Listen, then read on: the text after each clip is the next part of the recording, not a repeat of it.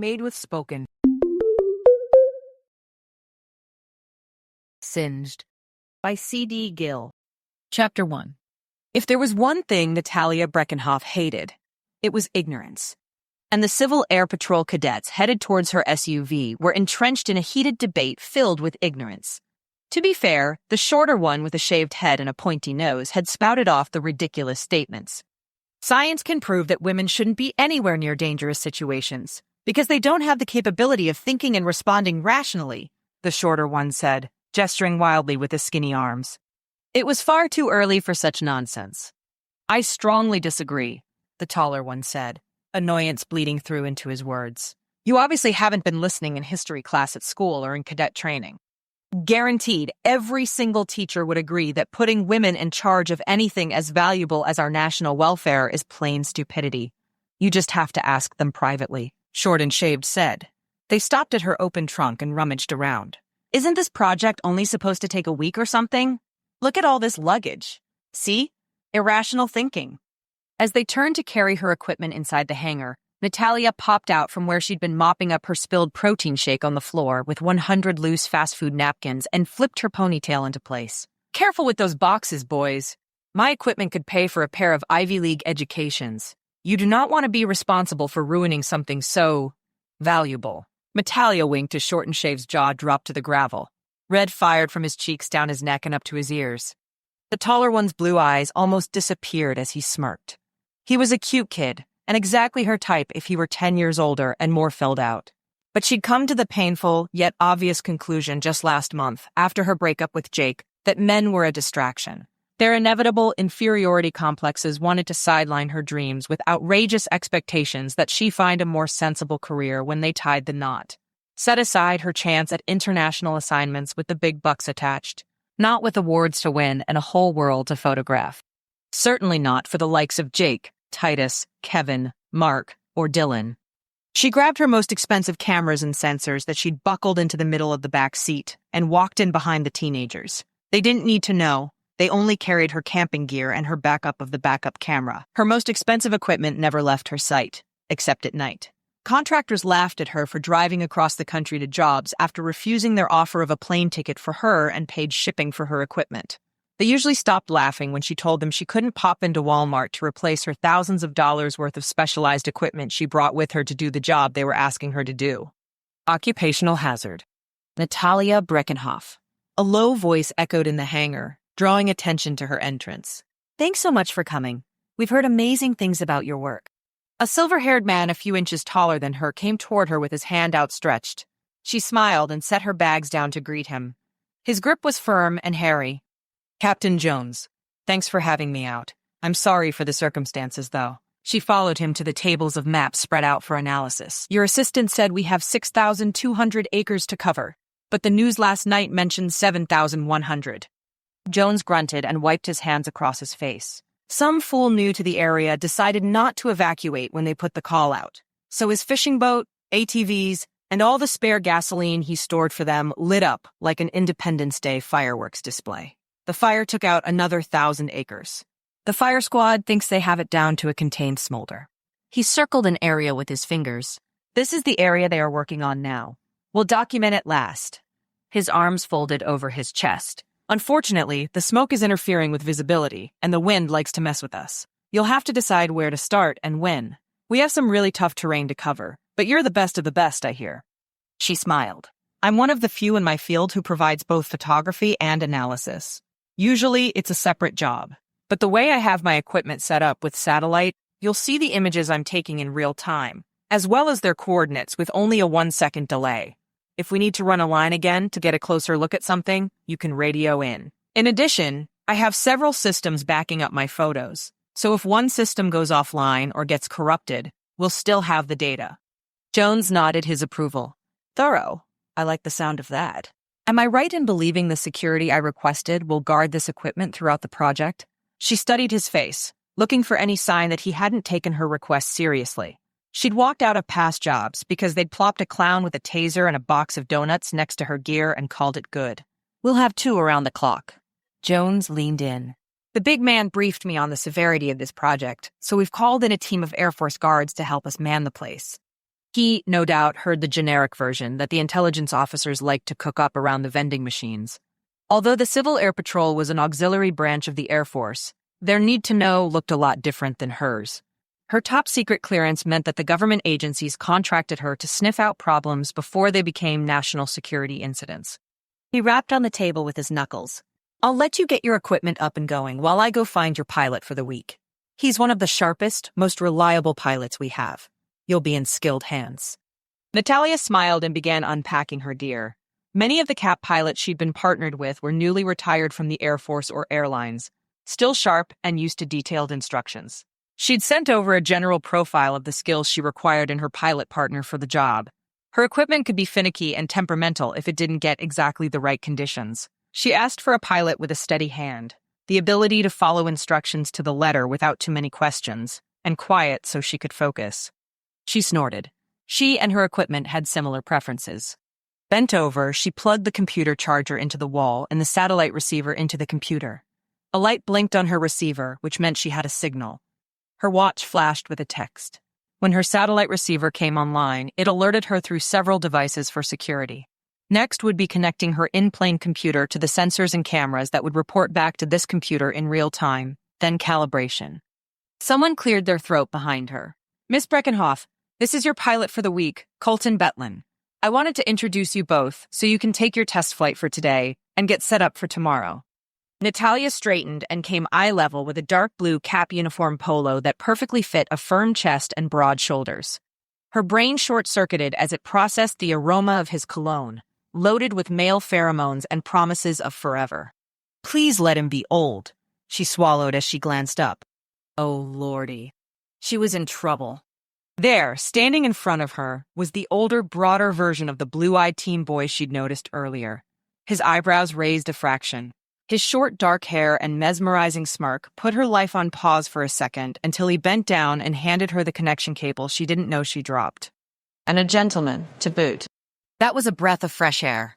In a blink, she yanked the veil of professionalism back in place. She worked with plenty of good-looking men in her job. This one was no different. "Thank you, Colton. I look forward to working with you on this project."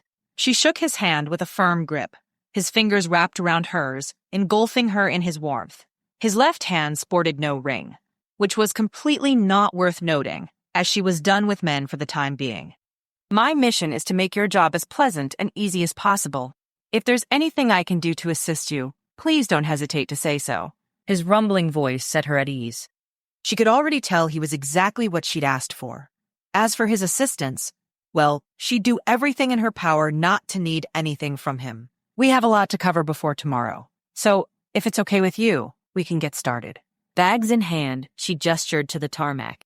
His arm brushed hers as he grabbed a bag out of her hands, his muscles flexing subtly. Her eyes slammed closed to refocus herself. Moving toward the hangar doors, his stride matched hers.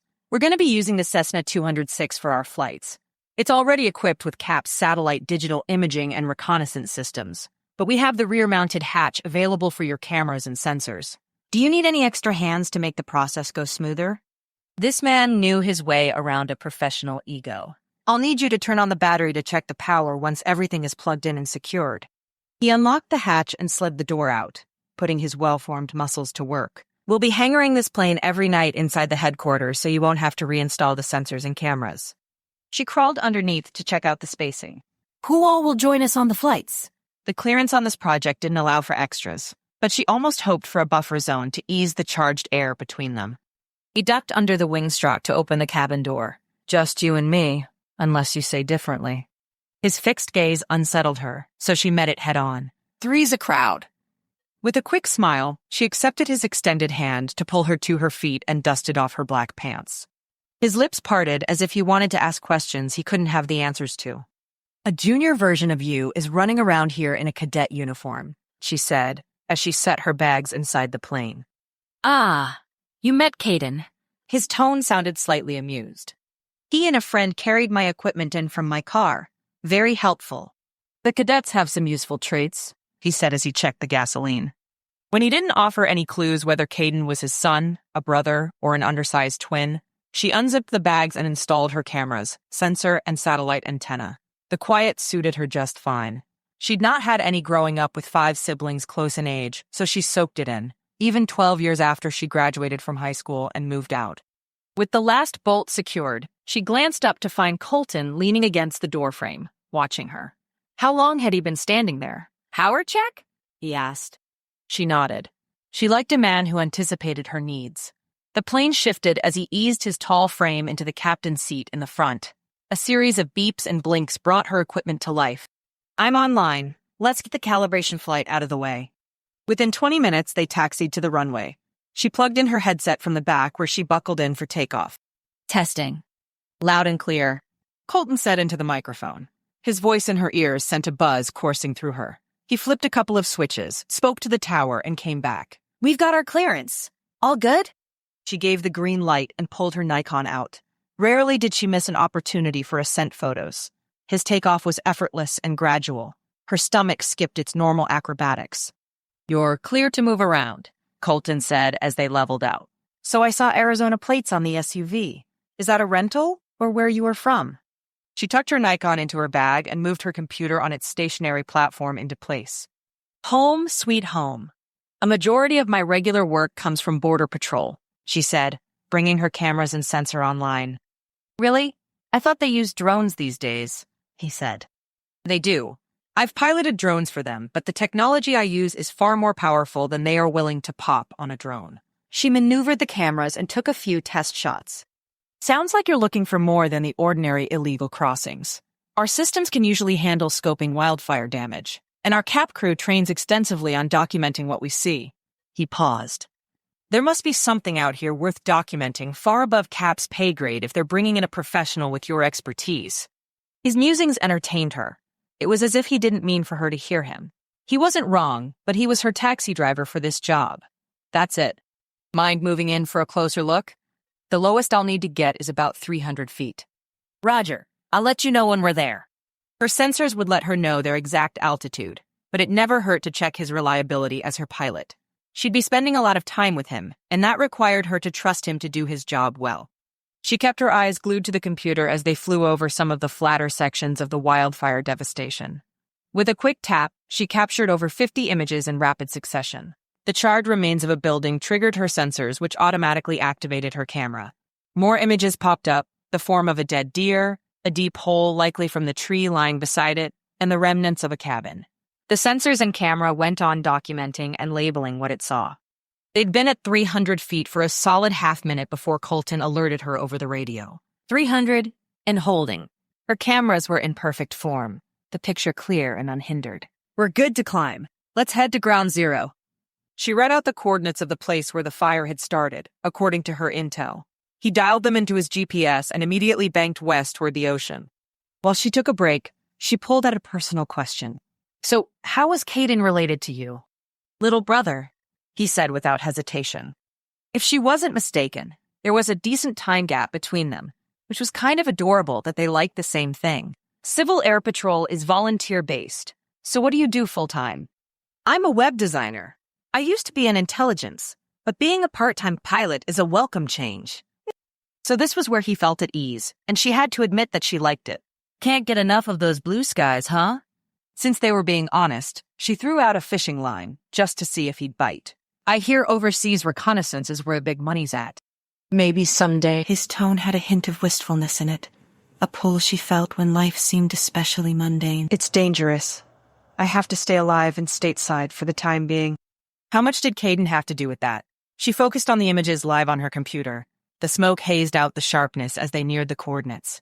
At her request, Colton descended as they approached. The smoke thinned and dissipated. They circled the area while she captured the burn patterns. They were consistent with the fire marshal's assessment of it being a nature-initiated burn. She called for one more pass over before calling it and checking out the active burn. They stayed low to stay below the smoke. 2.5 miles away, her sensors kicked up an alert about a laser within a half mile with the strength to destroy her system. Laser! Colton, there's a laser! Pull up! Now! She jammed the buttons that shuttered her camera and sensors with protective materials. Colton swung right and climbed at a steep rate. When they reached 1,000 feet, her heart quieted in her ears. She reopened her sensor and camera. No damage. Thank God. she said as she flopped against her seat and closed her eyes. What just happened, Natalia? Please look at me. She opened her eyes to find him twisted in his seat, his features pinched in concern. I was about to lose my equipment. Lose? Like it almost dropped out of the hatch? She huffed out a laugh. More like a laser almost fried my sensors. He went silent. Your equipment is more fragile than I expected if a kid's laser can toast it. We'll report it to the FAA. No. The sharpness of her tone raised his eyebrows. Colton, that wasn't some kid messing around. That was a military-grade security laser designed to keep prying eyes from seeing something they shouldn't. Not a word of this to anyone. At his stare, she smiled. Please. A wave of satisfaction washed over her as they flew to headquarters. Not airborne for more than 4 hours, and she was already on the trail.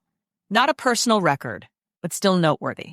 She'd get what she came for, but the project might take longer if there were lasers scanning the skies.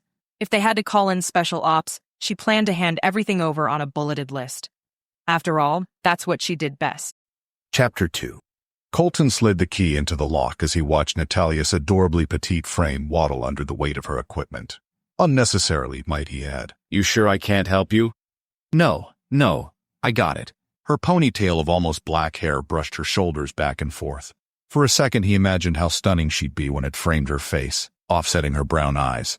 Not that she needed to be any more beautiful. Every red-blooded male at the airport this morning noticed the way her gray t-shirt tucked into her form-fitting black jeans. His fingers fumbled with the key long enough that Brandon honked the tug's horn. Yeah. Give me a second, you happily married jerk, he muttered. The plane would be guarded, but if he locked up, no one could say he didn't do his part. He strode to the wingtip and gave Brandon the thumbs up to tow it in.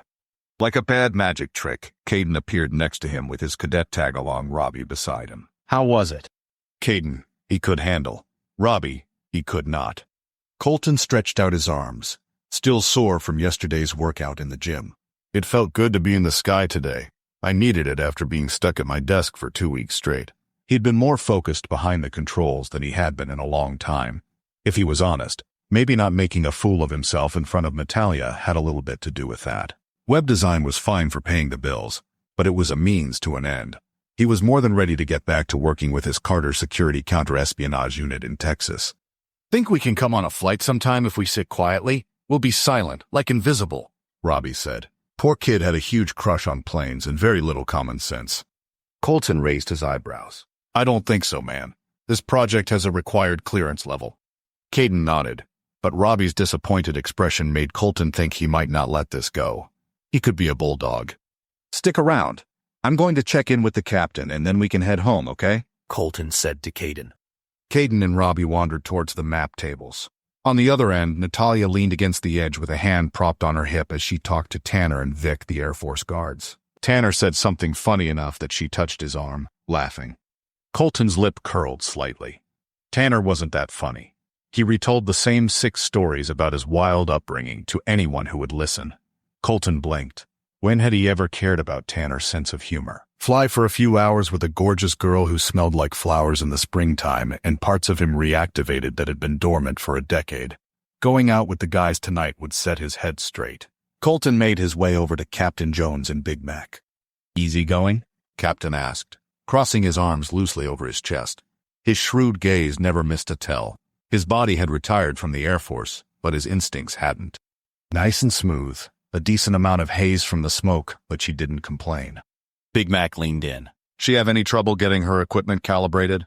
I hear that high-tech camera stuff can be as high-strung as a fighter jet's weapon system.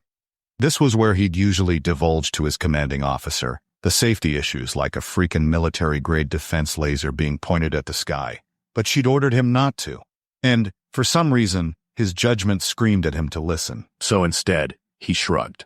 And we got what she needed and headed back. If he was honest, he didn't have any idea what she was doing back there besides pushing buttons.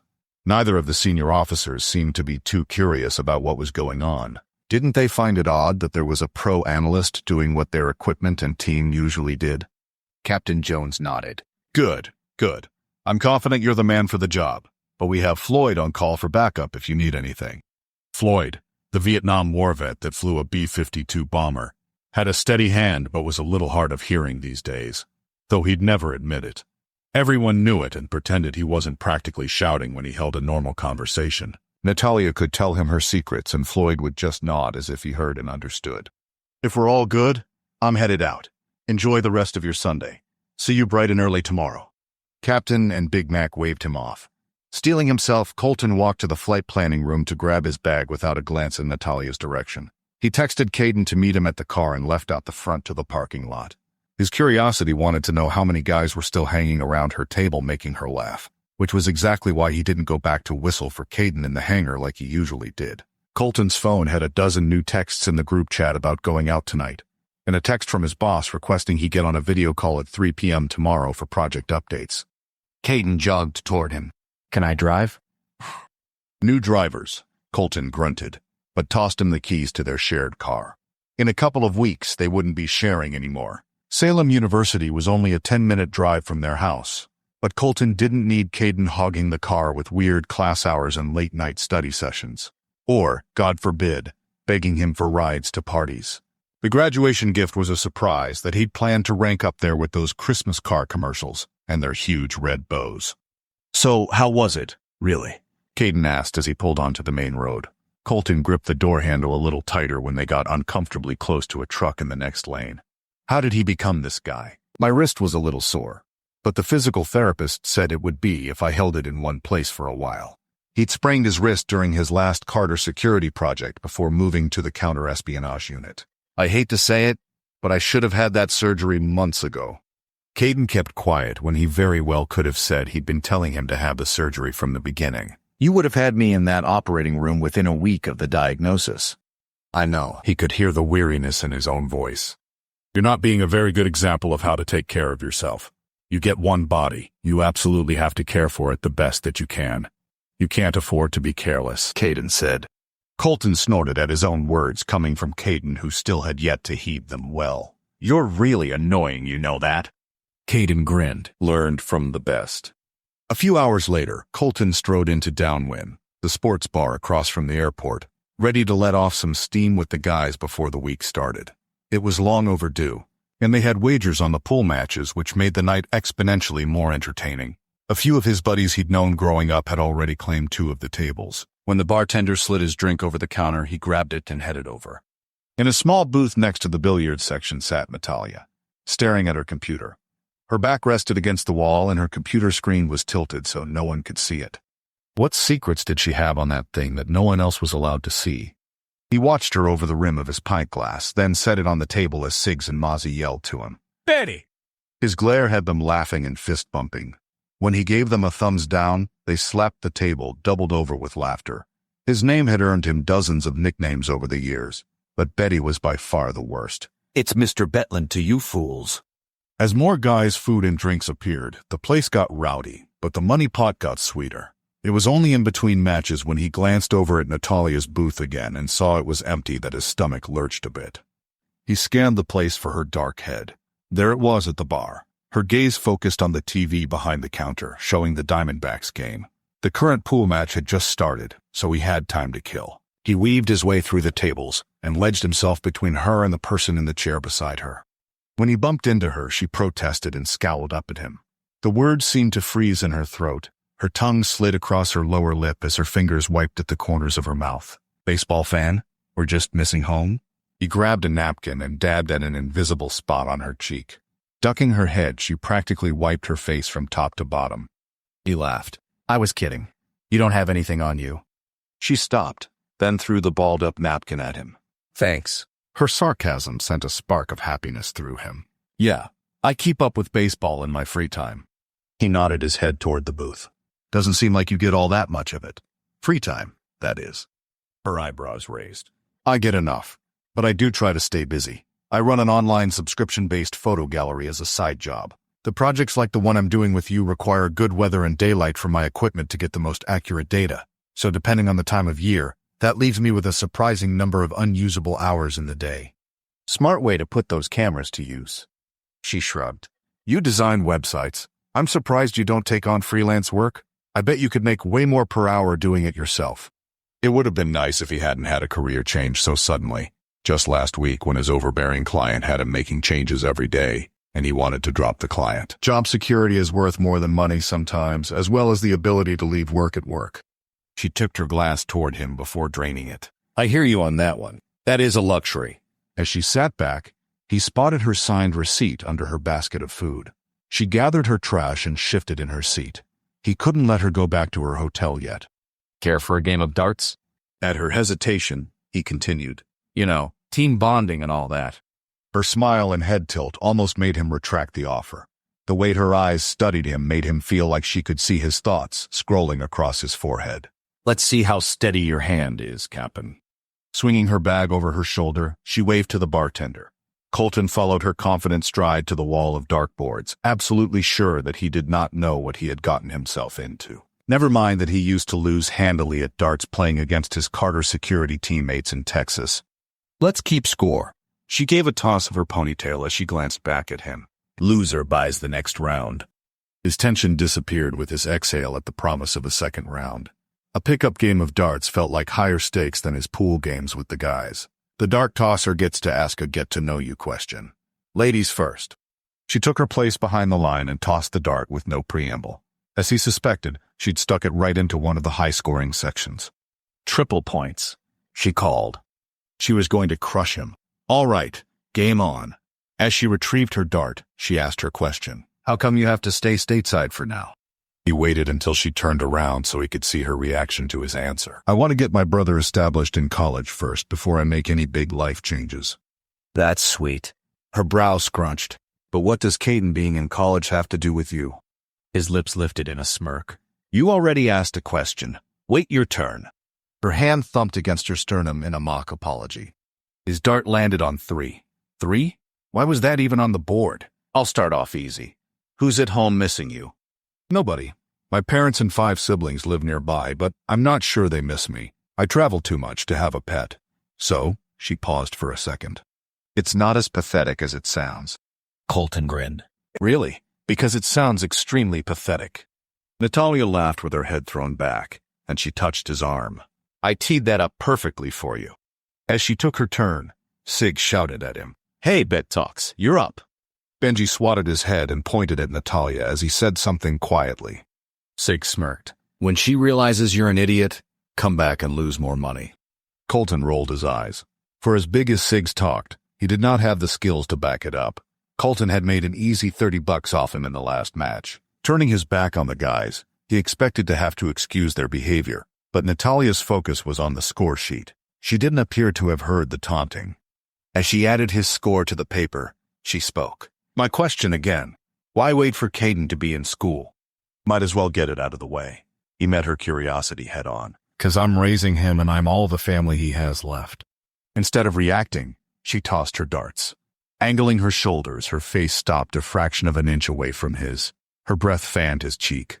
There was the scent of the flowers again. He swallowed hard. That's darn impressive, Mr. Betlan. That takes a selflessness you don't find much these days. Despite the volume of the music, her voice in his ear drowned out the rest of the noise. A buzz shot down his body. A slight turn and his lips would be against her skin. His tongue wet his lips. Raising a kid was easy compared to denying the impulse to touch her. His co-worker. The prettiest ones he'd had over the years. There was a good reason he'd not bothered with women. His risk aversion had skyrocketed over the last decade, since his girlfriend at 19 had broken up with him. The whole breakup had left a bad taste in his mouth for dating, and he never looked back. That memory shook his lust-fogged brain loose. We'll see how impressed you are when you finish tallying our scores and I find out I've lost handily. Her Billy laugh made him smile. So, 5 siblings, huh? I bet the holidays are fun. She grunted. It's a circus. Everyone's got their own opinion on how things should be done, and my mom's a traditionalist who wants everything to stay the same. Dependability, high expectations, fond memories, and all that magical stuff parents are into. Colton cleared his throat. As a stand-in parent, I can assure you that nothing is more important to children than to decorate the cactus the same way every year. It's the foundation of character building. Natalia snorted as she poked his chest. We have real Christmas trees in Arizona. He raised an eyebrow at her. They just have to be imported from neighboring states with more tolerant climates. She threw her last dart and squeaked.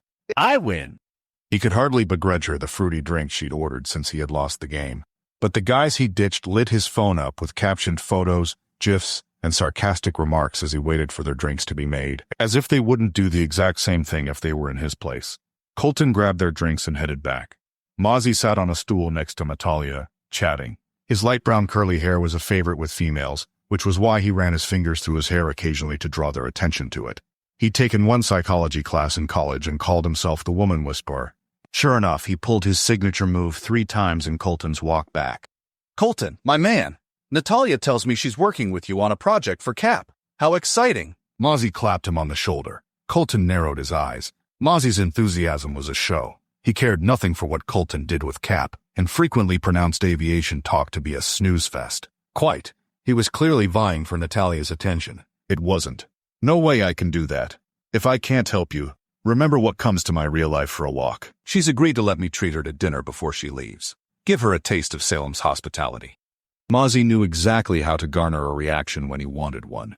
Colton wasn't going to let him have it. Ah, that's a great idea. Moz, make sure you take her on your girlfriend's horse-drawn carriage tour. That will give her a good understanding of the history of the city while she's at it.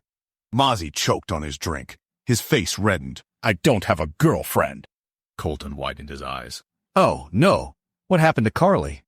Natalia excused herself to go to the restroom. Mozzie's expression darkened. Charlotte and I broke up weeks ago. You knew that. He had, in fact, heard Mozzie explaining the whole sad situation to Siggs earlier. He took a swig of his drink. That's a shame. I'll have to give Natalia the tour by air, I guess. As Mozzie slumped back to the pool tables, Colton rubbed at the tension in his shoulder. What had gotten into him staking a claim on Natalia like that? He couldn't have her, even if he wanted her.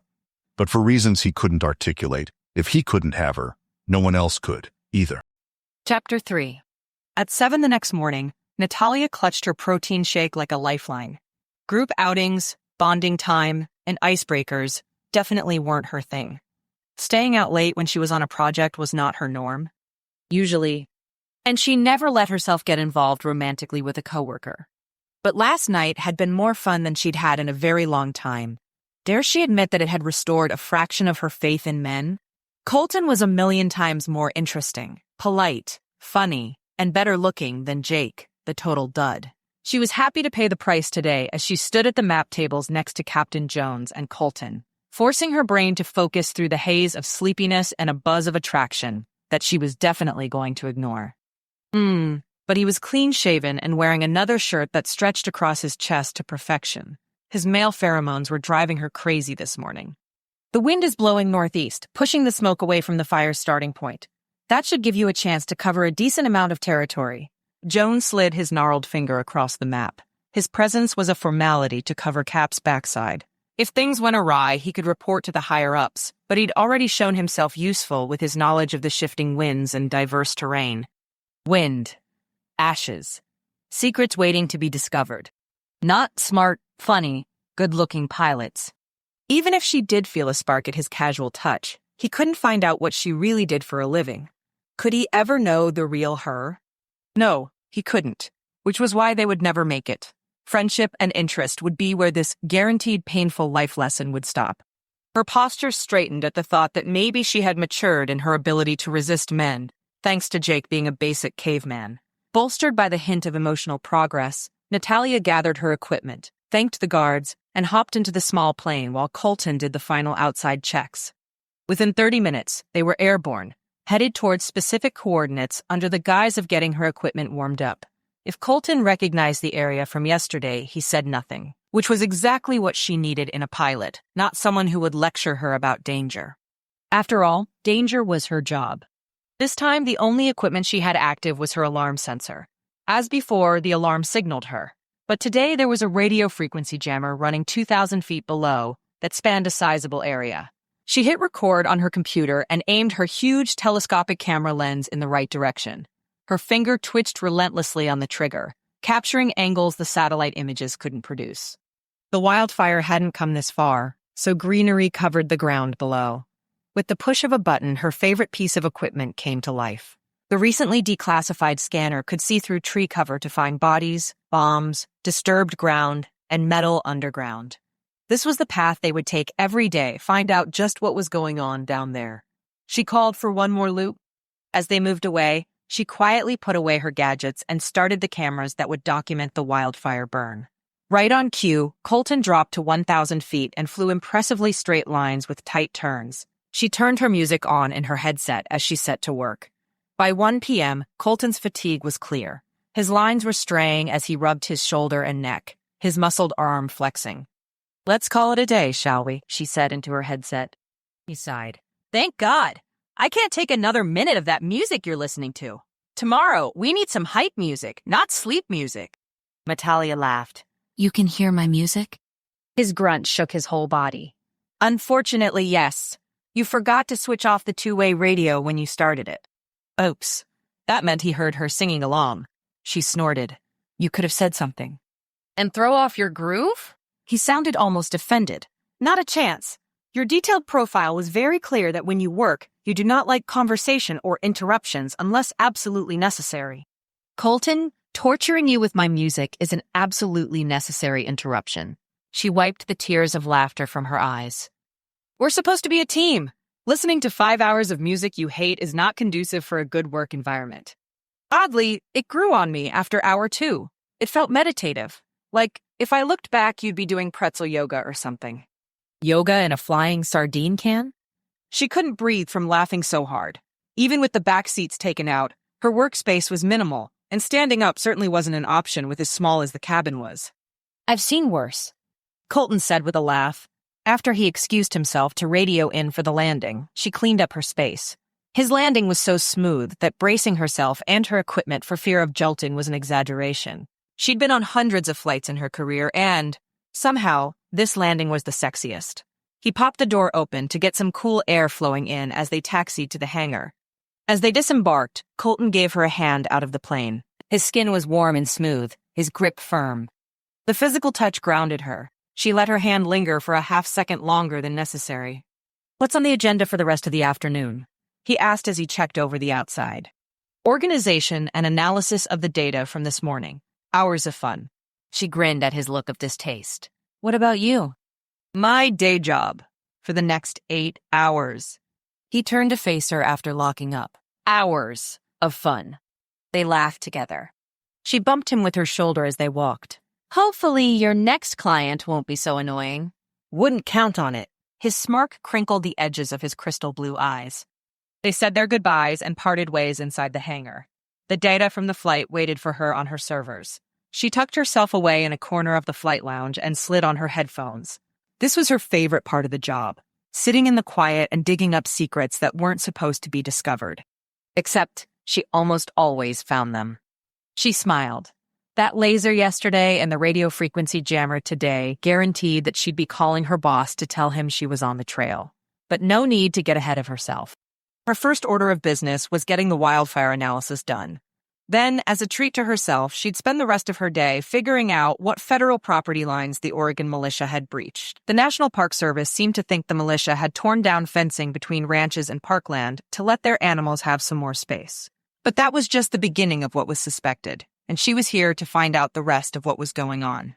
She'd once tried to impress an old friend from high school by telling her she was a detective, but that backfired when the friend tried to connect her with a police detective from their class. When he questioned her about her work, her mumbled evasion had included the buzzwords of top-secret clearance and can't talk about it, and then she sneaked away on the pretense of going to the bathroom. She was a government spy who did her reconnaissance from the sky. Regular citizens didn't think twice about what could be documented from 4,000 feet.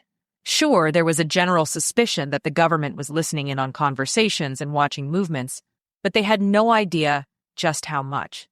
And it needed to stay that way, or there would be a revolution. Obviously, her militia subjects were more clued in than most, which would make the findings that much more fun to secure. The music in her headphones carried her through the wildfire analysis. Any interested parties who had been invited to collaborate on the secure server state and local government officials, firefighting teams, contractors, insurance companies, could view her findings. The list of people who benefited from her analysis would be extensive. The giddiness for her new project set in as she opened files and went to work on figuring out what the militia was up to. The militia's base was demarcated with a wall surrounding it. Buildings, vehicles, people, and a few animals weren't anything out of the ordinary. A host of pictures she'd taken gave her nothing noteworthy, so she moved them into a discard file.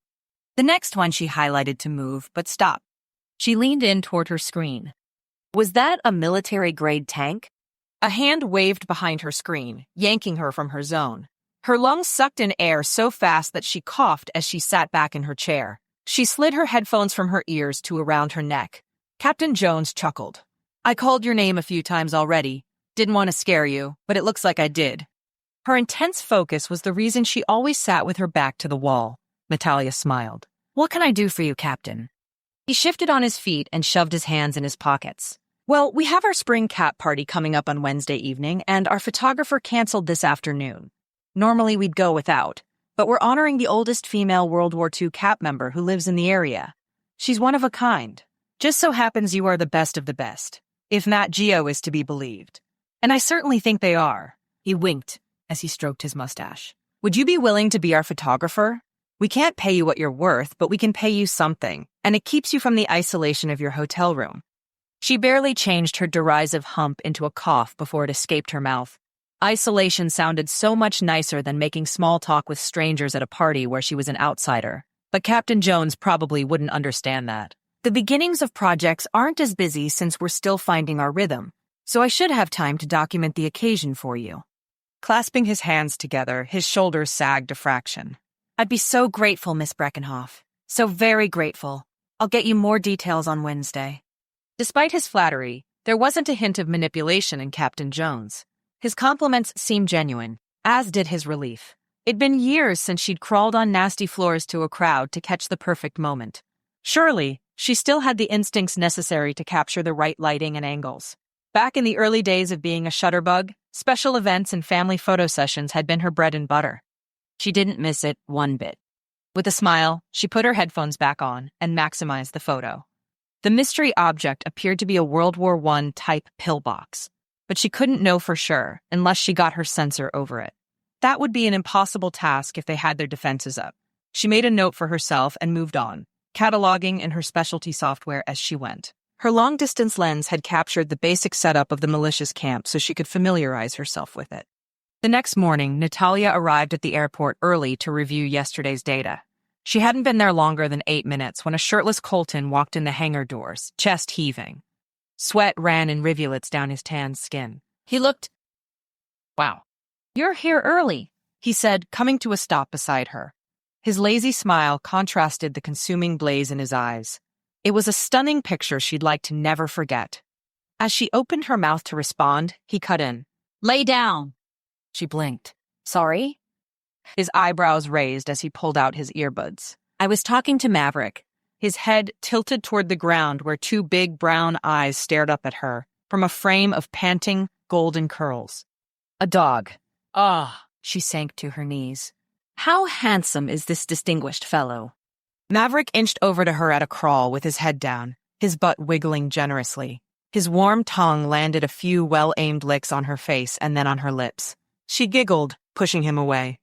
He picks up more chicks than Caden and I combined, Colton said with a smirk. That was hard to believe. Natalia ducked her head to hide her skepticism. Built like that, he probably had his choice of female companionship. So, Maverick does all the heavy lifting, and you just get to chaperone his dates? Worse, he stays home to babysit and I go on the dates in his place. Oh, you are an underhanded rascal. Natalia laughed as she stood. Colton donned a t-shirt while Maverick distracted her. Shame. He's probably a great babysitter, though. Very trustworthy.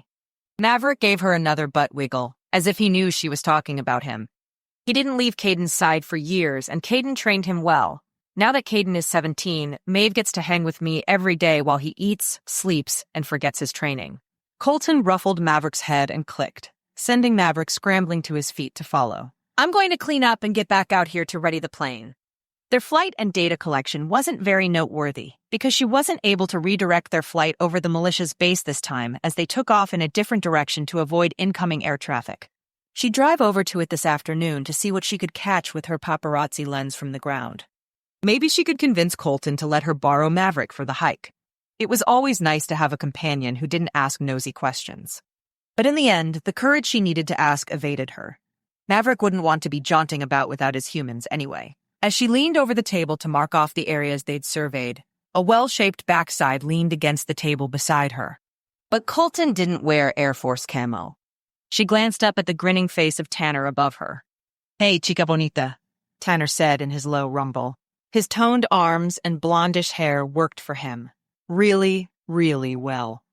As did his sense of humor and entertaining stories. "Can I buy you dinner next Tuesday?" Behind his cavalier expression and air of confidence lingered a hint of insecurity and fear. Someone had done a number on him once upon a time. She smiled at him. "You're in luck. Just so happens I am very fond of eating free food." His shoulders relaxed a fraction as he exhaled an awesome. Can't wait. It wouldn't be a date if she didn't let it. If she was honest, a part of her had said yes because she felt guilty for enjoying her time with Colton so much. Going out with Tanner would prove that she could have casual dinners and not make them romantic. After a late lunch, Natalia packed her computer away in the guarded airplane and exchanged it for one of her sensors that could tell her what defense systems were active in the area. Armed with a map, water, and her deer, she drove to the national park that bordered the militia's land. She hiked in on a path parallel to the edge of the forest's property until her satellite map said she was south of the compound. 100 yards back, she'd passed a service road that was barred and padlocked and watched with national park cameras according to her detection system. Although she had clearance to access whatever she needed, getting permission would alert the local authorities that she was there and digging around. And when word got out, the militia's activity would stop. Here she was, out of view of those cameras, and there was no other running technology in the area. With a deep breath to fortify her nerves, she stepped off the path and into the woods, letting her maps and detection system guide her. 20 minutes in, she pulled out her telescopic lens and screwed it onto her camera. She was half of a mile away from the edge of the park's property. The forest was so thick there wasn't much to see. With her warning system detector in one hand and her camera strap around her neck, she walked north. The detector would tell her if there was any equipment, battery or electronic, running in the area. Sure enough, there were cameras set up nearby, but she wasn't close enough for them to catch sight of her. As she walked, the detector displayed and recorded everything it could sense. She took pictures of the area as she went. At last, she reached the north end of the compound, where the perimeter of cameras stopped. Thanks to the strength of their defense laser, from here her detector could tell it pointed at the sky, its damaging gaze roaming without a pattern. She ventured close to the edge of the forest and the north end of the compound as she dared and took photos of everything she could point her camera at. The walls were too high for her to see inside, but cattle grazed in pastures outside the walls. Men came in and out of a double gate. She headed back south of the compound to capture what she could on camera. By the time she finished, the evening sky dimmed. Natalia picked her way back to her car and stopped to get Chinese takeout for dinner. The next evening, Natalia walked into the event space with her camera bags in tow. The place had been decked out in airplanes and World War II paraphernalia. Instead of table numbers, map coordinates labeled each table. The DJ played war-themed big band music and tunes from the 40s and 50s. People milled around with drinks in hand, chatting and laughing. Natalia tucked her camera bag under one of the refreshment tables and adjusted her cameras to the lighting as she captured the ambiance. Though she pretended to be busy behind her camera, she knew the exact moment Colton and Caden walked in the door. Their dark hair and piercing blue eyes looked fierce with their formal cap uniforms. Drool-worthy. She caught them smiling down together at the wheelchair-bound Wilma Harms, the oldest female CAP member alive. Her smile was as bright as theirs as they shook her hand and squatted to the eye level with her. Colton motioned to the drink table and Miss Harms nodded, but Caden went instead, leaving Colton to turn his gaze right at her. With a quick joke of her wrist, she zoomed in and took the picture. Then, lowered her camera and gave him a small wave. His eyebrow raised, as if he knew how long she'd been watching them. The MC interrupted their silent conversation, giving Natalia a reason to smile and focus on someone else. The dinner program started in 5 minutes, and everyone needed to find a seat for the evening. After the servers came out with the first course, the lights dimmed and a video of Wilma Harms's CAP career and World War II service played on the giant screen behind the podium. Her voice wasn't strong, but she smiled constantly. Everyone was signing up to help with the war efforts. I knew I wanted to do my part, but they only really wanted women to do the factory or garden or medical work. I wanted more than that, so I joined the Civil Air Patrol alongside my father, who wasn't young enough to be in the military anymore, and we served together. It was the adventure of a lifetime. Miss Harms raised a gnarled finger, and one I'd never have done if I'd followed what the women were supposed to do in that day. As the video came to a close, the crowd rose to their feet cheering. The lights came back on, and Miss Harms's son wheeled her onto the stage. The emotion in the room was palpable. Natalia frantically attempted to capture the celebration, the joy, the respect that each person showed Miss Harms. Something tugged at her heart. Miss Harms's words resonated inside her. Putting herself aside to appease a man, especially a man like Jake, wouldn't happen again. Hadn't she heard it before? It was the women who didn't behave, who made history. She'd do what it took to make that happen. Chapter 4. Colton went over the weather one more time. The low-level storm front moving in from the coast would blanket Salem for half of Friday, the entire weekend, and into Monday. The cloud ceiling meant no viable data collection from the sky, which freed up his plans. He texted Caden. "Weather isn't fit to fly this weekend. I'm coming camping with you." Caden responded immediately. "Best news all day. Fallon and Georgia had to back out, so Lacey might too. Might be a bro fest." Ah, poor Caden had it bad for Lacey. The other girls going had been a way to get Lacey to come along with them. With them backing out, Lacey would likely bow out too. Outside in the hangar, Natalia stood over her map tables and computers. A part of him didn't want to disappoint her with the bad weather, but he was pretty stoked to go camping with Caden's group after all. Colton hated to miss out on the cool excursions Caden invited him on, especially with him going to college next year, and these were his last events as a minor. Best to get it out of the way. Tablet in hand, he strode over to her side. "Bad news on the weather front." "Okay."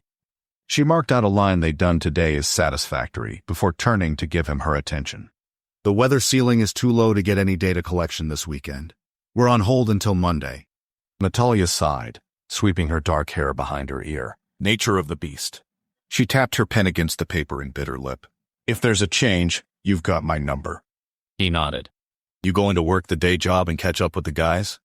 "No, I'm going camping with Caden.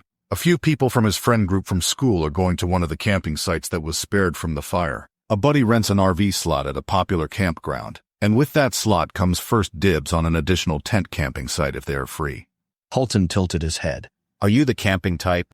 Natalia smiled. I would say it depends on the circumstances, but I'm a nature type of girl, if that's what you're asking." "Well, the girls' tent sleeps 6 and only has 1 occupant. If you don't want to be stuck around here all weekend." Colton pointed to the vicinity of the campground on her map.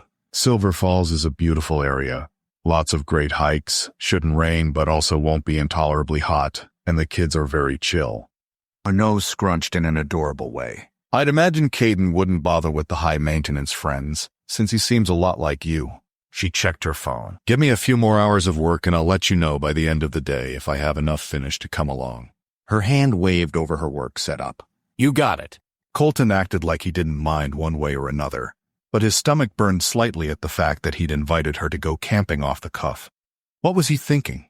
A woman he hardly knew in the woods with them for a couple of days. So much could go wrong. His sixth sense said she'd be fun to have along. Or was that his loneliness talking? He started another text to Caden. "Do you care if—" Delete that. He'd already invited her, so there wasn't any turning back now. "I invited Natalia along to come if she wants. Maybe she can keep Lacey from backing out." Throwing in the part about her companionship with Lacey was absolutely a shot in the dark, in hopes that if Lacey came, Caden wouldn't mind Natalia's presence so much. The other high school boys definitely wouldn't resent a beautiful, single, adult female. It thrilled him to hear she thought he was a low-maintenance guy, a high compliment, in his opinion. And she had been right. Neither he nor Caden had time for drama or games, which was why they had both been perpetually single over the last few years. Lacey had caught Caden's eye 2 years ago when she was dating a jock. After the breakup, she swore off boyfriends for a year, shoving Caden firmly in the friend zone. She wanted to have fun the last year of high school instead of being tied in a relationship. No one could blame her for that. So, Caden moved in slowly and steadily with his hands up metaphorically, so as not to scare off the wounded creature that Lacey was. He accepted the friend zone, promising that when she was ready to date, he'd be first in line as her safe place, and along the way she'd realized she loved him. It was a genius tactical play for a teenager. A teenager who was quickly becoming a man in his own right, but could also leave him with a broken heart. "Cool," Caden texted. Colton had missed a lot of Caden's childhood with the 10-year gap between them, but after the funeral, they jumped right into coexisting. So far, he'd learned more from Caden than the other way around. The boy was more emotionally mature than Colton at 28. That afternoon, he was at home packing his camping gear when Natalia's text came through. Finished up what I needed to do. Shoot me the time and the place and I'll meet you there. A thrill sparked through him as he sent her the details. Those arrogant Air Force jerks who depended on their uniform to get them girls could read them and weep. Before he put down his phone, it started ringing. Noah Donovan. Hey, boss. Do you miss me as much as I miss you? Colton asked as Noah laughed. More, I guarantee it. I called with a job offer for you. I've got a software idea I'd like you, Jude, and Allegra to develop, so Carter Security can sell it. He flopped onto his bed. Huh, Allegra, as in Lexi's co-worker from Johnny? That's the one. I've got her working for us now since she's a tech wizard like you and Jude. Amos actually laughed when he signed off on it. I can't wait to see how Jude handles someone new messing with his computers. He barely trusted me. Colton huffed out a laugh. Send me the details and I'll get on it. I'm going camping with Caden this weekend, so I won't get to it until I'm back, but I'll make it a priority. Thanks. Keep track of your hours on it, so we can keep you on the payroll. What's keeping you busy these days? Website design, which is so boring I want to bang my head against the wall. Caden's graduating in May, so you and the team save the date. I'll send you the details. And the Civil Air Patrol has me flying Natalia Brekenhof through the carnage of those wildfires I told you about. She's really talented, even won some award with National Geographic. Anyway, her equipment is insane. It reminds me of the stuff Burley bought for Carter Security, but a little more photography-oriented. It'd be awesome to have for our unit, he said. Our unit. As if Colton still belonged. In a way, he felt like he did. What would it take for you to reverse engineer some of her stuff to see if we could duplicate it for our own purposes? No way she'd let me touch it without her supervision. It's under lock and key in the plane at all times. I can ask her about the specifics of it this weekend, though. Oh, yeah? She's going camping with you and Caden? The humor in Noah's voice bled through loud and clear. It's a group of us, but yes. Noah grunted. Wow. Look at her. If she's single, man, you need to bring your A game. Talented, beautiful, smart, and willing to go camping. That's difficult to find. Colton laughed. Lexi's messing with your head, man. Caden's my priority right now, and intelligence isn't exactly the safest field for me to bring a wife. Lexi doesn't mind what I do. In fact, she thinks it's attractive. There was a female voice murmuring in the background. Of course, she was with him. Okay, that's my cue to go. I'll check my email for the details and get on a call with Jude to see where I can plug in. Thanks for bringing me in on this, Noah. I could use the cash. Noah cleared his throat. I told you before I left Oregon. Anything you need, you let me know. I want you to stay current on our team so you can get back here whenever the time's right. You're too talented to be put on a shelf. Colton said goodbye as he stared at the ceiling in his room. Noah's words touched a part of his soul that had been hiding in a dark corner since his parents' funeral. Working at Carter Security was everything he'd searched for in a job. Excitement, a team environment with people who were actually decent to be with, the chance to use his brain and make a difference. But Caden needed him over the next few years to get him through college. Then, he could start thinking of his career again. Caden deserved that much from him, at least. The group met the next morning at a local church to leave their cars in the parking lot and ride together. The guys had been there 10 minutes. While they loaded Colton's parents' SUV, Caden checked his watch, then the long driveway into the church, gave it a few seconds, then did it again. Colton couldn't help but do it with him twice, just in case 30 minutes had passed instead of just the 3 in reality. When Natalia's car drove up and parked, Lacey got out of the passenger side. Colton glanced over as Caden shoved his hands in his pockets very nonchalantly, though he had been anything but that. How had Lacey gotten in Natalia's car? They already looked like great friends, laughing as they hauled their bags out of the back seat and shoved them in the trunk of the SUV. Natalia swallowed the rest of her morning protein shake as she walked up to him. Hey, Scout Leader. Good morning. Colton set his hands on his hips. How did you connect with Lacey already? Oh, she was walking down the road lugging her bag. Natalia pointed to the church's driveway. So I offered her a ride. She looked pretty tame compared to most hitchhikers I've seen. Seemed safe. Her ride dropped her off at the top. Someone didn't want to take her the last 100 yards. He'd have to ask Caden about that. Caden is thrilled you did. They glanced over at the guys surrounding Lacey chatting. Caden stood the closest as if staking his claim. She seemed super sweet. I got the feeling that going camping is actually doing her a favor. Guilt crept over Colton. He hadn't asked Caden anything about Lacey or her situation. He made a mental note to do that when he had the chance. It wasn't that Caden got a blank check on life because he was already 18, but Colton trusted him infinitely more now that he'd seen how level Caden was about the awful stuff that happened in life. Let's load up. Colton called to the teens. Leaning towards Natalia, he whispered, "You get to sit up front and be the scout leader's navigator and snack unpackager." Lucky me, Natalia snorted. Not smashed in the back with 3 teen boys who are drowning in body cologne? Such a shame, but I will not take my duties lightly. Colton winked. Her sarcasm and wit would be a welcome addition to this trip. Being the token adult was fine and all, but having another one around made him relax a little. Do you read for fun? Natalia asked, as Colton pulled out of the church. I do. Science fiction, suspense, war, action, crime, history, and instructional books and manuals, of course. What about you? An array of chick novels, but I don't mind suspense. Her eyes narrowed, the laugh bubbling out of her. Wait, what you mean instruction manuals, of course? Is that a foregone conclusion that people read manuals for fun? For me, it is. Learning new skills and technology keeps my mind sharp. Figuring out how things work is my superpower. He shrugged, though inside he was cringing at what a nerd he sounded like. In his defense, he was a nerd through and through. Technology, like what she used for her job, fascinated him. Her expression was thoughtful.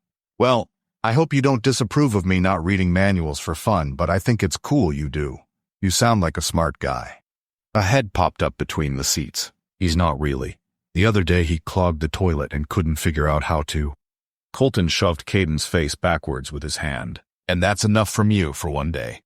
Natalia slapped her leg in laughter. Teenagers. They are hysterical and a mess all at the same time. There was potential that he could leave Caden in the woods to find his own way home at the end of this. He could find a way to embarrass him with Lacey, though. They made it to the campsite in an hour, and the boys had to tense up in record time. Amazing what trying to impress a female could influence a teenage male to do. Settled in, the teens led the way for the first hike. Caden and his buddies had planned a trip around exploring Silver Falls State Park, so they headed for the lower falls first. As they walked, Natalia fell in step beside him, shoving her hands in her pockets. Caden's friends, Kurt and Tommy, raced ahead to hide behind trees and try to scare Lacey and Caden. Natalia's company was relaxed and comfortable, and doing nothing to disqualify her from the infatuation he had for her. They heard the rush of the waterfall over the sound of their crunching footsteps. When they rounded the corner, the teens yelled something over their shoulders and disappeared. He stopped at the bend in the trail to take in the view. Wow, Natalia breathed beside him. That is gorgeous and so unexpected. Her camera shutter snapped over and over. The colorful trees made the waterfall and pool look like something he'd envisioned in Narnia. By the pool, the kids scrambled over the rocks. Natalia stopped and photographed the waterfall from as many angles as she could. As she squatted on a rock, her foot slipped. She yelped, throwing her arm out for balance. In a second, Colton stepped beside her with his hands on her shoulders, steadying her. Her lips parted in a gasp, her widened eyes staring up at him. Thanks. That's slipperier than it looks. Hey, over here. Come quick, Tommy said from the other side of the falls. His arms waved them over as he pointed into the trees. Geez, where did he come from? Natalia said as she picked her way around the pool through the mud. Her high-top hiking boots squelched in the soggy soil, and his did the same.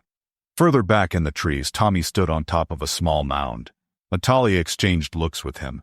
In front of them, a metal hatch lay open with a ladder leading down. Whoa, what is it? Caden asked, peering in. Can we go in? Lacey asked.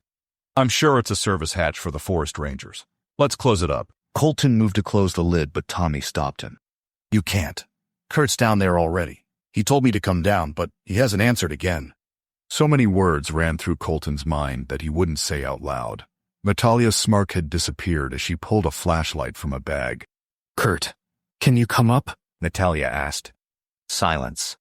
Colton took a deep breath. I'll get him. It was his fault for not assuming the kids would pull a stunt like this. When his foot hit the top rung, Natalia held her backpack out for him. First aid, snacks, water, and a gun. His handgun was holstered in his waistband, but he took her bag again. You win at being the scout leader's assistant. She grinned. Yes, I do. At the bottom of the ladder, his feet hit concrete, and he shined the light around him. Ice went through his veins as he took in the beds, the table, food sitting out, and a big jug of water. He checked the date on the cans on the table. Still within date range. They had to be fairly recent. Pulling out his phone, he snapped photos. What had these kids stumbled onto? A noise sounded at the ladder as Natalia jumped onto the ground and gave a low whistle. What on earth? A bunker? A thumping sound came from in front of them. Colton put his finger to his lips, shoved his phone in his pocket, and grabbed his gun. Natalia stayed behind him, silent. Another thump. Colton motioned for Natalia to stand off to the side by the cement wall. She pulled her gun out of her bag and cocked it, as he set his hand on a door handle and yanked. Colton's heart raced as he registered what was in front of him. Holding his ankle, Kurt's face was pale and streaked with dirt. Behind him, rows of servers lined the cavernous room. An underground server farm in the middle of the forest. "We've got to get out of here," Colton whispered. He snapped a photo with his phone as Kurt limped past him. Nothing good could come of this. Chapter 5. Natalia didn't mind the mildew smell, or even the fact that it appeared someone had been in the bunker recently. But the Cyrillic writing on a box in the corner and the hidden, soundproof door Kurt had been behind made her doubt seriously this place had been found by forest rangers. Colton's expression had morphed from concerned curiosity to a grim contemplation. Kurt limped past her. The door shut on me and I couldn't get it open again. His whispered explanation did nothing to pacify the questions mounting in her mind. Colton motioned for her to climb the ladder in front of him, not giving her a chance to poke around more. A quiet anger rolled off him as they walked past the waterfall and back onto the trail. But she stopped and photographed every shred of evidence of where the bunker sat, so she could come back sometime. What if it were related to the militia moving onto government property? Her boss would want to know if they had hidden outposts. As they walked back, Caden and Colton took a place on either side of Kurt, carrying him along effortlessly. Their similar height kept Kurt stable. Tommy wasn't bouncing alongside them anymore as much as he was walking with slumped shoulders. Lacey dropped behind the boys beside Natalia. "Colton's letting them have it. He's talking about risks not being worth it, and a real man knows when to take a chance and when it's not worth it." And Lacey glanced at her, worried. "I think he's really upset. He's probably just concerned about Kurt. His parents trusted Colton to watch him, and now he's hurt. That makes Colton look bad, you know?" Natalia scanned Lacey's reaction. Teenagers didn't always piece the logic together in the same way as adults. Lacey nodded. "Caden's parents used to be that way, too." "You knew them?" Natalia asked softly. "They just died about a month ago. Colton moved up here from Texas to take care of Caden so he could finish his senior year without moving. Caden didn't really know Colton since they're 10 years apart, but this has given them the chance to make up for lost time." Natalia's heart ached thinking about it. "I raised some of my siblings, so I get it. Do you have siblings?" Lacey stared at the trail. "Yeah, brothers. I wish I didn't. But Caden's family has been so welcoming and kind and uncomplicated. His mom used to make the best homemade popcorn for movie nights. She'd set out this big tray of all the snacks to mix with popcorn. It was amazing. Everyone wanted to be invited to movie night." "So Caden's the popular kid?" Her shrug and shy smile said enough. "He's not in the cool crowd, but he's respected. And I think that's a better place to be. They know not to screw with him, because he can mess someone up just as fast as he can be kind to them." Natalia chuckled. "Sounds like you found yourself a really great guy." Lacey flinched. "Oh no, we're not dating. Just best friends." Denial. "Well, I wouldn't wait too long, because a man who looks at you like Caden does won't come around often." "Is that why you're camping with us this week?" Natalia's eyebrows raised. Lacey's shoulders hunched in. "I mean, are you here camping because you're with Colton?" "No, I'm here because Colton felt sorry for me being stuck in my hotel all the time.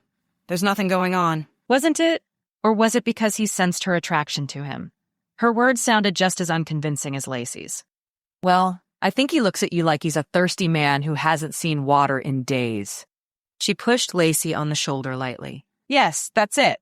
That's how Caden looks at you, except he can barely keep his hands to himself when you're near him." Lacey giggled. "I think you're seeing things. He's known me since we were in elementary school. He just wants to protect me." The girl wasn't listening to herself. How could she not see this? "I promise you, Lacey, that boy loves you. And if I'm wrong, I won't drink my protein shake for 3 mornings straight." Lacey's smile rivaled the sun with the joy on her face. "I'd do just about anything for him." "Then marry him." Natalia almost laughed out loud at the words coming out of her mouth. She just encouraged a teenager to marry her high school boyfriend. and she was the last person who should be giving relationship advice. Lacey sighed, deflated her posture. He can love me all he wants, but my family won't allow it. They're really conservative. They want to arrange a marriage for me. Natalia swallowed the quick retort on the tip of her tongue. It was probably part of her family's belief system. They can't do much when you both are legally 18. Lacey shook her head.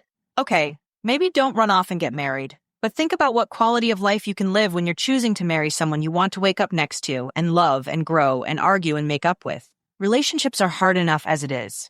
Natalia slowed down a little bit to keep their distance from the guys. Who does your family think you are with this weekend? Is that why you had them drop you off at the top of the drive? Pressing her palms into her temples, Lacey let out a small laugh. My girlfriends. Georgia and Fallon were coming, but they backed out. And I just didn't bother to update my parents about that. And they haven't caught on that you're going to Caden's? Honestly, I think they're glad to be free of me most nights. And it's better for me to stay out of the house so it doesn't cause trouble. Natalia's stomach lurched. What kind of trouble exactly?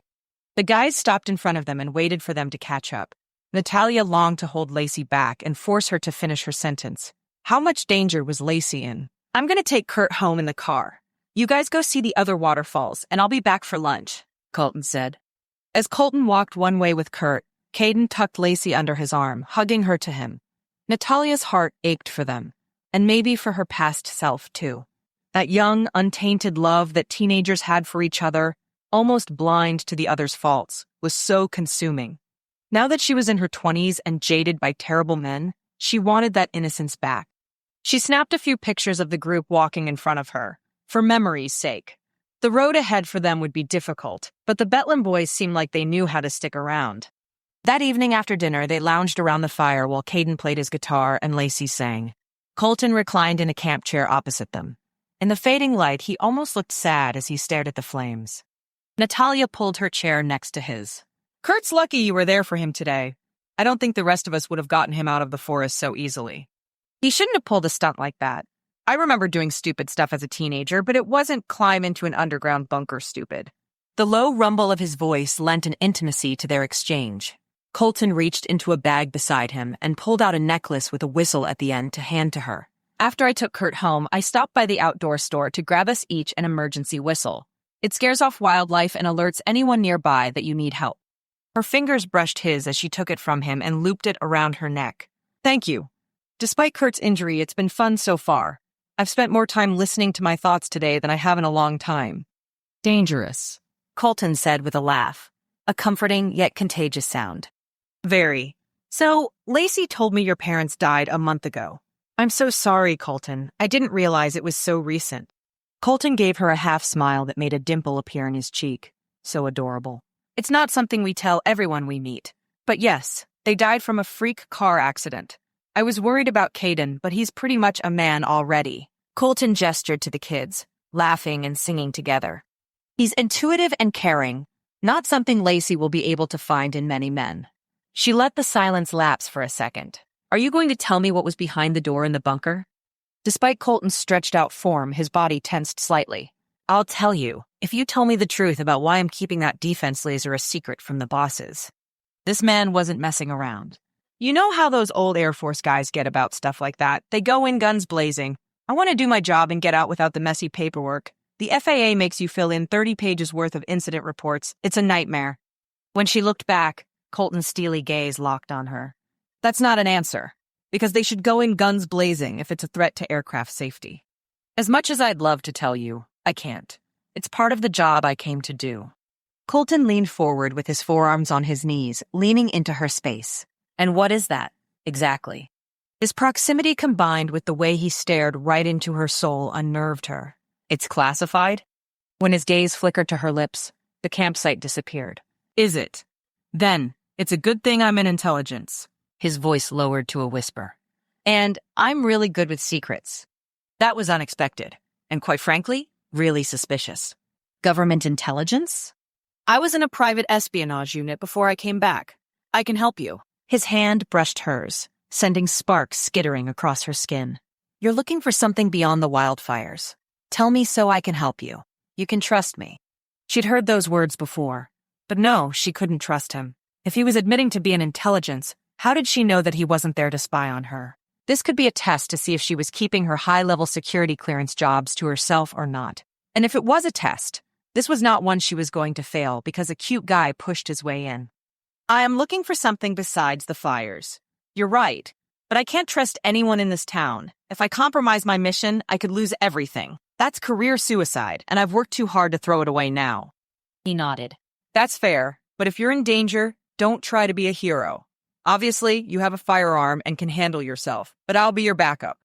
Something about the way he conducted himself made her believe him. Maybe it was his nonchalant posture or his muscled physique that screamed protector, but he really did seem like she could trust him. Against her better judgment, that was. Her gut had gotten her into trouble with men in the past. It wasn't her most trustworthy sense these days. Who wants to go for a night hike? Natalia asked, standing and brushing off her jeans. In the dark? Lacey asked. Tommy stared at her like she was crazy, but Caden watched her, his expression thoughtful, as if waiting for the punchline. Colton mirrored his expression. Just curiosity. I brought my camera with infrared and night vision. Thought it'd be fun to watch what happens in the forest after dark. And, just like that, they were all in. The next afternoon, Natalia trudged to her hotel room with her bag over her shoulder. A hot shower and a soft bed with a fluffy comforter called her name, begging her to sleep for hours. It was a happy tired, though. They'd hiked, explored, eaten, and chatted. Lacey had been a great tent partner, quiet and considerate. So much so that Natalia had given Lacey her cell phone number to keep in touch. Best of all, she was willing to whisper about the Betlan boys in the other tent for a few minutes before falling asleep. She didn't know much about Colton except that she thought he was as handsome as Caden. Morning Colton was adorable, with his disheveled hair and sleepy expression as he started a fire and then waited for coffee to brew. She didn't envy that process. Her protein shake was an easy one to concoct and didn't require special equipment. Caden grumbled about Tommy's snoring, but as soon as Lacey emerged from the tent, he was attentive and wide awake. Colton's smirk said he noticed the change too. Slapping her keycard against the door lock, she pushed the door open and froze. Her suitcase was upended on her bed. Her heart sank. Good thing she'd left her expensive equipment in the guarded plane. Her thumb hovered above Colton's name on her phone screen. Call him or don't call him? He'd promised to come rescue her. And if he did, he'd want to know who she was investigating. The militia could not get word that she was taking aerial photography of their compound. They'd gone to great lengths to make it hard to see on satellites, so they definitely didn't want overhead surveillance. Yet, as she gathered her clothes and shoes, it seemed someone from the militia already suspected her. The next morning, she loaded her equipment into her bag and left her new room. Hotel management had apologized profusely that someone had gotten in. Their hallway's cameras had been down for over a week, so they had no evidence of who it could have been. To make amends, Natalia moved to a new room and was given a few free meals from the hotel kitchen downstairs. The weather looked good for today, so she wanted to get as much done as possible. The sooner this project ended, the better. Her body and mind were weary. At the airport, she stood over the map, charting the lines they would do today so she could avoid conversation with anyone. Someone approached her from her right just as her phone rang. Agent Lopez. Natalia picked up and glanced to her right as she walked past Colton and motioned to her phone. Lopez, she said in a quiet voice. Your timing is insane. Lopez laughed on the other end. Just calling you back. What's the word? Someone tossed my hotel room, obviously looking for something. I'm off the books, right? Right. I was tasked with sending someone to investigate this, and I'm the only one who knows who went and when. He cleared his throat. Did you tell your family? Or post on social media? Does anyone know who you are there? Natalia almost growled in frustration. They have the internet here. Someone can search my name and find out the basics. The team involved in this project is fairly small, but the Air Force guards change out every night. Maybe they snooped? I doubt they get much just from your equipment. I hate to say it, but it's probably best to stay in your room and not go out to socialize. You never know who could be listening to your conversation. Lopez, I get it. This looks bad, but no one, and I mean no one, knows who I'm investigating, okay? I'm a professional. I just wanted to tell you because you may need to send someone out to watch my back. The militia are deadly. I don't do combat. I just take photos. Remember that. She stalked to the plane and readied her equipment. Colton ducked and part of the way through her checks. "Ready?" he asked into the microphone. "Ready." She gave him a thumbs up, grateful to not have to make small talk. As they took off, she punched the coordinates into their shared navigation system. With a flip of a switch, she turned on her music and off the two-way radio, so Colton didn't have to listen to it. As he flew the steady lines, her music lured her into a haze. Just for a second, she closed her eyes. In her dream, someone grabbed her ankle. It was a militia member dragging her with him to... She screeched, and her headphones came off. "Natalia, wake up," Colton shouted over the drone of the plane. "Natalia." The sleepy daze took a few seconds to wear off, and she glanced around. What had she done? Colton pointed to her headphones and the switch. "Are you okay? You were deep in sleep there." Natalia huffed out a laugh, rubbing the crick in her neck. "I didn't get much sleep last night. I guess it caught up to me." "Why?" His abrupt question threw her off. "Because my mind wouldn't stop." His brows lowered, and he gave her a look that said he wouldn't take a non-answer from her again. She swallowed hard. Up here, they were secluded. "Fine. When I got back to my hotel yesterday, someone had rummaged around my room looking for something." Colton's eyes widened, but she pushed through. "I don't know who or what they were there for, but nothing seems to be missing yet. And lucky for me, the hotel cameras have been down for a week. This evening, you're moving to my house." Her heart sped up, fully awake now. "Don't be ridiculous. I'm fine, and my equipment is accounted for. I'm not inconveniencing you and Caden because of this." "It's not an inconvenience. You can have the basement apartment to yourself. It has everything you need. You're not telling me what or who you're up against, which means the enemy is unknown. I doubt they suspect you'll be moving into a house with a security system and lots of guns." "It's really not necessary, Colton. I'm fine. Besides, how do I know you didn't steal my room key and rifle through my room while you took Kurt home?" She was kidding, but as she said it, the thought took a deeper hold in her mind. "Hey," Colton held up his finger at her. "Don't you go there. No, I've been nothing but honest with you. It's not looking good for you. You said you were in intelligence. You took my backpack. My room gets broken into while you're away from the group. You offer for me to live in your basement so you can keep an eye on me. Perfect." By now, Colton was laughing in the front seat. "Listen, there's no way that I can make this look better to you, so tell me what you need to hear from me to trust me. Do you want my birth certificate to run a background check on me? Or do you want to call my boss and ask him if I'm trustworthy?" She kind of wanted to go look through his drawers and read his diary from when he was a kid. She paused. Doing this alone wasn't ideal, and Agent Lopez wasn't about to authorize a team this late in the mission. The Civil Air Patrol cadets and the shaved head attacked. "Oh, what? I want you to help me prove the Oregon militia is illegally moving their borders and encroaching on government land." There, Colton grinned. "Was that so hard? And I'm happy to help keep you alive in the process." Chapter 6. The Oregon militia. He didn't see that one coming. Colton had definitely assumed that she was doing something more illegal. Her equipment was perfect for it. He was almost disappointed that it was so tame. But then, the militia around here didn't mess around. They took themselves seriously and expected everyone to respect that and do the same. It was almost like expecting organized religions to acknowledge a cult.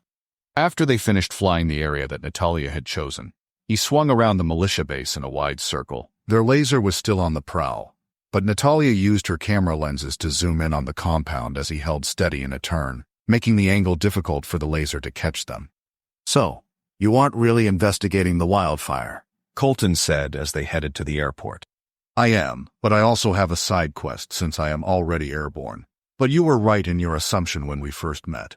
If the government hadn't wanted more data, local authorities would have been in charge of assessing the burn pattern and damage done. Are there suspicions on your end that nature did not start the fire?" Every question he asked her felt like he was seconds away from her, shutting down and telling him to mind his own business. But he pushed on. Tracking down criminals and investigating things put life in his veins. He lived for the adrenaline rush it gave him. Natalia paused, then sighed as if giving up. "Yes, but that's not for anyone else's ears but yours." Another gift of trust. He was honored. Would the militia have started it? It's possible. Drawing attention to another part of the forest than theirs would be a great way to make some big changes that people wouldn't have the time or energy to notice. But with the lasers still roaming the sky, they've got themselves covered. Colton's brain whirled with possibilities of what Natalia could be up against. What if they were in your hotel room, trying to find and destroy evidence you have against them? Natalia shrugged. Could have been. Or someone found out we were going camping and used the opportunity against me. Or they didn't, and they'd come for her anyway. Why was she so nonchalant about this? They could easily kill her and hide all the evidence. The thought churned his stomach with a throbbing nausea.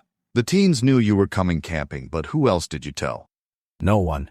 An alarm beeped in the back, but she silenced it. Kurt could have said something, but he didn't know your last name. Someone is watching you and waiting for the right moment. You should move into my house for the rest of your time here. You're going to throw a fit about it, but don't.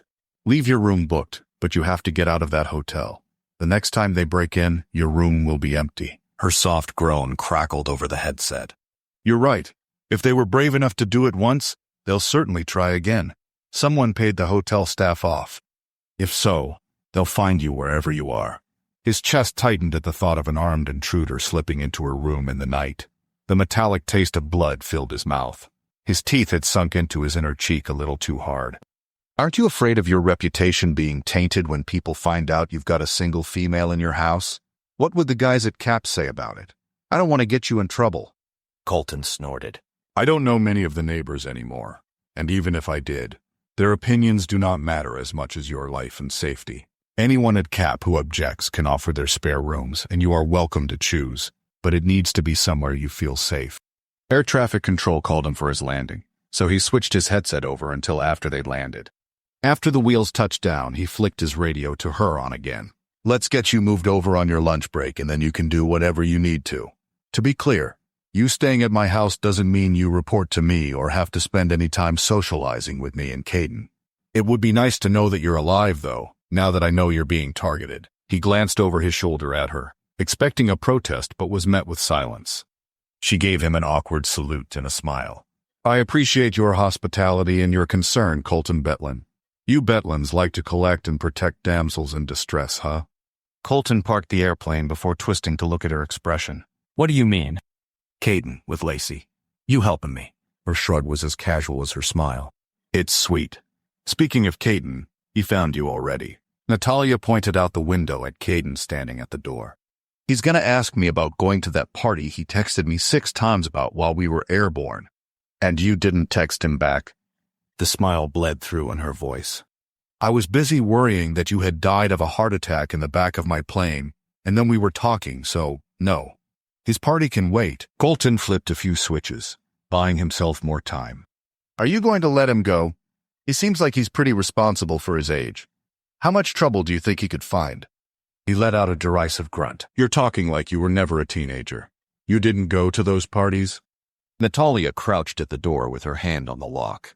Are you kidding? I was the life of those parties, but Caden isn't me.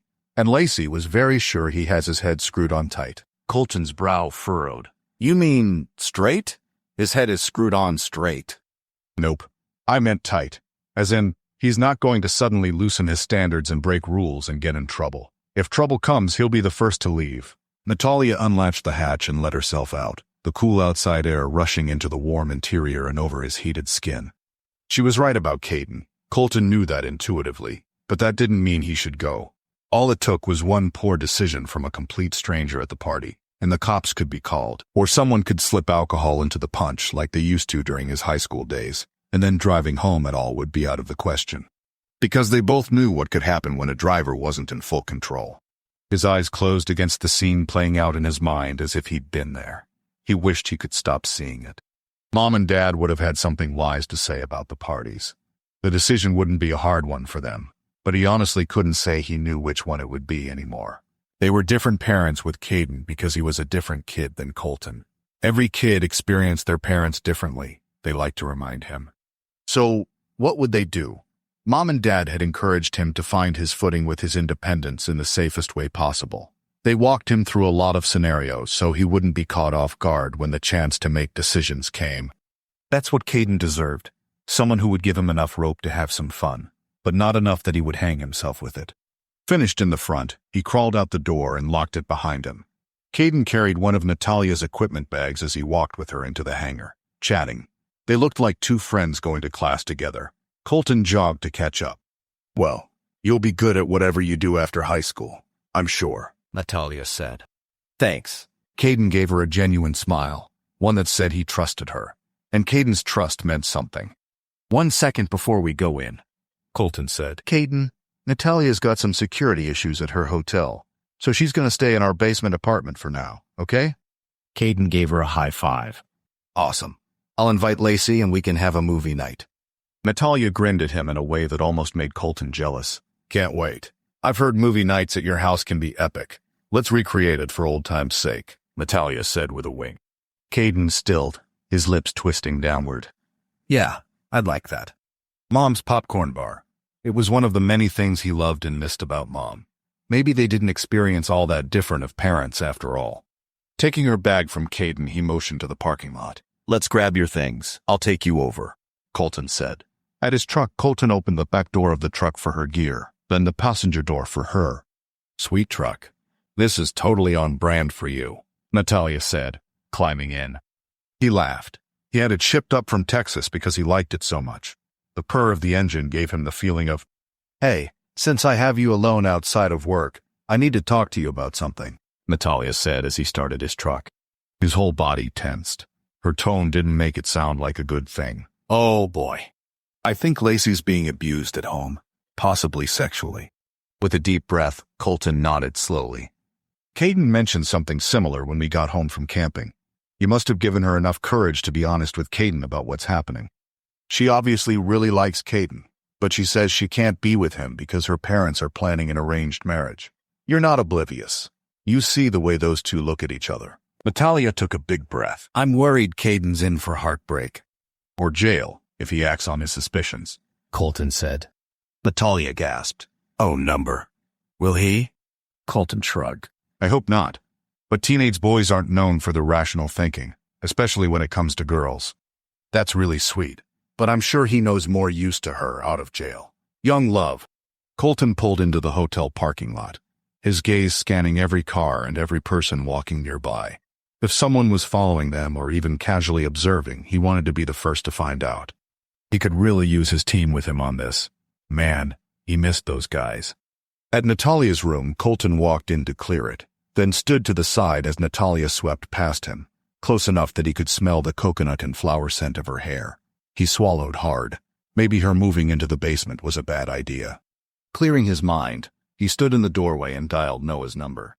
Quote, "What's happening, man?" Noah answered, a lot cheerier these days. The team had Lexi to thank for that. I've got a big ask of you and the team. Are you guys able to shake free from your job a few days early? The days surrounding Caden's graduation are going to be busy, but I have something we need to check out that I think ties into the last project we worked on together. A thump on the other end of the line sounded as if a door had closed. Tell me more. I'm sending you a couple of photos now of what the kids and I found on our hike in the woods the other day. Colton glanced down the hall at the doors as he sent the photos on an encrypted app to Noah. Anyone could be listening right now with as silent as the hotel was. You found a bunker in the woods? Well, Caden's idiot friends did. Then, one went to investigate and hurt himself, which led me to see the second photo. Noah muttered an unsavory word. Is that a server farm? Underground? You're kidding. It gets worse. The third picture was one that Natalia had taken of the Cyrillic writing on the box in the corner. Yes, it does. There's no way that's an inactive Cold War-era bunker that they stumbled upon. Not with those huge machines down there. How in the world did they get that in without anyone noticing? How have the park rangers not seen this going on in their forest? I'm assuming they knew about it once upon a time, but it has since been repurposed, if you will. And I have an interesting theory that you'll want to hear more of at another time. Ears everywhere, huh? Colton scrubbed his head as he glanced around the hotel hallway. And eyes, apparently. Noah grunted. We can get out there on Wednesday before the Friday evening graduation. Is that enough time? We can stay a few days after, but we really need to get back by Tuesday. A weight eased off of Colton's chest. Perfect. Thanks. That'll be more than enough time to get eyes on the situation and give me your expert opinion. A few more days and they'd be here to help. Natalia opened the hotel door. Can you grab a couple of bags? As he shouldered the bags, he glanced at her things. Anything missing? She shook her head. Nothing obvious. I wonder if they meant to scare me or if they really were looking for my equipment. And everything seemed normal with your gear on the plane, right? I'll check again, but nothing was out of place that I saw. They took the side stairs out of the hotel, not risking the chance that the staff, who might be getting paid off by a criminal, would see them leave. Colton set the bags in the back seat of his truck. A white sedan in the parking lot adjacent to the hotels faced them, but its driver was out of view. No other cars appeared to have anyone in them. As he reversed the truck, his gaze shifted to this rear view. The white car hadn't moved. Paranoid, that's all. Wouldn't his team love to tease him about this? Worried over a girl he'd recently met and certainly didn't know well. Perhaps he should have gone on dates in Texas to get the loneliness out of his system. Felix had a list of girls he was ready to pawn off on them all. Good girls that just weren't right for him, or so Colton said to Felix. Felix's taste in ladies skewed towards the crazy end of the spectrum. The girls who wore jealousy and drama like makeup from morning till night. Not his type, just like Natalia said. Someday, when the time came, he hoped for a calm and independent girl. Natalia seemed independent, confident, and astute. Her adorable laugh had drawn every man in the hangar to her, after they picked their jaws off the floor at her slim figure and cute features. But, truthfully, there weren't many women in their branch of the Civil Air Patrol, and fewer that graced the hangar with their presence. So, what do your siblings do for a living? Natalia rubbed her palms on her thighs. 2 are still finishing high school. 1 graduated from college last year with a medical degree and is going to med school next, and the other one is already a mom of 1, allowing my parents to live out their dreams of being grandparents, which takes the pressure off of me to give them that. Colton crooked an eyebrow. You don't want kids? Someday, but I needed a break from family for a while, so I got into photography. I won a couple of contests and started meeting people at weddings who had ideas or jobs for me.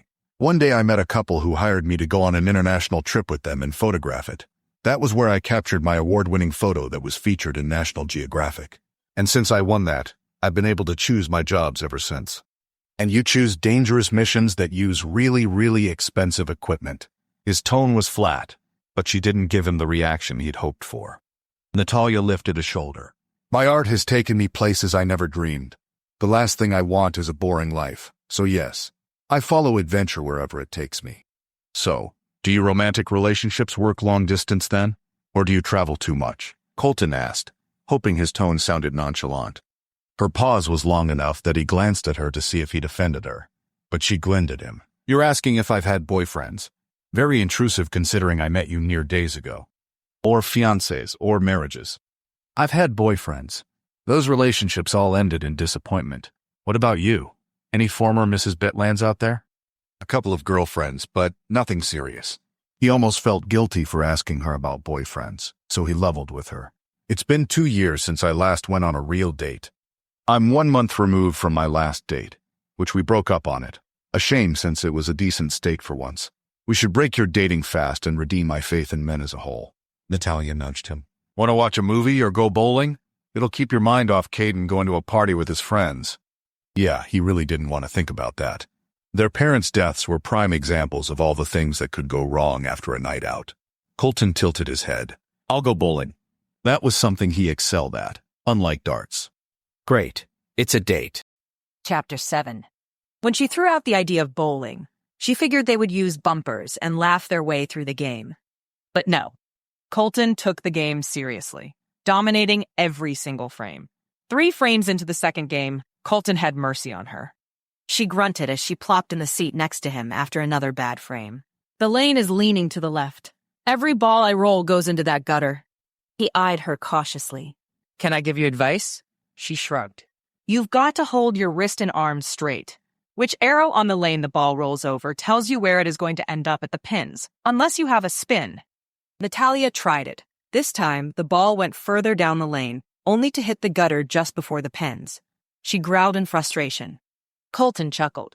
His hand glided up and down her back with a gentle warmth that she longed to lean into. It'd been so long since anyone touched her with the casual ease Colton did. That was progress. Let's see if I can help you this time. His hand slid the length of her arm as he said words she barely listened to. Maybe she should contact a mental health expert, because all he had to do was touch her twice, and she really wanted to kiss him. But they hadn't been this close yet. He adjusted her hold on the ball, so giving her a chance to admire his long fingers and trimmed nails. She liked a man who took grooming seriously. With a twist, Colton had her hand facing the correct way. His muscles flexed as he picked up his own 13-pound ball like it weighed nothing. Swing your arms straight so you don't cross your body at the last minute. It felt ridiculous to practice, but failing when he was so good at it was just embarrassing. Now she knew how he felt when she dominated in darts. Good. Now stand on the dots. She obeyed. He stood directly behind her, his chest touching her back, one hand on her shoulder, the other on her arm guiding hers. Her mind zeroed in on the contact. Had Jake ever touched her with such warmth and tenderness? His pine and cologne scent had her inhaling like she'd never breathed before. She leaned into him. I had no idea bowling could be a contact sport. I like this version much better. His eyes sparkled as he looked down at her in the dim light, laughing. His fingers trailed up her arm, leaving bumps in its wake. The touch was getting to her head.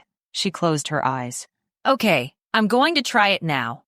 Go for it. His voice was deep and raspy in her ear, enough to throw her off her game, if she'd had any to start with. When she got to the line, a hand on her forearm stopped her. You're already bending your arm behind you.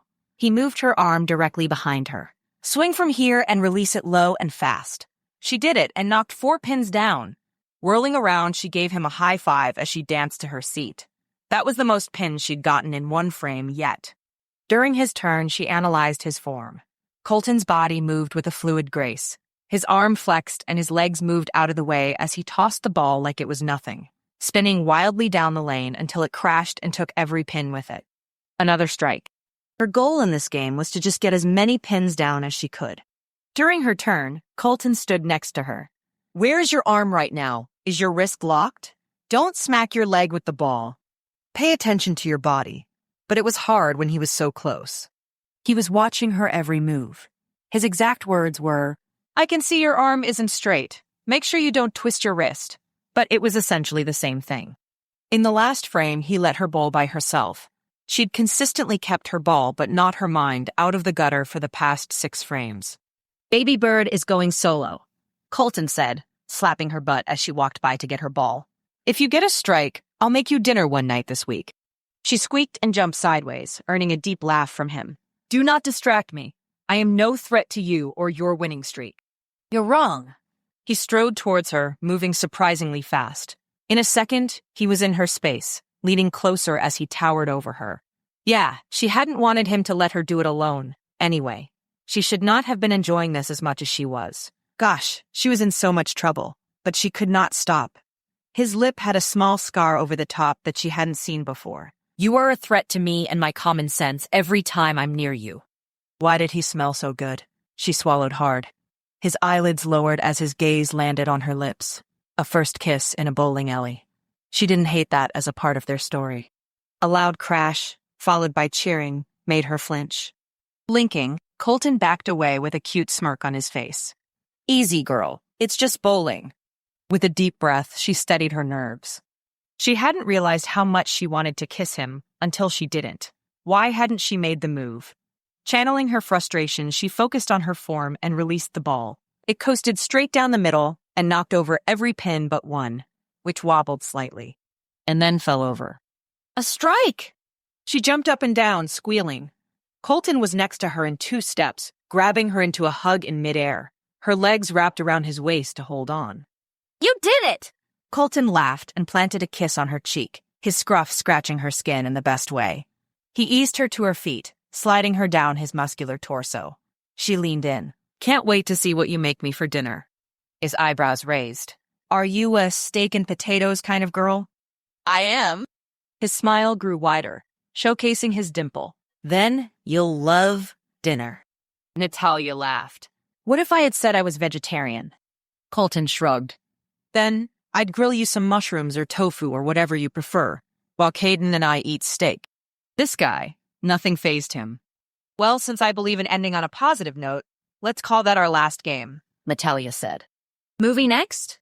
Colton finished his game, and they changed shoes. As they walked out, Colton slipped his fingers between hers, and they held hands all the way to the truck.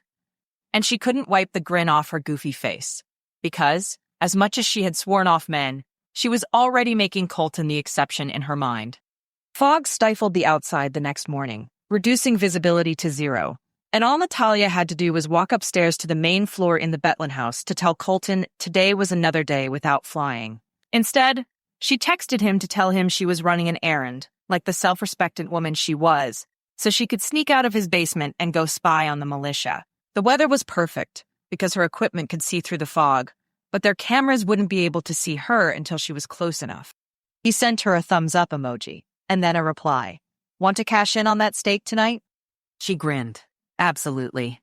A part of her wished he'd ask her what she was doing so he could go with her. Yet, she knew she couldn't. She didn't regret asking Colton to gather intelligence on the militia since he was her pilot, but she'd seen his abundance of caution in every area of life and needed to take a few risks here and there to make her job work for herself. Once again, she parked on federal parkland, tucked her handgun into her waistband, and pulled out her equipment. The power of her device sliced right through the fog, identifying anything with a heat signature, as well as the cameras and other electronic disruptors in the area. She broke off the path to trudge through the woods, acutely aware of the ruckus her feet made through the dead foliage. Every so often, she'd pause and attempt to see with her eyes. Not much use. Visibility was terrible on the roads, but almost impossible here in the woods, and her footing was precarious at best. Her maps showed her nearing the militia's compound, and the heat sensors lit up. Cameras, cows, people moving around. When she paused, she heard the faint whine of machinery. Keeping to the perimeter, she moved towards the sound. The cows were definitely on federal property, but that wouldn't get them into too much trouble. They could claim they broke loose or whatever lie they conjured up. As she neared, the whine stopped, and a great whoosh whistled through the air followed by an earth-shaking thump. The ground shuddered. She hit record as she moved slightly closer. Sparks flew, lighting up her sensors. They were cutting down trees on federal property. That was definitely illegal. This footage would be just what Agent Lopez had asked for, but she needed a better vantage point. Scanning the area, she found a tree that looked climbable. It'd been a long time since she needed one to give her a hike advantage. Hauling herself up the limb, higher and higher she climbed, not glancing into the fog that swallowed the base of the tree as she went. To a normal person, it would be laughable that she was sitting in a tree with the weather as it was, but they didn't know what she could see with her gear. The tree allowed her to be above the compound walls and point her equipment towards it. She waited, watching. For 4 hours. There was more than enough footage of their clearing of trees to slap them with a hefty fine. Her bladder screamed at her as her morning protein shake had arrived at its final destination. But then it happened. A rumble above the noise of the trees lit up her sensors. A rocket launcher fired within the compound walls and landed on the other side of the compound where Natalia couldn't see. Those were illegal for citizens to have. They fired again, but this time when the round landed, a bigger quake shook the ground. She paused. That wasn't just the sound of a lightweight rocket exploding. That was the shake of heavy explosives being used. Growing up, her house had been a mile or so from a quarry who blasted every Tuesday and Thursday. It'd shake the whole town, but everyone ignored it, like they did the deafening blare of the train night and day. Scrambling down the tree, Natalia inched her way towards where the rocket had exited the compound. She stopped when the heavy machinery came into view. There wasn't just a single machine cutting down trees. It was an onslaught. Earth movers, a long line of cement trucks, diggers of all sizes, people everywhere. The last time she'd seen that many cement trucks was when her town put in a parking garage for the many tourists the mayor claimed to have been attracting. How had no one reported this? The forest rangers had to either be scared for their lives or paid off. There was no way they missed this happening. Then again, there was a rocket launcher inside the compound. She scanned the area with her equipment. In the tree, a figure moved on what appeared to be a platform. Of course, they had sentries. And if they were up there now, they might be able to see through this fog like she did. Another blast shook the earth, knocking her off her feet. A strangled cry lodged in her throat as she fell on her backside, jostling her sensitive and very expensive equipment. If they ruined her stuff, she'd sue. This was her sign to leave. They weren't messing around out there. The fog was working to their advantage. They easily had the machinery to build a tunnel or a bunker, and they were going to get it done before anyone stopped them. She jogged out of the forest, not caring who saw her. As soon as she closed herself into her car, she called Lopez. He answered quickly. I'll be sending you footage shortly. The militia is doing more than extending fences for their cows and cutting down trees. They're building something underground that requires a ton of cement. Bunker, tunnels, dungeon. and they're using explosives to get it done quickly. Good find, Natalia. Send the videos over. I'll run it up the food chain, Lopez said. Exactly who was at the top of that chain? Parks and Recreation? The governor of Oregon? The president of the United States? As she drove to the exit of the national park, a white car appeared behind her. The maps on her phone took their sweet time loading, so, to get out of the way, she made a right. Nothing looked familiar. The scenery was a thick blanket of white. Finally, she found Colton's address on her navigation system and punched go. Ugh, it was in the opposite direction. It was a good thing she had the equipment she did, or she'd be lost constantly. At the next opportunity, she hooked a U-turn and sped the other way, passing the white car that had been behind her. He probably thought she was insane. As she approached town, her phone dinged with messages. She wouldn't put it past the militia to have a signal blocker that extended throughout the forest, but her equipment hadn't told her there was a blocking device active. Her chest lightened slightly as she drove into the residential areas where the sun had sliced through the fog.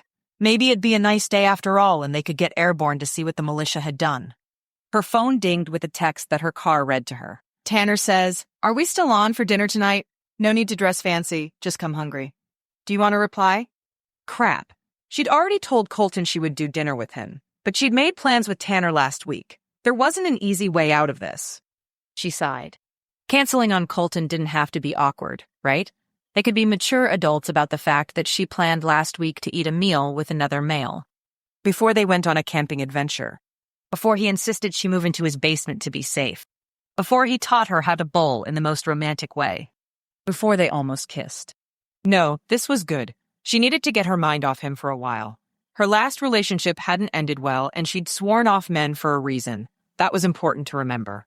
But what was the reason again? Because Jake was an absolute dud of a man? Colton was very clearly the opposite. The man had muscles that Jake could only dream of, responsibility in spades, and he was in intelligence. She gasped. Colton was her rebound. Everyone knew that rebounds didn't last. In that case, going on a date with Tanner was an absolute must. The light turned yellow, and she slowed to a stop. Glancing in her rear view, she did a double take. Wasn't that the white car she'd passed earlier coming up behind her? She couldn't see the driver well either time. Her heartbeat kicked up a notch. Her turn for Colton's house was less than a mile away. She dialed his number on her car system. "Hey, boss. You calling to tell me to get the plane ready?" His low rumble sent a thrill through her. Not yet. I just called because..."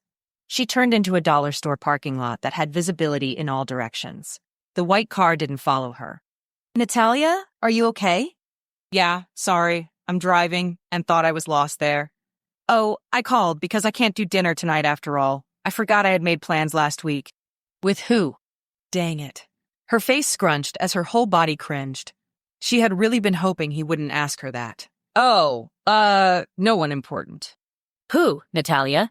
His voice deepened, sending a clear warning rippling through her. She rubbed her temples with her fingertips. "Tanner." The silence on the line thickened the tension. His disapproval was palpable. Why hadn't she texted him this? What was a good way to distract him? "Actually, the real reason I called was because I thought there was a car following me, and I panicked." Natalia clamped her mouth closed, already regretting that she admitted that. "Please, don't be upset." His throat cleared. "You called me for help?" "I did. I'm not upset at all. I'm honored."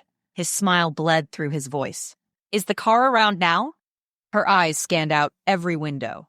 "No, but it's not exactly easy to see, either. I can come get you, or you can drive until you're sure you're not being followed." Both options left her nervous. She sighed. "I have some work to do. Is there a good coffee shop around here?" "There is.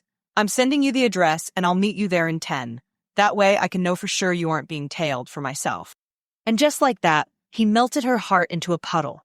How mad would Tanner be if she canceled on him instead? Chapter 8. That afternoon, after getting Natalia to the house safely, Colton settled into his chair and signed onto his work computer. He had to set aside the alarm creeping through him that Natalia thought she'd been followed. That was for another time. Jim, his boss, had sent him a meeting request last minute. Usually, they just caught up on their weekly team call, and Jim didn't micromanage. He was the best type of boss Colton could ask for. They'd gotten connected by a friend of a friend that had turned into a job interview after the funeral. It was the first offer he got, and he jumped on it. Jim joined the meeting with a chime just as the clock struck 2. Colton expanded Jim's window so he could see him better. "Jim, you look rough, man. Everything okay?" Jim sighed and rubbed his neck, a sure sign of stress. The Diet Coke on his desk wasn't moved out of the picture. "No, nothing is okay. I just got out of the weekly project updates meeting with senior management. They're downsizing our web design team to make room for marketing department expansion. They're rebranding the company from web design to focus on marketing. Which means..." He felt the hit coming a mile away. I'm cut. Last guy in is the first guy out. It was business. The misery on Jim's face as he nodded made it a tad easier to accept. Jim was a good guy. It'd clearly been sprung on him too. His chair groaned as he leaned back, his posture deflated. "They're only keeping 2 guys on the team. Let me guess. The CFO's nephew and his best friend." Jim's silence said it all. "You're a smart guy, Colton. Too smart to be doing web design all day. You'll land on your feet. The company is giving you a month of severance pay and your benefits will be paid through the end of May. I know you've got Caden to look out for. I'm so sorry about this all, especially after your parents died. It's the last thing you need.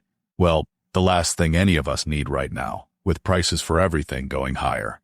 Put me down as a reference for you. Hopefully you can find something soon. Remote jobs are on the rise." The anger hit after Jim hung up. But really, Colton couldn't be too mad, because he hadn't planned to stay long anyway. But he was annoyed. Really, really frustrated. He'd never been fired before. The feeling was as bad as he imagined it would be too. Embarrassment, shame, and anger all rushed at him headlong.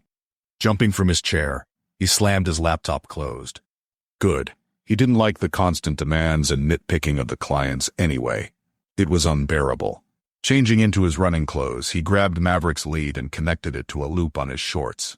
Maverick couldn't help but shake his whole body as his tail waved in excitement. He knew exactly what they were about to do. Colton hated running, but he loved the high at the end. It's why he did it. One foot after another pounded into the sidewalk as his mind unraveled everything going on. Natalia disappeared early this morning, only to resurface when she thought she had someone following her. He lost his job. Natalia was going on a date with Tanner of all people tonight. That drove his pace a little faster than the music's beat pulsing in his ears. The team would come in tomorrow to look at the bunker. Caden would graduate on Friday and the graduation party would be on Sunday. He wanted to scream. And yet, the only thing that was potentially bad news was the bunker and whatever mess Natalia was trying to figure out with the militia. Who was after her? Who knew she was here and what she was doing? And what could have been in her room that they'd been looking for? At last, he made it to his street again, sprinting the last 200 yards of what his legs had left to give at that pace. Maverick's tongue lolled out, ready for water. Me too. Pulling out his earbuds, he unlatched Maverick, yanked off his shirt, and tossed it into the laundry room as he passed. He stood in the kitchen drinking water when the door to the basement snicked open. His body tensed, but Natalia peeked around. "Hey, just me." Her eyes widened when they landed on him, but then lowered quickly. She closed the basement door behind her. He stalked across the kitchen towards her, his mood dangerous despite the rush of endorphins.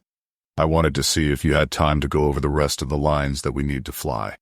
Her voice ended in a squeak, so unlike her usual strength and confidence. But here she stood, obviously uncomfortable in his space, so he planted himself in front of her, sweat running down his skin, and probably smelling awful. She swallowed as she kept her gaze on his face. He smirked at the effort she was putting into not looking at his torso. "Where are you going on your date with Tanner tonight?" Her brow furrowed into a cute look of confusion. "It's not really a date. Just dinner." His eyebrow raised. "But, I don't know. He just said not to be fancy but to come hungry." "Why?" "Why? Because someone is after you, and you're investigating a very dangerous enemy in the area." He edged closer. His fingers reached out for a strand of hair that had fallen out of the tie the rest of her hair was in. "I don't trust Tanner, not in a plane or on the ground. I don't care that he's Air Force." "You don't have to trust him. I don't really either." Her usual bluster was gone. In its place was a soft explanation as he neared her. "But I'm not Caden. I'm a big girl, you know. I can handle myself." "Yes, you can," he murmured. He'd seen how she handled herself, and he liked it. A lot. When he stepped closer, her nostrils flared. Her eyes dropped to his lips and up again as her tongue flicked out to wet hers. His hands rested on the basement door on either side of her head. Her gorgeous dark hair framed her face, just like he'd pictured when he first met her. Perfect. Her touch glanced over his waist, as he closed the distance between their mouths slowly, giving her every chance to say no. Her fingers tightened, like he was her lifeline and the storm at the same time. When her eyelids fluttered closed, he took that as permission granted. The moment their lips met, fireworks exploded in his mind. Her lips were so soft, yet demanding. Her hands roamed over his skin, setting him on fire and sending chills through him. Kissing her felt as natural as breathing air, and she was it. With one step, he backed her into the basement door, his tongue tangled with hers in a frantic dance. They were lost completely in the moment. Until a cold sensation pressed against his leg, then a warm lick. Maverick. It was enough to pull him from his haze and give her time to catch her breath. In the silence, their breathing slowed. He planted a kiss on her forehead, then walked into his room to get showered. As he closed his door, her whispered words carried across the space. Wow, that was hot. Then, Maverick's collar jingled as if in response. He grinned.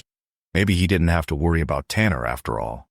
Wednesday morning, Colton pulled himself out of bed later than usual, having stayed up waiting to see Natalia's headlights on the driveway.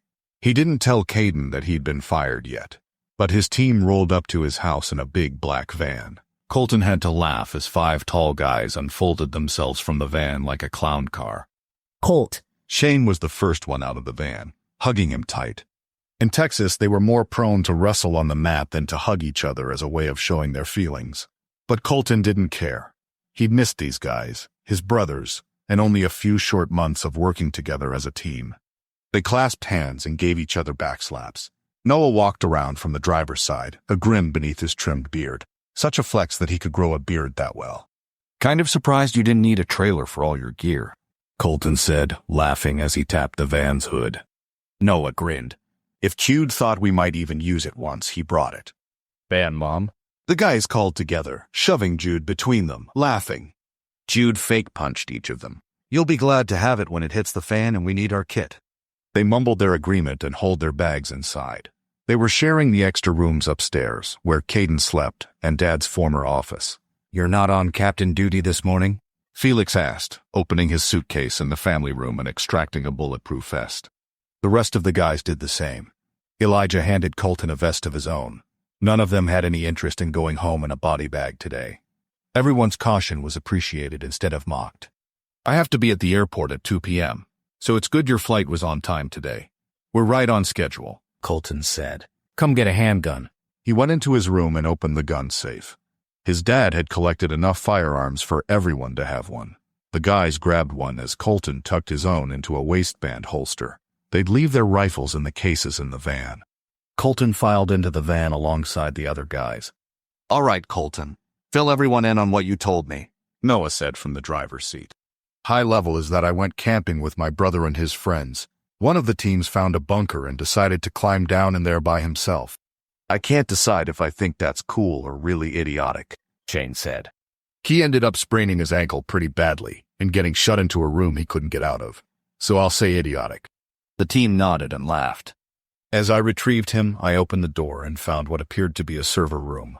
He opened the photo and passed his phone around so everyone could see. Jude let out a low whistle. If there are that many units in there, they have to be using a huge amount of power.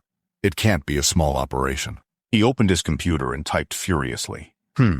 I expected the military bases to be closer than they are, if this were a Cold War bunker. Can't wait to see what they're doing in there. When Noah parked in the Silver Falls parking lot, they cinched their bulletproof vests into place. Jude and Shane shouldered the backpacks of gear. Colton led the way, falling in step with Jude. So, how's it been working with Allegra? Jude grunted. Actually, she's been brilliant, but I wouldn't say that to her face. She has an ego. She is a genius, Shane said from a step behind them. It was Noah's idea to bring her on. Ego checks are good for you, Jude. You can't be the sole computer whiz with Colt away. That would give you too much power, Elijah said. Besides, we're all still getting to know her and learning to trust her. Her past is as checkered as Jude's. Trust didn't come easily for any team, especially not one where life was on the line on occasion. We're breaking her in, Noah said. She's learning that everyone has to come to trust her in their own way, and that takes time. Speaking of trusting girls, what's going on with you and Lexi, Noah? Are you proposing yet? Colton asked, peering over his shoulder at Noah, taking up the rear. He wasn't entirely sure that Noah wouldn't take a swing at him. Noah laughed. His demeanor was lighter than it used to be. We've been dating about 3 months. We've got a ways to go before either of us will be ready to commit to forever, but we're headed in the right direction. And Tams is okay? He asked. Noah tilted his head. Making the world a happier place, one pet at a time. Give her my best, will you? Colton saw Shane bristle in his periphery and sent him a wide-eyed grin. Shane never had quite managed to get over Noah's sister, Tansy, though they hadn't dated in a while. Shane's chain dipped in warning. He wasn't above tackling Colton in public. Too easy, Colton murmured to him. Hey Felix, did your ex-girlfriend ever contact you about how her sister ratted you out at the USDA? Thank goodness no. Haven't heard from her. Shane had a heart-to-heart with the sister, so he knows more than I do, Felix said. Shane's posture straightened. I sat down with her and told her how unprofessional it is to be talking about past relationships at a job like Adonis, and very disrespectful to try to discredit someone who the USDA has vetted and placed in a position of value. The guys cracked up. If Shane had ever cared about that in his life, Colton would be shocked. She apologized to me and the CEO, and said she was going to write a formal apology to the USDA, but Felix never got it because he was gone before then. The whole USDA office probably thought the scandal had shaken Felix enough to make him quit, Noah said with a snort. as if Felix could be deterred that easily. The guy was a hound dog when it came to following through on a case. When the War of the Falls overtook the crunch of their footsteps, they had to slow their pace. A stream of hikers passed them going the opposite direction. Hopefully, their vests made them look like a workout group with weighted vests on for their hike. Colton led them around the pool at the bottom of the South Falls and trudged into the underbrush. Heads up. Surveillance cameras, Noah said. 3. One is pointing away from here in the opposite direction of the falls. Colton shook his head. The thought hadn't crossed their minds when they were here before. He and Natalia should have known to spot them. Keep an eye out for a metal hatch, Colton said. Shane let out a bird call as he bent to brush leaves off the door. The rest of them crowded around it. There weren't any signs of a lock on the outside. I'm kind of surprised it isn't chained from the outside since teenagers practically fell in here, Shane said. Noah, Elijah, let's find out what they're watching over there. What kind of tripwires or silent alarms do we think will be in this? Felix asked. Only one way to find out. Felix grabbed his handgun as Colton tugged on the hatch. It opened easily. He hadn't thought of silent alarms and tripwires when he dropped in to get Kurt last week. But then again, he didn't know it was anything besides a deserted bunker with an unresponsive teen inside. Here they stood, 6 grown men with firearms and equipment, and none of them really wanted to go in first. As he lowered the hatch to the ground, Jude flicked on the light that exposed any lasers or wires, but nothing was at the bottom of the ladder. Jude and Felix stayed silent. Felix pointed to a lock on the interior of the hatch that looked relatively new. Good to know someone thought of that, at least. Colton pulled out his gun, cocked it, and started down the ladder. At the bottom, the same musty smell greeted him. As before, opened cans and a spoon sat on the small wooden table. It was the exact setup, unmoved. Felix and Jude dropped in silently beside him. Jude turned on his light once again. Nothing in the rest of the room. That was some serious confidence to leave this unmanned and unlocked. Colton nodded towards the door that the servers were behind. They moved together, Jude again shining his special light on the door to see what was visible. Nothing. He pushed at the door. It didn't budge. Once more. It was locked. Colton held the flashlights while Jude and Felix analyzed the door. Steel, no visible lock or weak point. To get through would need a small explosive, but that would risk the servers on the other side. When they resurfaced, Noah, Elijah, and Shane met them at the top. Anything? Noah asked. They shook their heads as Colton lowered the hatch behind them. Well, you have to see this. Shane led the way through the trees. Watch your step. A host of PVC pipes opened up like potholes in the forest. Beyond that, the forest gave way to a knoll, and at the bottom of the knoll was a huge spread of solar panels. That answers whether or not it's active, Felix said. And just past that is a house. I'm wondering if they know anything about this setup or its occupants, Noah said. Surely they'd notice all these solar panels getting installed. Felix exhaled and took off his bulletproof vest. I'll go. Who's with me? I am, Colton said, taking off his own and handing it to Jude.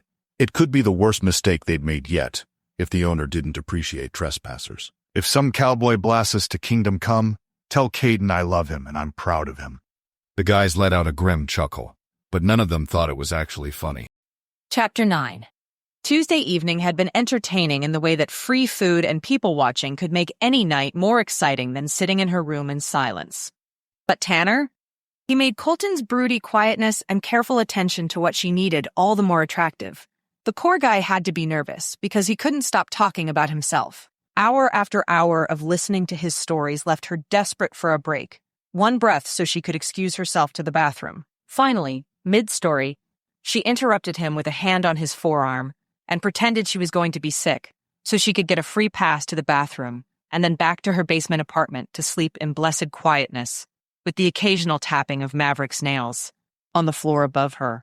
The next morning, a pack of loud males descending on the house woke her up. Colton had asked to start in the afternoon since his buddies were coming into town for Caden's graduation on Friday. She had peeked through the curtains in her room to watch them load into a big van and drive away. She kind of wanted to follow them to see just what Colton and his friends would do in their free time. But they were probably going to play pool, eat burgers, and watch whatever sports played on the massive screens at the restaurant. It's what Colton did with his Oregon friends, at least. The quiet left her too much time to think about her searing kiss with him and just how much she wished it would happen again. And again. Grabbing her computer, she walked up the stairs to sit with Maverick, who greeted her at the basement door. Suitcases laid open around the living room, but she picked her way to the bright, airy sunroom and planted herself on the couch with Maverick sitting next to her. Then, she called Lopez. "Natalia, you are a genius. Do you know that?" Lopez said when he answered. She smiled. "So, you saw the footage?" "I did. I think it's great." His tone pitched downward. "Oh, no. But the bosses need proof that it's the militia and not some random work crew you found. You know, they're not going to start a war with these crazies accidentally. I believe you, but they are needing more proof." More proof? Her heart rate escalated with her temper. These guys shot a rocket launcher from inside their compound. Where would I have found that accidentally in the Oregon vicinity? A military base. They're serious. Lopez sighed. "I know, truly. It's dumb, but they can't go to the judge for a warrant or send law enforcement teams out without clear, identifiable markers that it is the militia. It's risky, but what can you get me in the daylight? Something that shows their whole compound and then them working on the bunker or tunnel or whatever. I don't have to tell you how ridiculously dangerous that is. To get close enough to them in broad daylight would get me shot at. You saw they have sniper sentries in the trees, a rocket launcher within their compound, as well as a full-sized military-grade tank within their walls. I agree, it's insane. But with the rise in AI-generated stuff, the authorities need to be completely sure that this is who they think it is, or they will get their backsides handed to them in discipline and lawsuits. You know." No, she didn't. Why had she taken this job again? Every time she did something for Lopez, he put her in more danger than the mission was worth to her. If the government wanted information, why didn't they send in spies? Why risk her civilian life for the cause? If I'm going to get close, Lopez, what is it worth to the higher-ups?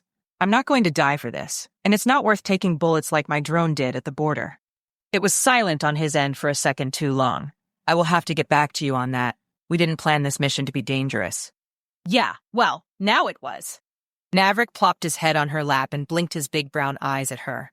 He obviously could sense she was getting mad. They almost damaged my equipment with their powerful laser. It isn't a joke to them. I will see what footage I can get, Lopez, but I need more pay. And that contract you promised me after this successful mission had better be a sure thing. No questions or other authorization needed. I want it in writing that the contract is mine when I finish this up for you. If you don't come through for me, I'm done working your government jobs. They have tools and military cronies that can do this stuff for them. They should not be risking civilian lives. With a growl of frustration, she hung up and buried her fingers in Maverick's soft fur.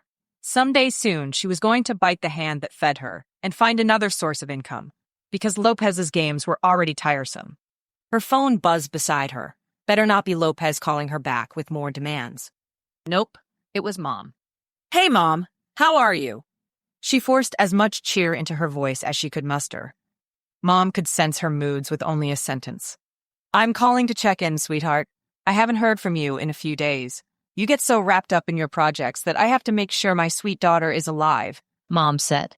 Mom was precious, but no one could ever call her enough to keep her satisfied. It has been busy, she sighed, trying to shove her frustration aside. I just got off the phone with my boss, and he is demanding more from me than initially requested. He likes to move the goalposts during the game. Every single time. I don't know why I thought this time would be any different. Mom clicked her tongue. I was talking to Marianne from church, and she thinks her son, Rick, could connect you with a photography job where he works. Natalia made a face. Rick is in product marketing.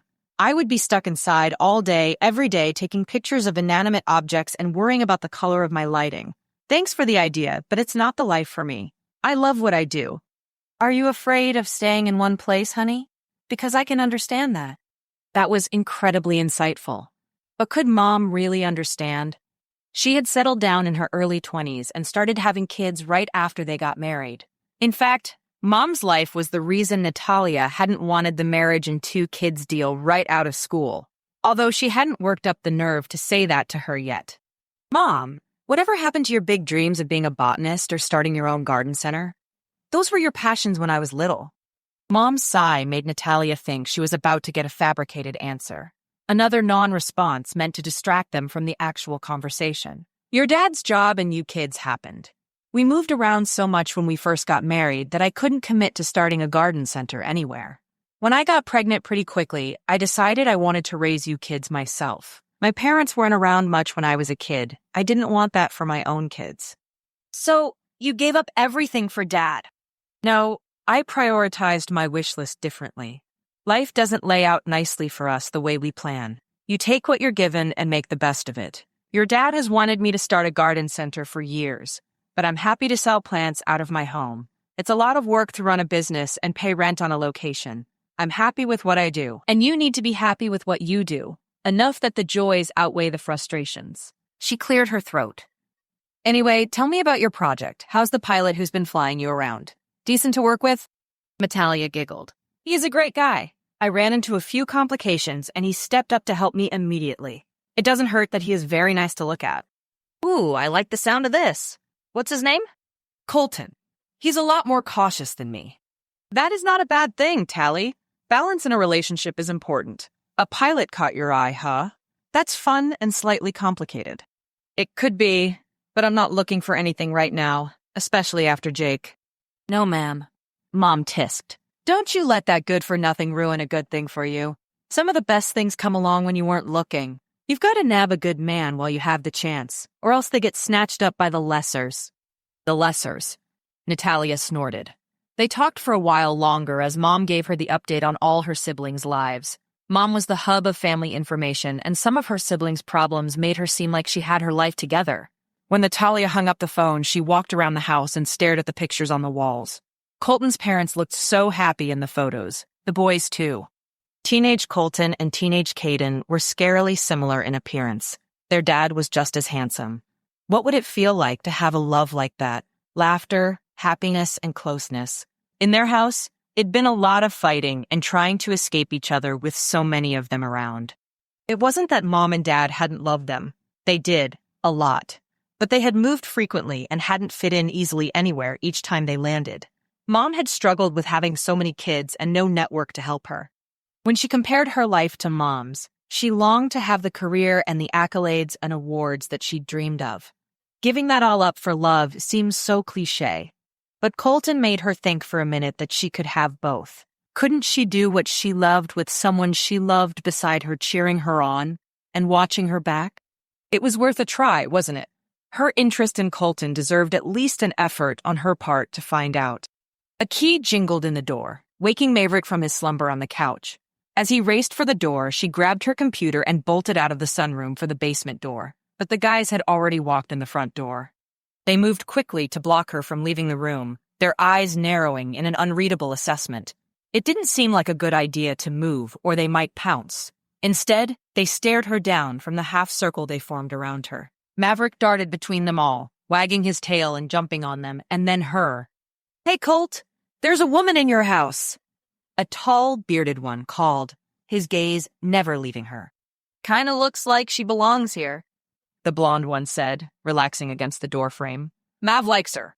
Colton walked in last. "Hey!" His gaze took in the standoff, and a smile crept over his features. "Guys, this is Natalia. She's the aerial photographer I'm flying. Someone broke into her hotel room, so she's staying in the basement until we figure out who is after her. Anyone want a drink?" He strode into the kitchen, his casual attitude setting the guys at ease enough that they deserted their fighting stances in favor of making themselves at home. Cautiously, "Natalia, this is the intelligence team I worked with before I moved here. The guy with the beard is our team lead, Noah. Blonde guy is Felix, part Viking, part cowboy. Elijah has the black hair and can predict the weather with his face thanks to a military incident. Jude is the one with the tattoos and the computer. Shane has the goatee. Run us through the problems you're having, Natalia." Shane reclined on the couch, laying his arm across the top. His sea-blue eyes unnerved her, like he could see straight into her soul. "Maybe we can help." Her gaze darted to Colton as she read at her lips. Everyone was quiet as they kept their attention on her. Colton shrugged. No pressure. Lopez would be angry if he found out she was telling other people, but then again, he kept throwing unwelcome surprises at her. So, maybe they were even for once. "Well, it's supposed to be a secret mission, but I'm investigating the Oregon militia's infringement on government property. At first, we thought they were knocking down fences and rebuilding them further onto government land to graze their cattle.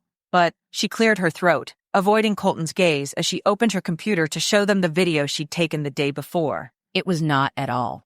"I recently got this footage of them." She made the video full screen and watched the guys watching her screen.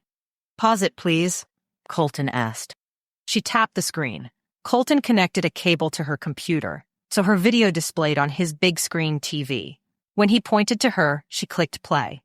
"Wow, I have to see your equipment," someone from behind her whispered.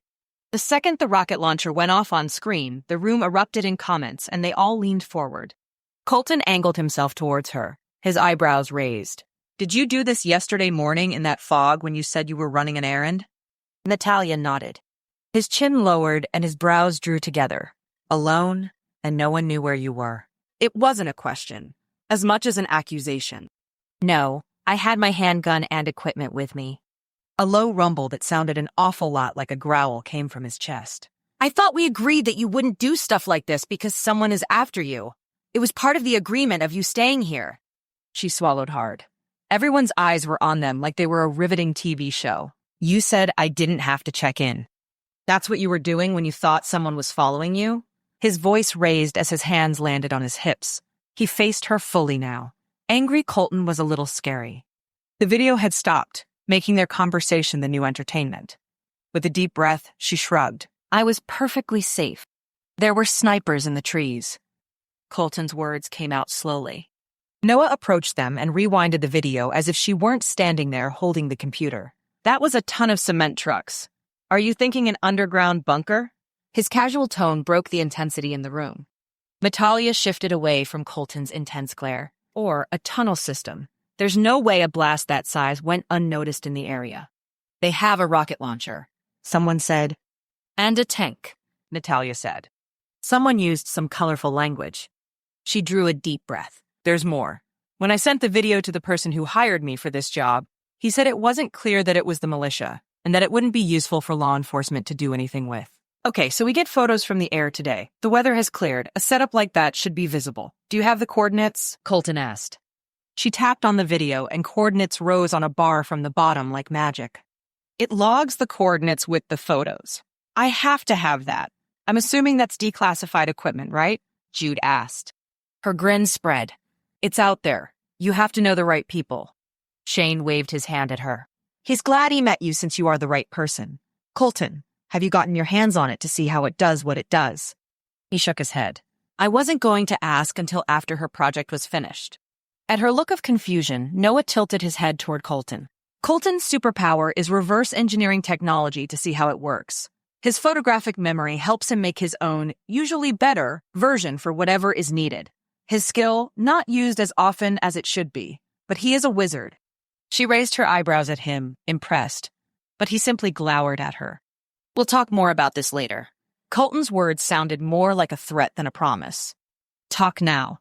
I want to see how this goes down," Elijah said from the couch. "At least we can make sure she doesn't hurt you, Colt." Colton turned slowly to face Elijah. "Don't think for 1 second I won't break that couch to shut you up." Elijah saluted. "Understood." But Felix and Shane chuckled from their seats as if they'd love to see it. She wanted to kiss Colton to see how much changed with the intensity of his kissing when he was mad. His expression lightened a fraction when he noticed her staring at him. His eyebrow angled up and a hunger stole across his features. "How about I escort you downstairs to find that piece of equipment for Jude?" His words were barely over a whisper, but they sent a thrill through her. Yes, please.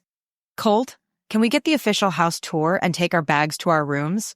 The question doused the heat between them like a bucket of ice water. Hot or cold, Colton's attention made her forget about how much she disliked men, thanks to Jake. And she didn't know the men that sat in the living room staring at her video, but they didn't seem like Jake's kind either. She couldn't quite put her finger on the trait they projected. She'd find out before they left, though. Chapter 10. Wednesday afternoon, Colton waited for an opportunity to take Natalia up on what that look of hers had promised. But the pressure was on as soon as they arrived at the airport. Now that he had a taste of what kissing her was like, it felt more like a need than a want. Captain Jones and Big Mac waited for them by the mapping table. Colton shook their hands. Though Captain Jones ran the Civil Air Patrol, Jones rarely showed up without Big Mac by his side. Big Mac was rotund, hairy, and had a big temper. His name came from his diet and girth, not his height. He appeared to be the opposite of Jones in every way, but no one seemed to know what exactly Big Mac did besides look important and metal. I'm assuming Natalia's on her way in? Jones asked when Colton stopped beside him. He nodded, glancing at his watch. We're meeting in about 5 minutes. I'm getting the plane prepped. Big Mac remained unusually quiet, so Colton turned to him. Big Mac, I know you've flown a good bit, but I don't think I ever asked you what you do. His hairy arms crossed above his protruding gut like it was a shelf made for them. Sales. I met Jones at a military function in the area, and we bonded over airplanes. So, do you lead Cap or volunteer for flights? Big Mac studied him like he'd never seen him before. I do whatever needs to be done, brother. That was a corporate avoidance if he'd ever heard one. He almost called him on it, but Captain Jones cleared his throat and straightened his posture in a rare show of nerves. This should be interesting. Colton folded his arms, watching the scene unfold. Natalia walked up, her sunny smile aimed at Captain Jones. Gentlemen, a pleasure to see you this afternoon. Captain Jones shifted his stance and clasped his hands in front of him like he did whenever he knew someone wouldn't like what he was about to say. Colton's heart dropped. Whatever came next was bad news. I wish this were a more pleasant social visit, but I've got bad news. The plane you've been using has been scratched up and the hatch is malfunctioning. Looks like someone was trying to get into the plane without the key. Natalia's jaw fell open a bit. Is it still able to be flown? Is my equipment still safe? How did someone get past the guards? Jones scratched at the white hair on his head. Well, that's the second part. Most of the guard team has been wiped out with what we think is food poisoning. They've had food brought in for a lot of their meals since they can't leave, and we suspect it was sitting out too long or something. Her chest expanded slowly as her body stilled in a warning. Captain, you have my phone number. Why wasn't I informed that the guards were calling in sick?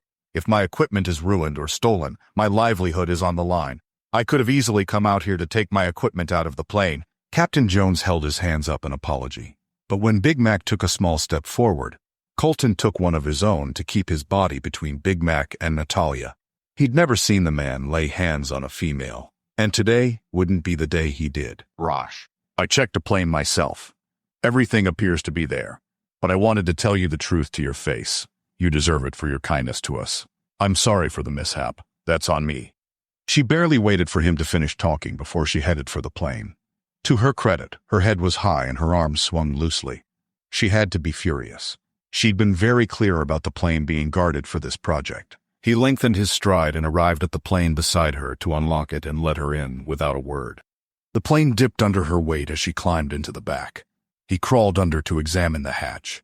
Sure enough, there were scratches and peeled metal as if someone had tried to take a crowbar to the door in a hurry.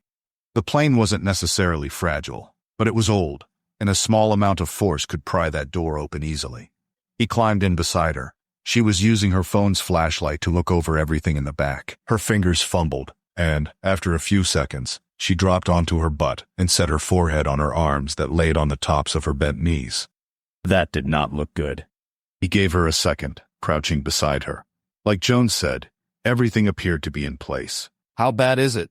Is anything gone? She took a deep breath and lifted her head.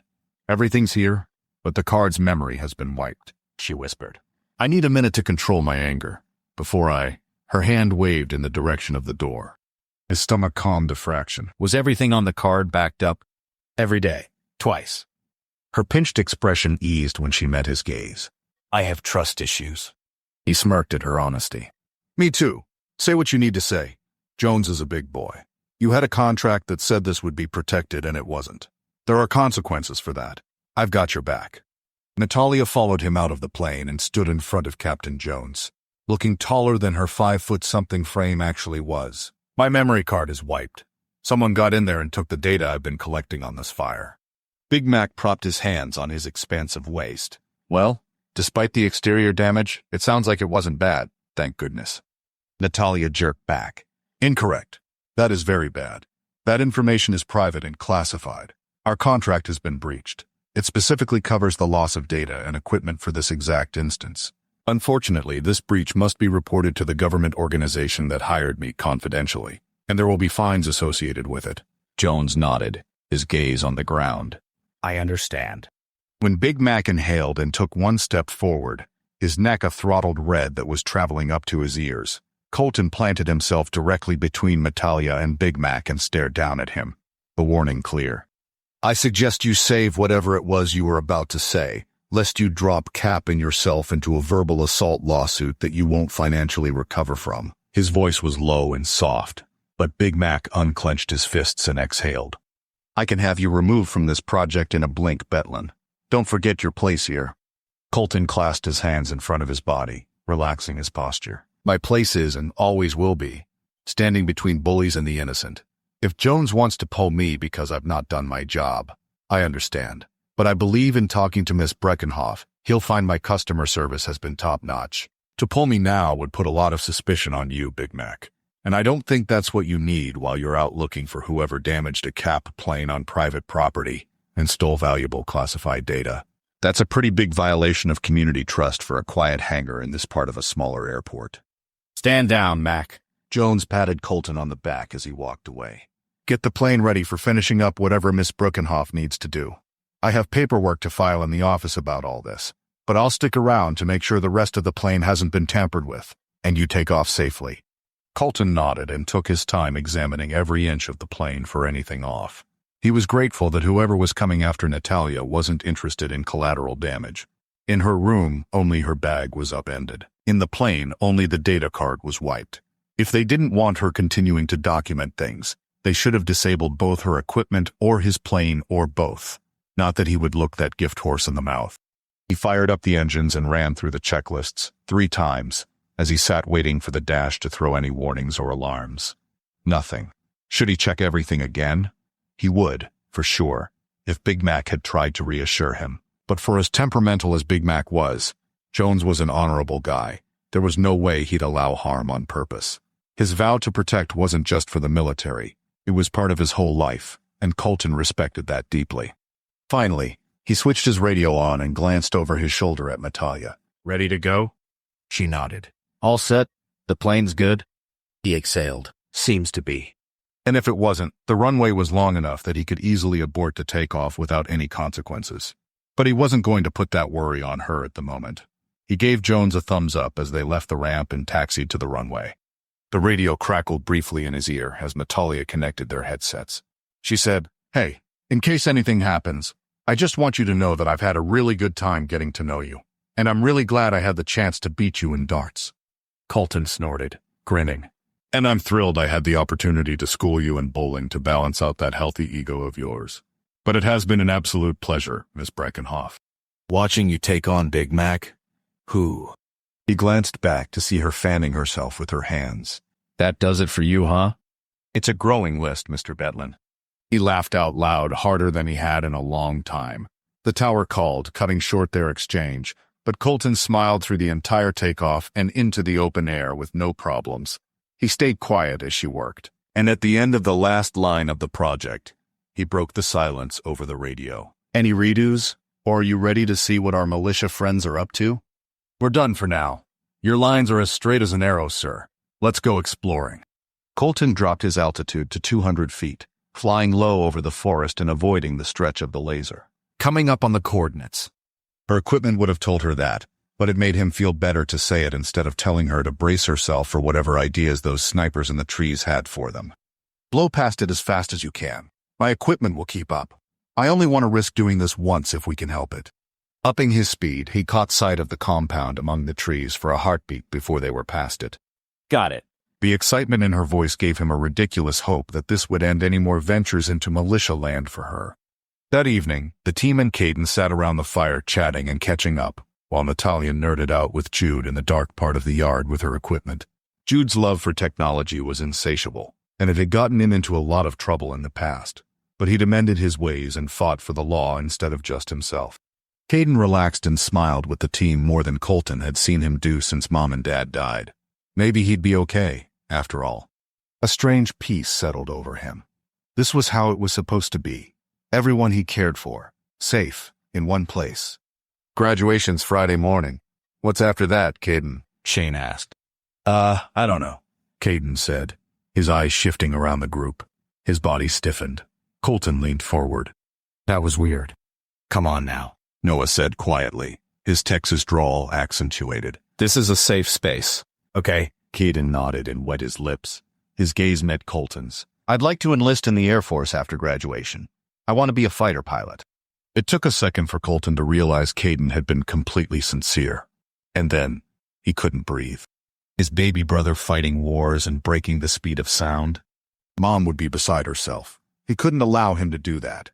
There were 1,000 reasons he should get his degree first and then go into the military.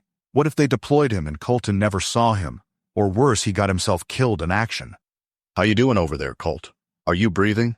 You look like you could use an extra lung right about now, Noah said, his lazy smile a sure sign that Noah was onto him. Just thrown off balance. You couldn't have picked something safer, Caden?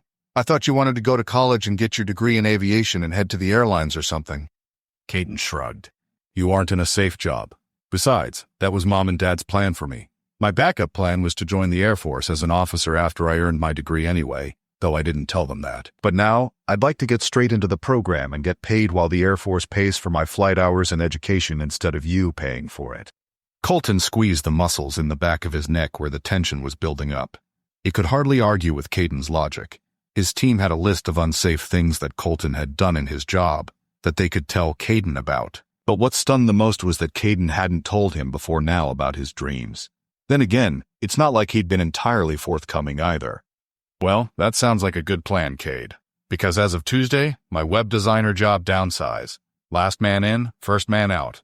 My income wasn't going to get you far at school anyway. But Mom and Dad left money for your education. You shouldn't worry about that. His team murmured their apologies to him as Caden sat forward, his expression intense. You only had to take care of me for 2 months and you couldn't even hold a job that long? Easy, boy. Whoa there. Fight. Colton laughed as Caden's smile spread into a big, goofy grin. I failed, but you win, big man. As soon as you're 18, chase your dreams at the speed of sound. He lifted his cup in a salute. To Caden, I'm so proud of you, and always will be. To Caden, the team called out, clinking bottles and cups with Caden, who sat beaming like he'd never seen him before. The choice must have been weighing on him for months. Colton stared into the fire as the sounds of family wrapped around him. A chair pulled up next to his, and Noah lowered himself into it. That was cool of you, Colt. I know that caught you off guard, but you crushed it, Noah said. Colton grunted. You knew. Noah shrugged, a hint of a smile on his face. He mentioned his idea at the funeral, but he wasn't sure about it. Your approval gave him all the confidence he needed. Support is a powerful thing. The silence lapsed for a second. With him starting his military career and not needing you to watch out for him anymore, we sure could use you back in Texas on our team. Unless you've got other considerations to take into account. Noah tilted his head to where Natalia and Jude joined the crew around the fire. It's new and barely a relationship yet. If I approached her about it, I'd scare her off. Colton shook his head. That was the last thing their fragile status should undergo. You seemed pretty sure about it earlier. Nothing gets under your skin unless you really care. It's what makes you a master at sniffing out espionage with us. Think about it. Noah stood as Natalia approached. Got your seat warmed up for you, Natalia? Can I get you something to drink? Club soda. Thanks, Noah. Natalia relaxed into the chair and closed her eyes. A quiet sigh was all the noise she made. Roller coaster of a day, Colton said. He took in her smooth skin, orange in the glow of the fire's light. The smoke blew towards them, then away. You're cute when you're mad. She groaned. Don't get me started. Curling in her chair, she faced him. I heard you say you lost your job. I'm really sorry. You didn't say anything. Colton met her gaze. I guess Tuesday was a day for secrets. Her teeth captured the edge of her lower lip. It wasn't meant to hurt you. I care about you, and seeing you hurt or worse would be awful. His voice lowered to a whisper, as if speaking any louder would chase her away. Her face pressed into the chair. I care about you too, which is why I'm not in a rush to put you in the malicious crosshairs. Whoever is doing this wants information, not to destroy your things. It's possible someone got wind of you analyzing the wildfire and hopes you don't see the evidence. I don't think the militia knows about you yet. Her nose scrunched as she stared into the fire. I like your team a lot. They seem like they'd do anything for you. He nodded. The best out there. Noah offered me my job in Texas back, since Caden is enlisting for the Air Force. Her breath caught. Are you going to take it? Sell this house and move? Colton glanced at the beautiful home behind him. So many memories from growing up. It would hurt to sell it. It's paid for, but I'd hate to see it sit empty. Caden and I will have to decide about it at some point. So, where are you headed when all this wraps up? Somewhere overseas to make the big bucks? She grinned. I do love to travel. I was promised a big contract if I succeeded with getting the militia information. My contact has been remarkably unreliable over the past couple of years of working with him, though. Don't hold your breath, then. Exactly, she said. Noah returned with a club soda in hand for her. Sorry that took so long. Jude insisted I hide it for him 4 different times so he could find it with your device. Natalia laughed. I think he's in love. He's not the only one. Noah grinned as he stepped out of reach of Colton's foot. Noah would pay for that comment. Chapter 11. On Thursday, Natalia spent the morning analyzing the data on the fire that someone had so badly hoped she didn't see. The burn pattern was obvious, and the starting point might as well have a giant red flag flying over it. Someone used an accelerant. But why? Who wanted the fire started? She checked the news in the area. Nothing stood out to her. It certainly seemed more intentional than teen boys messing around or a random campfire that got out of control. Maybe the militia had taken their rocket launcher north for a test drive. But not likely, since they had their own forest to use it in. A loud knock sounded at the basement's exterior door. Natalia froze. Who knew she was here to be knocking like this? It came again, louder this time. Natalia peeked out her bedroom door, to where she could see through the glass door that led to the side entrance of the basement. Lacey stood outside in a baggy purple sweatshirt and loose-fitting jeans, glancing around, watching over her shoulder. Natalia strode over to the door and swung it open. Hey, Lacey. How are you? Is everything okay? Hi, Natalia. Can I come in? Lacey rushed in when Natalia opened the door a fraction wider. Yeah, come in. I'm sure you know Caden is at graduation rehearsal, and you should probably be there too, right? It's lunch break, and I don't want him knowing I'm here. Natalia motioned to the couch, but Lacey paced instead. What's going on? Are you serious about helping me? Lacey stopped moving for a second to look at her. When we were camping, you gave me your phone number and offered me help. Are you serious about it? Or were you just saying that to make yourself feel better about my situation? She nodded slowly. I am 100% sure about helping you. It seems like there's a lot going on in your life that you could use someone to talk to. I know I wished for that as a teenager. But it's more than talking. Caden said you're so chill and you're like Colton more than his parents, and I really need someone I can trust. Her voice pitched higher in a panic. Hey, you name it, you can trust me. Tell me what it is, Lacey. I will do everything in my power to help you. I promise. Secrets don't leave this room if you don't want them to. Her breath shuddered as she inhaled. I need to get away from my family. Her wounded gaze met Natalia's as if in search of some reaction. Natalia nodded. Okay, go on. My parents have signed me up for a college for women only after I graduate that will train me to be someone's wife. They're planning for me to have an arranged marriage to some disgusting pervert who farms pigs for a living and wants 7 wives. Natalia's eyebrows almost hit her hairline. They said that is who you are marrying? No. Lacey crossed her arms. That's just the type of guy that runs in my parents' circles. They're part of a religious organization that believes in the sanctity of a virgin female honoring their family by becoming someone's submissive, which is their term for wife, I guess. A couple of my brothers have taken submissives, and I'm not even allowed to be alone with my sister-in-laws because my parents don't want them to taint me. Except, she choked and pressed her hand to her mouth as tears welled in her eyes. Except you aren't pure because your brothers or dad have sexually abused you. Natalia finished for her. Lacey's lips pressed together as she dabbed at her eyes with her sweatshirt sleeve and nodded. Natalia's stomach roiled. They suspected, but it hurt worse to hear it confirmed. I've never told Caden who it was or what was happening. I can't. He would look at me differently, and I can't stand to have another guy look at me with so much hate in his eyes. My last boyfriend dumped me because I wouldn't do what he wanted. I can't even think about having sex with someone I love someday because it's so awful. And who would want me after they find out I've been used by my own family? Caden is so sweet and kind. He deserves so much better than me. So much. Natalia had a feeling that Caden would never see it that way. Sweetheart, you deserve better. You are not ruined for life because of the disgusting and twisted people that have violated you. And you're right. You do need to escape. Natalia stood and wrapped Lacey in her arms. What if we bought you a ticket somewhere? Is there a relative or a friend you could stay with? I thought about running away, but I don't turn 18 until August, and everyone would ask me for ID or my parents' permission. What about running away from the college? She shook her head. The school has very tight security, and one of my brothers is in the militia. He'd be able to find me in a heartbeat. Natalia froze. He's in that compound nearby? Lacey sniffled and swiped at her cheeks. He says if I tell anyone about my brothers raping me, that he'll drag me into the compound and keep me in their dungeon. Or make me be a slave in there. He has friends in the police department who could let him know that I came in to report them. His whole family lives in there. Wives? Kids? I have 2 nieces and 1 nephew there. I'm worried for the girls, too. What's your plan so far? You spent a lot of time thinking this through. I need help getting a fake ID so I can go places by myself and sign for myself. Of course, I have no qualifications for getting a job, but I'd need one. I'd love to stay in touch with Caden, but my family would go after him once I went missing. That isn't fair to him. Natalia wished she could drive the girl across state lines and drop her with her family in Arizona. Lacey could distract her parents from the fact that Natalia rarely came home. But Natalia did not need to add kidnapping to her resume. What if you joined a branch of the military? You're very athletic and fit. Caden's joining the Air Force. Natalia said, typing age limits for enlisting into her phone.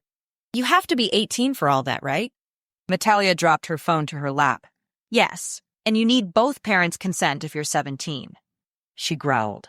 Let me think on it, okay? There have to be places around here that can help you if you walk in off the streets. I'll do some research and let you know what I find.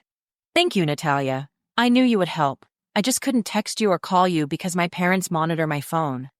Natalia's heart broke. We'll find a way to get you to safety, Lacey. You've been very brave in talking to me about this. I'm so grateful for your trust. Do you need a ride to school? Lacey shook her head. I can walk. How about I buy you lunch and then I drop you off?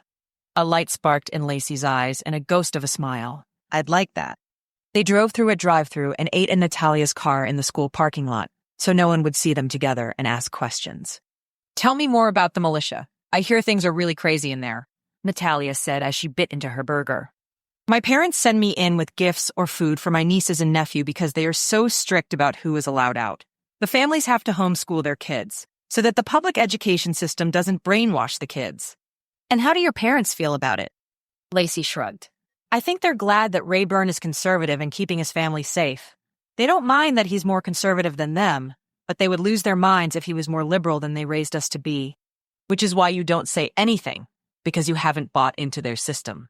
I did for a while, but when the abuse started, I refused to believe that a religion that is supposed to value purity and holiness would create guys like my brothers that are willing to beat and hurt and steal what they want, when they want it.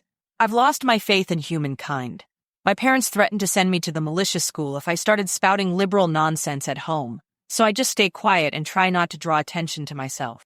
Not all religion is like that. Some are good, but humans kind of mess everything up, and that makes things tricky. Natalia wrapped up her food.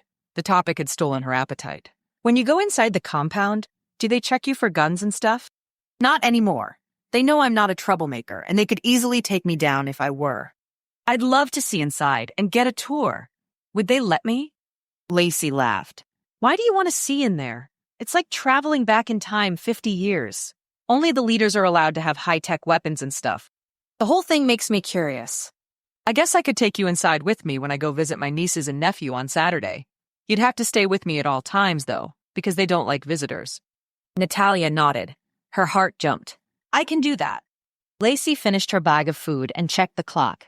I have to get back to rehearsal. Thanks so much, Natalia. I'll see you at the graduation on Friday and let you know the plans then. Natalia stared at the school building long after Lacey had walked in. There wasn't a lifetime she could live that she wouldn't help a girl to safety. Fear knotted in her chest. What if Lacey's parents weren't actually bad? What if she was pretending? But no, she wouldn't think like that. Lacey wasn't trying to go after her parents or brothers. She simply wanted to disappear. At her computer in the basement, Natalia set aside the burn pattern photos and spent the rest of the afternoon searching the internet and calling places that would take underage abuse victims. There was a place in Portland far enough away to not be connected to anyone in Lacey's circle, and big enough that they'd have the resources to help her stay anonymous. 3 months was what she needed, until she could start a life of her own. They could do that, couldn't they? But what if she chose wrong? Lacey would suffer immensely if she were returned to her family, and they made good on their threats. Rayburn had warned her of the consequences. They'd be foolish not to listen. A restlessness took over her spirit. She had to get out of the house and do something. Grabbing her things, Natalia drove to the ground zero of the wildfire. The stench of ash and soot seared her nose, despite the fire having happened a couple of weeks ago at this point. Char marks, the fire suppressant, the accelerator burns. She stood in the middle of a blackened graveyard for trees and shrubbery. What exactly was she looking for? What would make me want to start a fire here? She checked her map. No large structures existed in the immediate area, part of the way between Salem and the coast, not a long way from the highway. It cleared the area enough that she could see for miles from the top of the hill. It was as if someone had wanted the forest to be out of the way. But what could go here? Grazing for animals, fields for farming. The militia would love more grazing lands if they were nearby. Maybe they were trying to clear a new site for another compound. An area this size could fit a few stadiums in it, or an international airport. She strolled through the wreckage. They could put windmill farms up here on the top of these hills. A train horn sounded in the distance. There wasn't enough demand for a rail system from the coast out to Salem. What about oil? Or mining minerals? Back at her car, she opened her computer and searched for information on oil. Oregon's governor had wanted to increase oil production. That was part of his last campaign. Mining and mineral rights. If that was the reason this wildfire had started, then it was no wonder the federal government wanted an independent contractor investigating. But it wasn't hers to find out who the person was, but to point them in the right direction. And that's what she'd do. Starting her car, Natalia reversed for 3 seconds before her car's tire sensors screamed at her. No! No! She checked the tires on her side. They were fine. The other 2 were both slashed with long gashes and flat as could be. Why? She screamed at the top of her lungs. Was she getting too close? Natalia grabbed her handgun from her purse and cocked it, then shoved it in the front waistband. Dialing Colton's number, she glanced around her as she listened to the ringing. Whoever was doing this intended to scare her. But she wouldn't be. She wouldn't cower from finding out the truth. Hey, everything okay? Colton asked. The guys chatted in the background. She couldn't remember what exactly he'd said they were doing today. I came out to examine ground zero for the wildfire, and when I got back to my car, I found my 2 right side tires slashed. She sighed. I only have 1 spare. Any chance you can save my day yet again? I don't like how close they're getting to you. I'm assuming you were pretty much alone out there, right? Just me and my Glock 17. They're getting too gold. Drop me your location and I'll be there as soon as possible. It'd take him about 30 minutes to get to her location, which gave her a lot of time to examine her car for other problems and search the internet for any other clues as to who was coming for her. Someone had followed her and waited for her to be out of sight of her car. Colton's truck pulled up towing a trailer, and the time it took for her to doom-scroll social media and research the politicians were in Oregon and what they had campaigned for. When he hopped out of his truck, she took a second to admire the way his jeans and t-shirt fit just right. Wow. That was a man right there. He wrapped her in a tight hug and kissed her hair. I'm glad you're not hurt. My stomach goes crazy every time you call me because I never know what you'll say. It was true. Shane closed the passenger door and squatted to examine the tires. Someone wanted you well and truly stranded.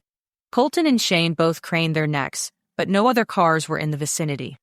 probably watching with binoculars from afar. Colton muttered, "Cowards. Let's get it onto the trailer. We'll go find some tires for you this evening before the shops close." In a few minutes, the guys had the car secured on the trailer, and Natalia buckled into the front passenger seat. "I don't think the militia is after me. This area is too far away from their compound. I think someone wants to use all 7,100 acres for something else. It's untapped land and a state that wants to grow and expand. The possibilities are endless. This area isn't too populated. It's not near a huge highway. It's between the coast and Salem. The area is pretty, too. What are you thinking? Someone wants to buy it and build property on it? Big-time real estate investors?" Natalia shrugged. "I'm not ruling anything out. There aren't a lot of businesses along this corridor since it's mostly forest, but I wondered if the governor wanted to clear it for mining resources or oil. He campaigned for it, and the public's memory of election speech details is usually pretty short, and not everyone can connect dots easily without more information. I'm not a complete conspiracy theorist, but I've seen enough to have my suspicions." Colton gave a low whistle. Heck of a way to clear it, but the fastest and certainly with the least amount of red tape. In the end, the government looks like the heroes for fighting the fires and spending the money to do so. So, if someone in state government has raised the suspicions of the federal government, they would have called in an outside contractor to be non-biased and hand them the unskewed data, Shane said. And if the state government found out, they'd want to discourage that. Swiftly. It makes sense that a government official wouldn't want there to be blood over the issue, just to scare you into not finishing your analysis, Colton said. Unfortunately for them, I had a stellar pilot and enough clear days to finish it early. I'll be sending in my report this evening, Natalia said. Colton held out a fist for her to bump. That a girl. Then, home? Or do you head the next project? Shane asked. His tone was innocent, but his curiosity made her smile, almost as if he could ask but Colton couldn't.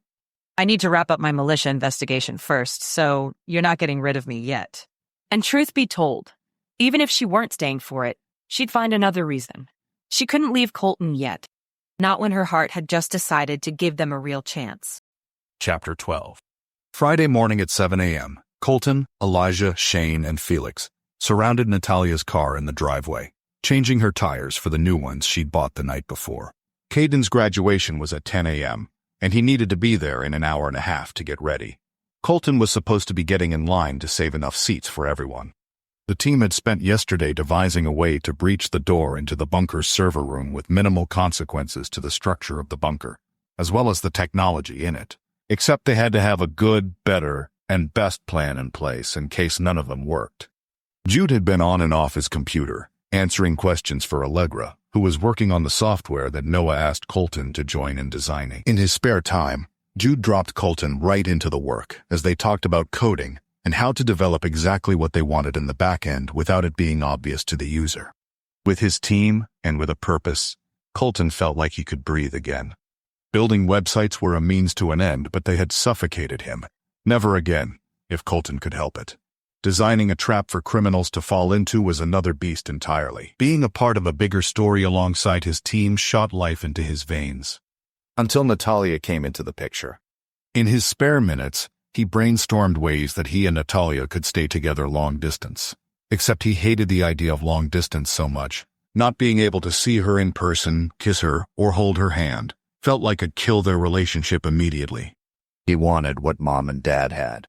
They loved being together, laughing, teasing, and making everyone in their sphere of influence feel seen and cared for. Nothing about them had been fake or put on to make others believe something they weren't. In a world full of pretenders, Natalia was the real deal to him. She chased her dreams and was excellent at her job, yet she had the compassion to give Lacey her phone number and lay on the floor to keep Maverick company, since he wasn't allowed on the couch. She kept him laughing with her sass and sarcasm, as well as very concerned with her penchant for finding dangerous situations. He'd have to monitor that one, but that didn't feel like a chore. None of the girls he'd dated in the past felt as natural as he and Natalia had. Their friendship had come quickly and easily, but the best part was that she called him on his faults gently, without judging him. Risk was a tough pill to swallow. Caden, taking any risk, felt like he stood too close to the edge of a waterfall. Colton could control a lot of things, but being out of control of Caden's life and surroundings kept him up at night, whereas 2 months ago he was arguing with Mom and Dad to loosen the reins on Caden a little bit. Sure, he was their baby, but they couldn't baby him forever. And those words had come back to bite him in the butt, because here he was struggling to loosen the reins on a kid who had a dream of how he wished life would be, and how to get it. Who knew how Lacey played into that? But Colton was confident that Caden would find a way if that was what he planned on. An hour later, Noah drove the team and Caden in the van to drop him off while Colton helped Natalia into his truck and drove to the nearest florist. Natalia's wide-eyed look made him laugh. What are we doing? Don't we have to go get in line? We have to make a stop first. We're getting a pretty but low-key bouquet for Lacey since her family isn't coming to graduation, and she gave us all her seating tickets, Colton said. Plus, Caden asked if we could put his name on it, so he got credit for it. Natalia's jaw fell open. The graduations have tickets? As in, you can only bring a certain amount of people in your family and no one else? Colton nodded. Seating's limited. At my high school in Arizona, they made a rule that attendance at graduation was mandatory to get your diploma, since neither students nor their families actually wanted to be there. She paused. But then, it could have a lot to do with the fact that they're usually held outside in the heat and everyone would turn into crispy bacon in 30 minutes. Colton snorted. That is 100% the culprit right there. In minutes, Natalia picked out a nice bouquet, way better than he would have chosen, and he bought it and signed Caden's name on it. She would probably know it wasn't his handwriting, but it was the thought that counted. On the road again, Natalia was quiet. A quiet Natalia worried him. What's going on in that pretty head of yours? Natalia sighed. Lacey came over on Thursday on her lunch break. To my house? Colton couldn't keep the surprise from his tone. He hadn't seen her. She wants my help to leave her family after graduation. She told me some awful stuff that has been happening to her. And, Colton, I really am hoping for your support in this because I can't leave her in that situation of constant abuse. I've been thinking about it so much that I want to march right over there and cut off her abuser's offensive parts so they have to live with what they've done. But I'm worried about her and Caden and you. Me? What about me? Maybe I can handle myself if Lacey's nutjob parents come after us. Natalia scrunched up her nose. It's not her parents that are concerning. It's her brother who is in the militia. Colton had to will himself to keep driving and not pull over right away. Lacey's brother is in the compound. One of them.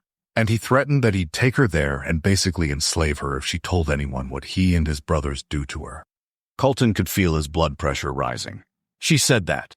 Natalia nodded. In very clear words. He has a connection in the police department, too, if she ever goes to the cops with it. Dang. Caden was right. Natalia was right, too. Both had guessed she was being abused at home. I might go over with the team and ambush them myself, Colton said. Tell me your plan, so I can cover for you. She told him everything she'd researched and decided on. It was solid, because Lacey didn't have many other options open to her until she hit that magic age where suddenly she was free to care for herself. They pulled into the parking lot, and Noah called with their location in line. Colton opened her door and held his hand out to her. Let's continue this conversation later. I have more questions. Natalia nodded and squeezed his hand. He tried to still the anger that simmered in his chest. He'd spent his life trying to protect innocent victims, and here her family, who should have been her safe place and her protectors, were violating that very precious trust. It made him sick to think about how angry Caden would be when she told him. Maybe Natalia could encourage Lacey to tell Caden while the team was here, so Caden would have more support in restraining his anger. The doors opened 5 minutes later, so they'd made it just in time for the mad rush to the best seats. Felix had no shame and sprinted straight for the end of a row closest to where Caden said he'd be sitting. The rest of them tried to speed walk around others like the adults they were, but it hardly mattered. After this weekend, his likelihood of seeing any of these families again was remote. Caden had a few best friends, but Colton had only met their parents in passing. Long enough to decide for himself who he trusted with his baby brother. In front of him, a gray-haired lady in bold colors with giant flowers on her shirt tripped and dropped to the ground, her cane clattering beside her. The crowd rushed on, oblivious to her fall. Colton crouched beside her. That had to have hurt. Are you able to stand? Does anything feel broken? I'm okay. The older lady nodded, her eyes welling with tears. As she gathered herself together, she sniffed and laughed. These days, you wouldn't know I tried out for the U.S. Olympic gymnastics team way back when. Colton swallowed the lump swelling in his throat and pulled her to her feet. I would. You fell with more grace than I've ever managed. Her laugh crinkled her cheeks. She swiped at the tears streaming down her cheeks. If you could help me call my daughter. I sent her ahead to find seats. She peered up at him. Oh, she was loath to do it, but I pulled out my mom voice and forced her. She's going to be so upset if she hears I fell, so let's not tell her, okay? Her daughter answered on the first ring. Mom, I'm on the 5th row. Can you see me? Her daughter said. Colton swung his head and counted the rows. Have her wave? Melissa, wave for me, would you? I've got a tall, handsome fellow helping me spot you, the lady said. Found her, Colton said as soon as the blonde woman waved her hand in the air. Let's get you to a seat. As soon as he dropped her off with her daughter, he turned around and almost plowed right over Natalia's small form. His hands found her shoulders to steady her in case she fell too. She grinned and linked her fingers with his. Well, that was adorable. Boy Scout Colton helping someone in need. Colton sighed. I honestly was afraid she'd broken something. This crowd is relentless. It's as if people didn't even notice she'd fallen. They were being wooed or oblivious. I'm not sure which one is worse. His eyes scanned the side of the room and glimpsed Noah and Shane. There are our seats. The ceremony lasted an hour exactly. Caden wore his honor sash, and Colton and his friends erupted in loud cheers as Caden shook hands with the principal and received his diploma. Natalia sat beside taking pictures and videos of the ceremony, as if she'd known Caden since he was a baby. Colton swallowed down the grief that welled up. Mom and Dad would have loved this. They would have been so proud of Caden, Mom making a fuss over Caden's appearance, and Dad acting like he wasn't tearing up. Colton was proud, too, of the man Caden was becoming, despite the recent circumstances. It wasn't as if Caden hadn't been affected, but he'd certainly changed his attitude towards life and death, as Colton had. They weren't invincible. When Lacey's name was called, Natalia and Colton whooped and the team joined in cheering with them. Colton grinned down the row. These guys coming meant everything to him. A few hours later, the crew helped him put together a party Caden would remember. Colton had let Caden send invitations out a few weeks ago to his friends. Since most were doing weekend parties, Caden decided to have it on Friday afternoon instead. Natalia hung decorations and mixed the punch. Felix and Elijah set out games, while Shane and Noah set out chairs and tables. Jude and Colton made the food. Adults and families dropped in. A lot of them had sympathy etched all over their features as they walked into Mom and Dad's home again. But it was his classmates who stayed that really made it a party. They knew Caden didn't want a replay of the funeral, so the teens danced, played long games, and laughed well into the night. Lacey came as well and spent a good amount of time speaking with Natalia. He didn't want to interrupt as Natalia told her the plan for Saturday afternoon. It made him queasy to think of the abuse she'd suffered and how serious it was to take a child away from their home. But they couldn't stand by and do nothing. She deserved better, and Natalia was going to give that to her. With the adults he was supposed to entertain gone, Colton walked to his room to use the bathroom, but stopped in the doorframe of the office. Noah and Shane sat staring at a computer screen, talking in low voices. Colton stepped in. This looks too serious for this party. Shane waved him in. Shut the door and come here. Closing the door behind him, Colton's stomach flopped slightly. On half of the computer screen was the photo he'd snapped of the box in the bunker. On the other was a box with identical writing. Where's that one from? Colton pointed to the box on the right. Remember when I told you we traced Lexi down to a warehouse in Mexico? Noah asked. Colton nodded. That was about a week after my parents died, so the details are hazy. What was the full story? Lexi's boss, Brad Ropley, took her down to a warehouse in Mexico after abducting a scientist at the San Francisco airport in broad daylight. Then, he tied her to a chair and drugged her with some type of serum to find out who she was working for and who she had told on him to. He thought she was working with the government, not me. But after a long ordeal, Noah waved his hand, but Shane's raised eyebrows said it was a story worth hearing. Shane and I rescued Lexi from the chair and into a supply closet while angry Mexicans breached the building. This box was sitting behind Lexi with the same writing on it. I sent the photo you took to my friend Ava, who works with government espionage, and I just heard back from her today. She verified that the writing is a shell company from China who creates and distributes electronics and medical devices, which is consistent with what we saw in Mexico. Colton ran his hand over his head. The warehouse in Mexico housed medical devices? Shane and Noah exchanged grim looks. Patients, victims who were lab rats for one of John Lee's trial medications. He wanted Russian scientists to create a superbug that only Johnny would have the antidote for, thus boosting sales and demand for Johnny products. Noah said. What happened to the patients when you guys took down the warehouse? Colton asked. Shane sat back in his seat and crossed his arms over his chest. The U.S. government sent a squad to pick them up and medevac them stateside. They took the remaining scientist with them, and he's been immensely helpful in the recovery of these individuals. Colton grunted. Wow, I don't know what to say to that. So, any ideas as to what kind of equipment? I heard they've only seen monitoring equipment from this company. But China makes everything, so I bet a server and satellite system would hugely interest her and the rest of the U.S. government, Shane said. Does she know about everything that you found out from Johnny? Colton asked. Noah nodded. Burley Carter took the information to his government buddies, and Ava's team was who landed the case. They are investigating the Russians Johnny brought over, as well as the computer system they used to document the citizens they abducted. The Chinese play into this somehow. What kind of backup will Ava be able to provide if things escalate at the bunker when we breach? Colton took in Noah and Shane's posture, waiting for a tell. Shane shook his head.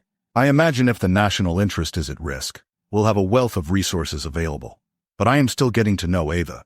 There are a lot of politics involved at her level, usually. Hey man, this party is for you and Caden to enjoy. We'll talk more details tomorrow.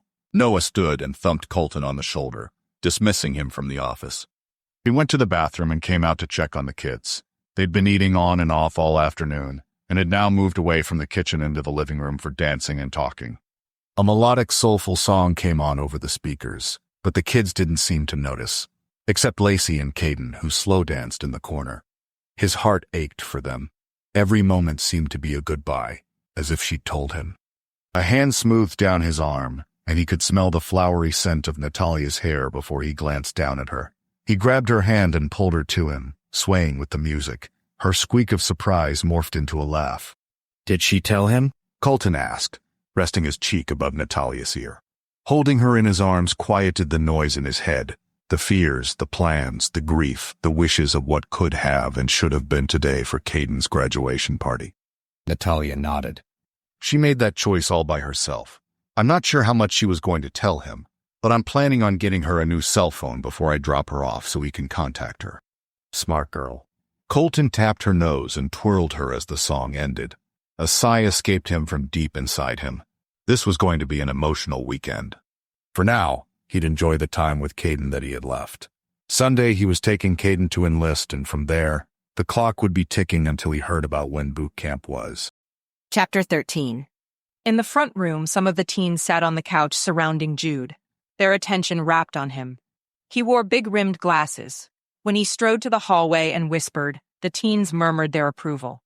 Natalia picked a chair to sit in and watch. Someone tried on the glasses next. The rest of the kids focused on the TV screen on the wall. She glanced up and could see what the kid was looking at. Smart glasses. That was awesome. There was a camera that showed everything the teen was looking at when he walked from the room. They heard the conversations and the music louder than they had. Jude had been vocal about wanting her equipment, but maybe she should buy his. The things she could do with those glasses would be amazing. An idea popped into her head. She grabbed Colton and led him to the living room, where Jude patiently allowed each kid to try his glasses. Colton smiled. Cool, right? He used those in one of our last cases, and it's being used as evidence in a court case. What if I use those to go with Lacey to the militia compound? Lacey said she goes to the compound each week to take things to her nieces and nephews. And she said I could go with her and sit in the car, but if I wore those, you guys could see everything that I was looking at. That recording could be given to my boss to prove that what I'm looking at is the compound. His features pinched in disapproval. I hate that idea. Going into the militia compound is a terrible idea. Very dangerous. I prefer controlling a situation, and that sounds like the opposite of everything I think makes a mission go smoothly. Lacey goes in safely. I'll just be a friend along for the ride with her. Besides, if I'm with her, there's less chance of her brother snagging her and preventing her from getting the help she needs. Your team can watch from outside the compound and make sure we're safe. With the glasses streaming live, you would know if things went poorly. The hope blossomed inside her faster than it should have. She could see the resolve in his expression weakening. You're going to do it regardless of my approval, aren't you? Colton said in a low tone. He didn't seem mad or disappointed, just resigned. Natalia lifted her shoulders with a smile. She was kind of sorry he was surrendering since she loved pushing against his firmly held opinions, but also pretty impressed that he knew her so well already. "That's a yes," Colton grunted. Leaning into the front room, he said in a deep voice that carried over the music, "Jude, can we borrow you for a second?" Jude stole away from the center of the group and met them in the archway between the front room and the living room. Here's the short of it. Natalia found someone to take her into the militia's compound to give her an in-person view of whatever they were building, or maybe get someone to admit it. Anyway, can she use your smart glasses to record it? Colton asked. Red crept up his neck as if he were embarrassed by the idea. Not only would it work for recording, but you could also keep track of what I'm doing to make sure Lacey and I don't get into any trouble. Natalia smiled in hopes it would set him at ease. Jude lowered his chin. Caden's Lacey? Natalia nodded. You're going into a militia compound with a tiny teenager at your side. His chin lowered as he glanced between her and Colton. Well, when he said it that way, it sounded like less of a good idea. Yes, her brother and his family live inside. She goes to see her nieces and nephew and is an approved visitor. Jude blew out a breath and faced Colton. How far away are we going to be at the bunker? Her lips parted as she froze. You're going back to the bunker tomorrow? What did you find? Colton sent a withering look at Jude, whose eyes widened. Sorry, man. I didn't realize you hadn't told her. His tattooed arms lifted into the air in surrender. Listen, honesty and communication are foundational for a good relationship. Colton snorted. Yes, you would know that, wouldn't you, Mr. Ex-Con? His tone was light and teasing, and Jude softly punched him in the shoulder. I'm an expert in what not to do. Turning to Natalia, Jude cleared his throat. If we can spare at least 2 of our guys to be close to you in case something were to happen to you, then yes, you may use my glasses and we'll monitor your progress on my computer. She hopped slightly, clapping with a small squeal. Thank you. I'm really grateful. The plan is for Lacey to take me in her car under the guise that I'm her friend and that we're going out later, but she needed to stop by and deliver something to her family. Maybe I will stay in the car. Or I talk my way into a tour. Colton's frame towered over her. You choose the safest option. Understand? She winked at him. You got it, boss. Saturday morning dawned far too early for Natalia's liking. Sleep had been impossible to come by with the events of the day about to unfold. A huge part of her longed to cower away from going into the compound and let Lopez figure it out himself. She gave him photos and video evidence. If he didn't believe it, that was on him. Not her. And certainly not worth her life. Colton still hadn't told her what he and the team would be doing at the bunker. His ability to communicate shut down completely the second she asked. Which wasn't fair because she had told him her plans. Plans that required a significant security clearance. But here they were. Again, she blamed Lopez for not giving her backup. Natalia tucked the smart glasses case in her purse as Lacey pulled into the driveway. Natalia tiptoed up the stairs to escape out the front door. Except the entire team already sat in the kitchen in various stages of undress, having breakfast and coffee together. She waved and started for the door.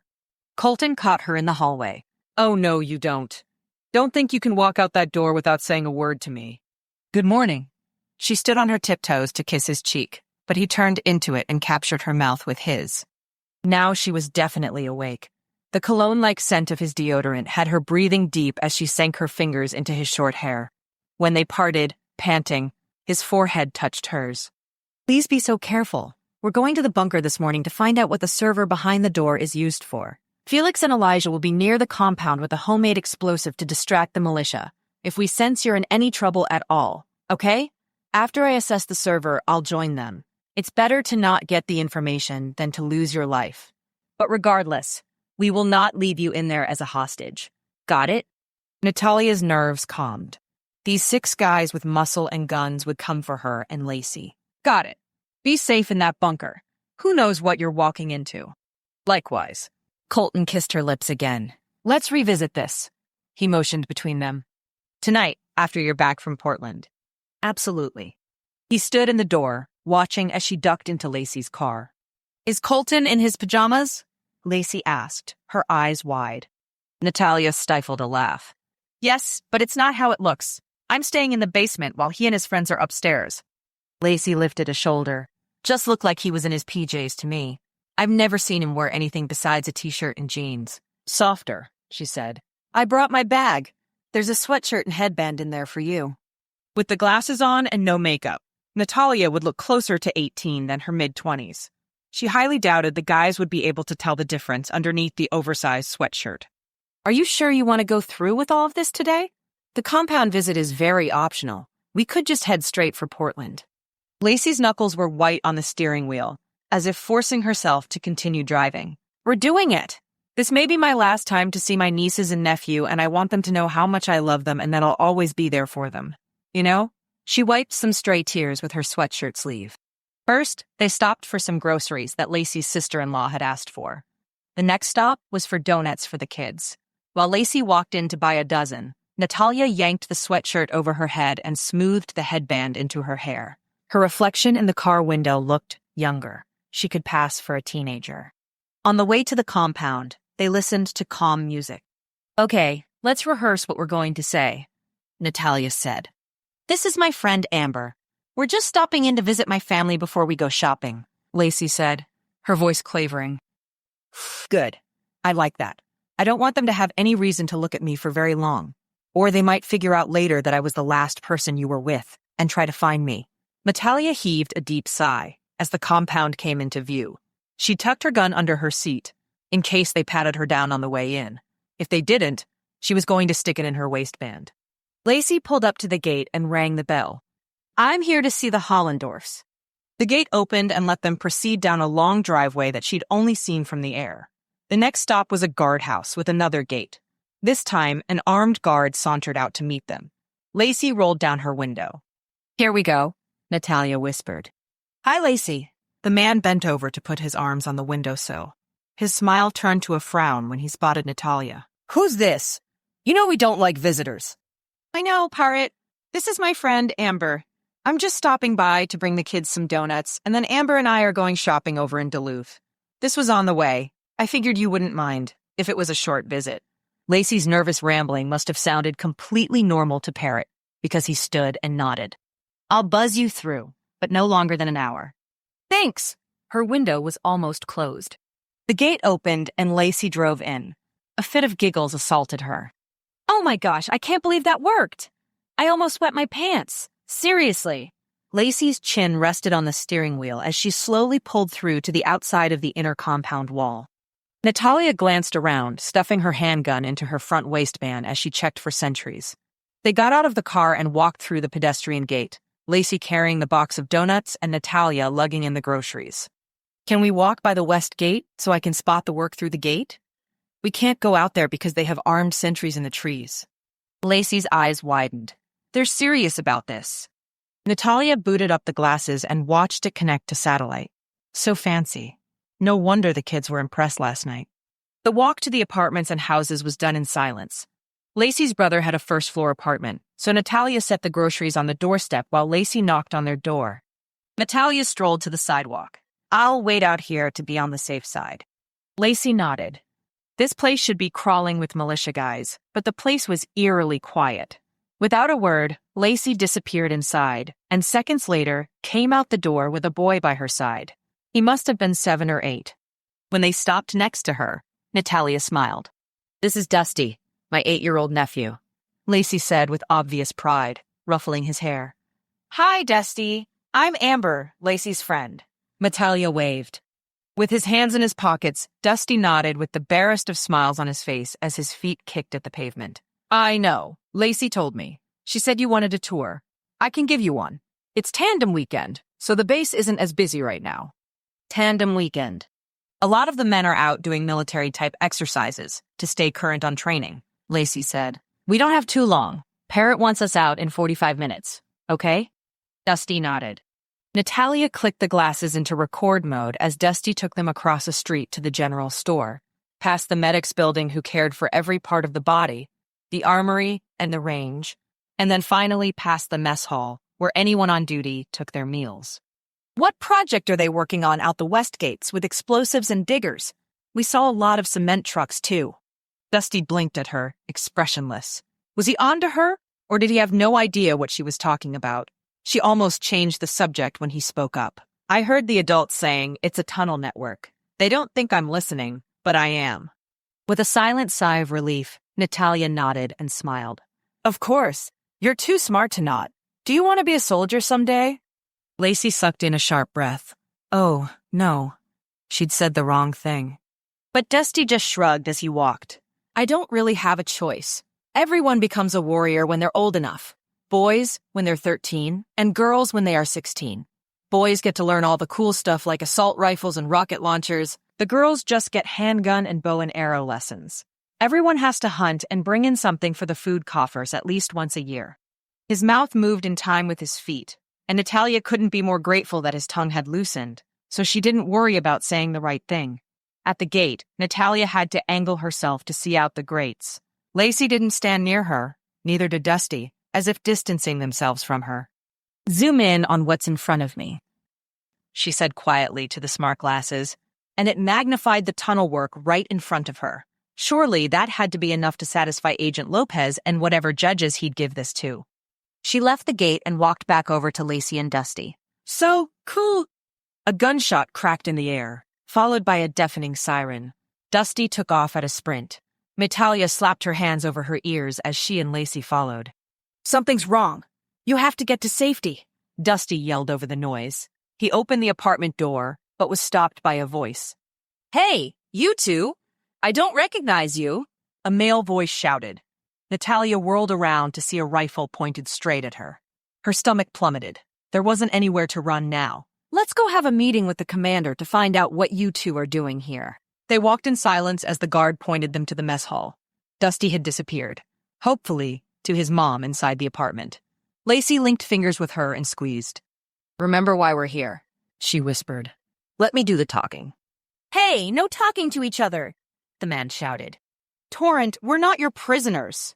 You know I'm Rayburn's sister. This is my friend. We just came to give the kids donuts like I do every Saturday. Lacey's voice sounded a lot stronger and clearer than Natalia felt. This was exactly what Colton had worried about. Torrent's eyes were wild, each one looking in a different direction. Save it for the commander. When they walked into the mess hall where half a dozen men stood around one tattooed, long-haired mountain of a man, that had to be the commander. She swallowed hard. He did not look gracious or understanding. The large room had wooden floors and preserved animals displayed on the walls. Long tables filled the space like a camp lunchroom. It smelled like cigar smoke mixed with pine and food, and the mixture was foul. That one right there. She's the one I saw at the gate looking out, a voice bellowed. A long-haired, scraggly-bearded man pointed a knobby finger directly at her, and her stomach lurched into her throat. So, the sentries had been watching. The guns lifted, tracking her steps into the room. Colton was right. They were going to kill her. Chapter 14. Colton, Shane, Noah, and Jude drove out to the national park in record time. They knew exactly where they were going, and the crowd on the pads made it easy to slip into the woods unnoticed. He was here with his team, but his mind strayed to Natalia. Nothing about letting her walk into the compound sat right with him. In fact, he hated the risks she seemed to love to take, but she'd obviously made a name for herself doing it. He certainly didn't trust the militia to leave her unharmed. His one relief was that Felix and Elijah watched her every move. Both were deadly with assault rifles and smart tacticians when it came to hostage retrieval. For as much as Felix was the happy-go-lucky guy on the team, he crafted a heck of a homemade bomb. One that he said he wouldn't hesitate to use to keep Natalia safe. Instead of going down into the bunker, the guys fanned out. The one thing that hadn't found yet were satellites. How were these servers communicating? They tramped through the forest to where they'd seen the solar panels. Everyone picked a direction and strode through the underbrush. A dozen satellite dishes shouldn't be hard to miss. With a server that size, it had to be communicating with a satellite somehow. It made the most sense that the satellite dishes would be by the house, in order to be less obvious and not obstructed by the trees. But from what he could see, there weren't any around. They could only be a limited distance from the bunker. His phone trilled. Shane called him. He tramped back and followed the sound of Noah's bird whistle. He stopped next to the guys. 7 satellite dishes were painted with camouflage with greens and browns, making them blend into their surroundings. They wouldn't have been visible from the air. Jude found it using Natalia's equipment, Noah said. Colton's jaw dropped. She just let you use it? That's really expensive stuff. Jude shrugged. His smirk made Colton want to punch his face. She's using my smart glasses, also very expensive. It was a good equipment trade. Well, that's true. It was a smart swap, considering she didn't need to use it at the moment. On the way to the bunker, Colton texted Elijah. All good? So far, okay. Elijah sent a thumbs up with it. They probably hadn't been there long. When they arrived at the bunker, they stepped down the ladder to the door, not bothering to check for anyone this time. Noah checked inside the box that had matched the one in the closet in Mexico. Empty, He muttered. Noah and Shane had their semi-automatics ready while Jude and Colton put their welding masks in place and took their welding guns to the metal door between them and the server room. The hiss of the fire blade against metal was loud and angry for a few moments. Then, the door popped open with a satisfying click. They stashed their tools in Shane's backpack and lowered their bags to the ground to pull out their gear. Colton walked along the server banks with his flashlight as Jude headed straight for the main computer. In seconds, he was on the phone. Legs, hey, I need you to get on your computer and help me crack this. He paused. So what if you're with Lexi? I warned you that we would need you near your computer this morning. Don't play. You have your computer with you.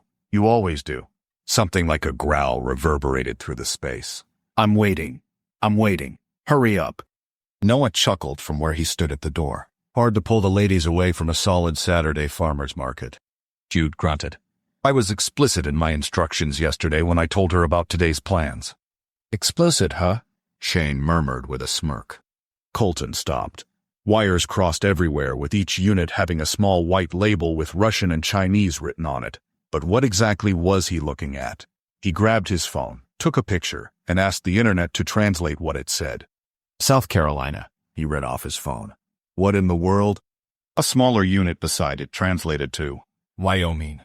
Guys, these servers are labeled by state. Jude, any idea what I'm looking at here? Colton called as Noah came up next to him and counted them out. 48? Noah said.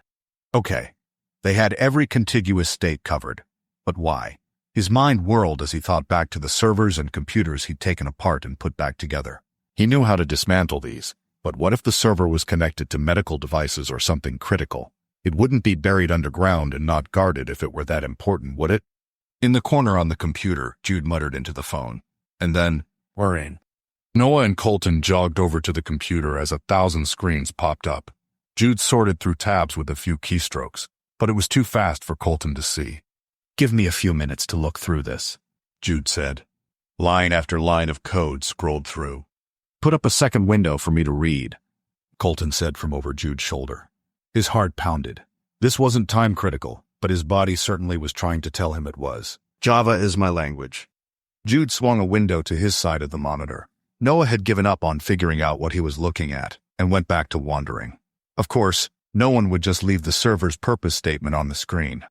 There's a tool built into these servers that headquarters, wherever that is, can click a button and easily shut off something in all 48 states, Colton said. With a growl, Jude slapped the desk.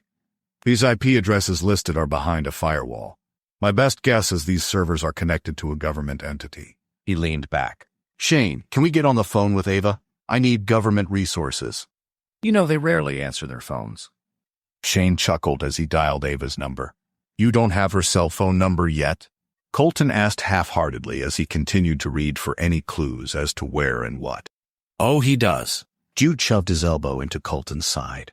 Look at that expression. Shane turned away briskly as Colton glanced at him.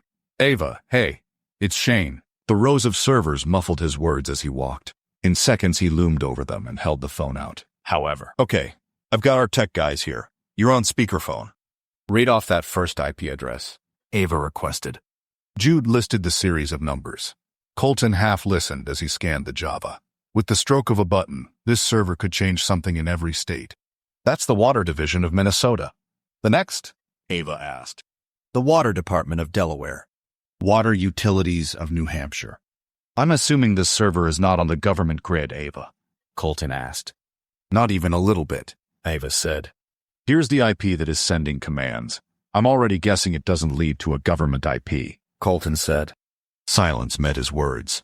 Then, with a huff, Ava said, Shane, I know I don't have to tell you how important it is for China to not have direct access to our water sources. A chill ran through Colton's body. So China hadn't just made the server. They also connected themselves to the government agencies. You don't, but how would they have access to our internal system in every single state? I can see a rat giving them access to one state or another, but all of them? Shane asked. Noah shook his head. Could it be the software they all run? It's regulated by the federal government, right? Ava hummed. But that wouldn't require an entire server if it were hacked via software. It must be a hardware thing, which would be consistent with what the company that we researched from the box. I don't know enough about the water system to presume what would be worth controlling. The wastewater? The filtration system? Noah asked. What about dams? Could it be that these could control the dams in every state and cause catastrophic flooding? Shane asked. I need to do some research, Ava said. I'll get back to you. The line went silent. Okay, regardless of what it controls, we should be able to disconnect it, so it no longer controls anything unauthorized, Colton said. Let me look at the backside of the servers. He pulled out his flashlight from his bag and squeezed between the servers. Wires crossed everywhere, but everything went in through one box attached to each unit. Okay, I can disconnect the servers from each other and take it out with this box. Killing electricity at the source doesn't give them any power to work remotely. That's an option, Noah said. Jude, what are you seeing? It doesn't seem like extracting the servers from their electricity source would be bad, Jude said. What if we disconnected them from their satellites first? That way, anything it could communicate would be stopped, Colton said. Shane's phone rang. Ava, what do you have for us? Shane, from what I can see, China manufactures a few integral hardware pieces that every state's water system uses. Look at the computer controlling this and see what we can decipher, Ava said. Shane and Jude leaned over the computer while Colton traced wires. A blue cord connected to each server, a red one beside that. All the other wires connected within the server themselves, but a black cord ran across the bottom, branching into each unit. He followed the black cord as it ran behind a panel in the wall, one that blended into the concrete. Colton dug into his bag. Noah, help me pull this off. Kneeling beside him, Noah fished through the bag he carried and grabbed a winch to use as a wedge. Together, they pried until the board popped off with a satisfying slap. Colton shined his light into the hole. Small metal boxes sat with cords dangling down around them. Everything power-related ran in through the black cord. If we cut this black cord, we'll sever power to all these servers and whatever destructive mess comes with it, Colton said. Grabbing a box, Noah twisted it around. Not an easy way into these, is there? Can we use your welding tool to cut off an edge? Colton nodded. In seconds, he sliced off a corner so they could peek inside. Papers, Noah said. Let's get these open to see what we can find. The process went slowly without the right tools. How about we take these back to my house? I've got tools in my dad's shop that could cut through this metal like butter, Colton said. Noah nodded. They're heavy, but we should be able to walk them to the truck without a problem. Hey boss, Ava is making an appointment for us to go to the local water headquarters to see what we can dig up about the part of the process that could be controlled by hardware made in China, Shane said. Noah nodded. Jude, are you and Colton good here to keep working on the computer side? Colton's phone rang. His breath caught in his throat at the name on his screen. Felix, tell me she's out safely. Felix cleared his throat. She's not. Before you panic, get Jude to log you into the smart glasses. Colton caught Noah's arm. Hold on. To Jude, he asked, can you get Natalia's glasses feed up on your computer as soon as possible? His fingers tingled as his heart pounded in his ears. Fear tasted acrid in the back of his throat. What had happened that Felix wasn't willing to talk about it, but wanted him to see it? Gathering around Jude's computer, Jude pulled up the live feed in seconds, since it was already preloaded onto his screen. In front of Natalia were 10 or 12 heavily armed lumberjack-looking guys. The biggest one sat in a seat with his feet propped up as he smoked a cigar. His beady black eyes looked dead. He looks like one of the targets that my team went to neutralize in the sandbox, Noah said. That's the militia commander Josiah Montel, Elijah said. The sentry saw Natalia at the gate and didn't recognize her, so he sounded the alarm. Now they're holding court to figure out what to do with her. A string of unsavory words crossed his mind. Why had he agreed to this? Of course, they would find a reason to interrogate her, to harass a newcomer in their presence. Lacey had been so sure this could work. Don't be too hard on the girl. Lacey's done everything she can to keep Natalia from being the focus, Felix said. Colton didn't realize he'd said that out loud. That's her brother Rayburn there with Josiah. For as much of a second twisted piece of garbage as he is, he's pleading their case. Guaranteed, though, that once she is free, Rayburn will make Lacey regret ever knowing him. Colton flinched. I have to go help Elijah and Felix get them out. Yes, you do. Noah exhaled hard. Okay, you three have 2 hours to get them to safety, while Shane and I go meet with the water authorities. Jude, you're here. Keep your gun on hand and Allegra on the phone. We need you safe. Everyone nodded. The tension coiled in his body so badly his head ached. They carried the heavy metal boxes all the way back to the van and loaded them in. As Noah drove, Colton took the van's crowbar and pummeled the box. The ringing of metal against metal deafened him. By the time he got it open, his ears rang and sweat trickled down his temples and spine. Panting for breath, he peeled the 2 sides away and took out the papers. Noah stopped the van next to the truck where Felix and Elijah sat and glanced over his shoulder. Feel better? Colton grunted. Kind of. Shuffling through the papers, his stomach bottomed out again. These are identification documents, birth certificates, U.S. passports, addresses, and driver's licenses. New identities for sleeper agents?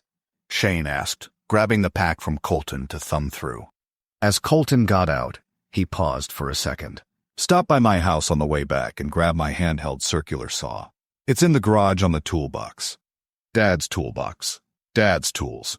Things Colton never really expected to need because he was a tech nerd, not a mechanic like Felix or a carpenter like Dad. Instead, they were using things to save the country and Natalia.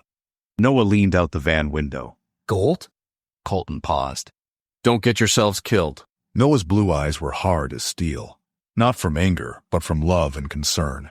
He'd put money on how much Noah hated separating the team like they were. Colton only offered him a hint of a smile. What Noah didn't say was, Don't kill anyone else. just not to get themselves killed. That was the only thing he would make sure of because no one in that militia compound was safe from his anger right now. Chapter 15.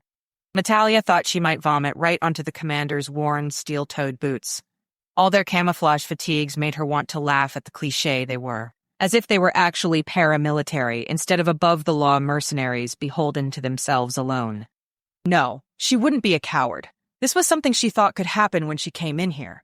Lacey'd been very clear about how much they hated visitors, yet they let her in under the guise of donuts and a family visit. The mountain of a man who was smoking turned his dark gaze on her. "Who are you?" "Amber," Natalia said. Agent Lopez regularly coached her not to give out more information than the situation warranted. "Amber who?" "Stevenson," she said. His footsteps coming towards her vibrated through the wood under her feet. "Do you have any ID on you, Amber?" Natalia shook her head. Sweat dripped its way down her back. All they had to do was pat her down to find her handgun in the waistband and then put her in front of the firing squad. "I don't have my license yet. Lacey was driving me to the mall," she said with a forced quiver in her voice. A teenager would be scared out of her mind at this. "Please, I thought I saw a deer on the other side of the gate and tried to get a better view. I didn't know we weren't supposed to be close to the gates." Lacey squeezed the hand she was holding. Josiah towered above her. "Maybe we should keep you and marry you off to one of our youth. We need more females in the camp." The guys behind him guffawed like it was the funniest thing they'd ever heard. Her lip curled. If they did that, she'd hamstring the guy and tie him up in his sleep so she could escape. "Our home here isn't for wandering around like it's a museum exhibit, girls. We're not some kind of weird sideshow to explore with a friend on a Saturday because you have nothing else to do. We're private people taking care of our own." Josiah's finger lifted her chin. "Would you understand that?" Natalia nodded. She prayed the smart glasses would stay dormant and not show off at the worst time possible. What were Felix and Elijah thinking of this? How angry were they? "I think we'll delay your shopping trip for a little longer," Josiah said, his gaze lingering on Lacey for longer than Natalia was okay with. They were both supposed to be teenagers. Josiah had to be at least 40, maybe closer to 50. "Amber, we're going to put you in a place where you will think twice about visiting again just to look around. Like I said, we're not some Saturday field trip to balk at." Josiah motioned with a meaty finger at one of his cronies holding a gun. Lacey gripped her hand with a fierce, sweaty squeeze. "It's okay. They'll come for us. Be ready to run for it," Natalia said. Lacey stayed in the mess hall as they took her away. What fate awaited that poor teen? A beating at the hand of her brother, who was supposed to protect her. More abuse from these half-wits who couldn't tell the difference between teenagers and genuine threats. Sure, she could do some damage, but the militia did not know who Colton and his team were. Colton's team might be in espionage, but every single one of them looked like they could bring down a squadron of troops on their own. Or maybe that was her fantasy, because she was being led down some stairs into a tunnel underneath the mess hall. The guy stopped at a small door and pushed her inside. A closet of sorts, but empty. The door closed, leaving her in a tiny, dank room with no light. She checked her phone. No reception. Elijah and Felix, I'm not sure if you saw where I am, but I'm in a closet below the back of the mess hall. I don't know what they did with Lacey, but I'm terrified they are going to do much worse to her before I can get her out of here, Natalia said. It almost felt as if she were praying, the way she spoke into the darkness and knew someone was listening, unless they weren't. Jude had told her that the glasses connected via satellite connection, but did that carry over into whatever hole this was? She hadn't really thought about the fact that the militia could easily turn on their signal jammers and destroy the small opportunity she had to get the information on this place. We hear and see you, Natalia. We're working on a plan to get you out. From what we can see, Lacey has been put in her car and sent away for now, Elijah said. Natalia sagged against the wall. Make sure she doesn't come back in the compound. I will come out to her. Not sure you are in a place to dictate anything right now, sweetheart. Colton's voice sent a wave of relief through her system. Her eyes welled with tears. Swallowing back the lump in her throat, Natalia sighed. I'm sorry about this, Colton. I really am. We were so close to getting out. Don't worry about it. We're coming up with a distraction that they won't be able to ignore, and then we'll come for you. Okay? We have your location, so I'll find you, Colton said. Sit tight. She snorted, like she could do anything else. With her sleeve, she dabbed at her tears and nose. She wasn't some helpless female, but she completely underestimated how relieved she would be to hear from Colton. I have my gun. Should I shoot out the lock and try to escape? We don't know if there's anyone guarding the tunnel, so don't do anything until we instruct you to. If you shoot at them, they will shoot to kill, Colton said. The icy finger of fear snaked its way down her spine again. They could easily just unload a full clip into her closet without her knowing what was coming. No, she couldn't think like that. Would they really murder a supposed teenager girl in cold blood like that? Deep breaths. In and out, calming thoughts. They wouldn't hang her on the gallows or slice her head off like the French. Oh gosh, she had to stop. Her heart had just calmed when a scratching came at the door. Colton, someone's here, she whispered. Colton. No response. 3 minutes the scratching went on. An animal? A bug. She swallowed. What if it was a snake trying to get under the door? The militia wouldn't care if it bit her. They'd probably be glad to get rid of the nuisance that she was. She used the flashlight on her phone to look around. Nothing inside. Yet. Finally, something popped, and light cracked into the room. One superhero tennis shoe appeared, then another. She looked up at a boy's face instead of a man's. The relief coursed through her. Dusty, she whispered. What are you doing? They're going to find you. Dusty snorted. They won't catch me. I know these tunnels better than anyone in this compound. His confidence and bravado warmed her heart. She grabbed him in a hug. Thank you so much for coming to rescue me. Dusty nodded awkwardly in the hug, his arms at his side. You're welcome. But you need to go. They're talking about making an example out of you. Is Lacey? She paused. She's safe, right? His eyes lowered to the ground. They let her off with a warning and told her she can't come see us for a long time. Natalia gasped. I'm so sorry, Dusty. That is awful. How did you hear that? His confident smirk peered again. I watched through the vents. You crawled in the air ducts? She could not imagine crawling through the tiny space just to peek in. He motioned her to follow him. No, we don't have air conditioning here. That takes too much energy, and we're trying to live off the grid, remember? The vents are for allowing a breeze to flow into the room during the summer, so it's not so stifling hot.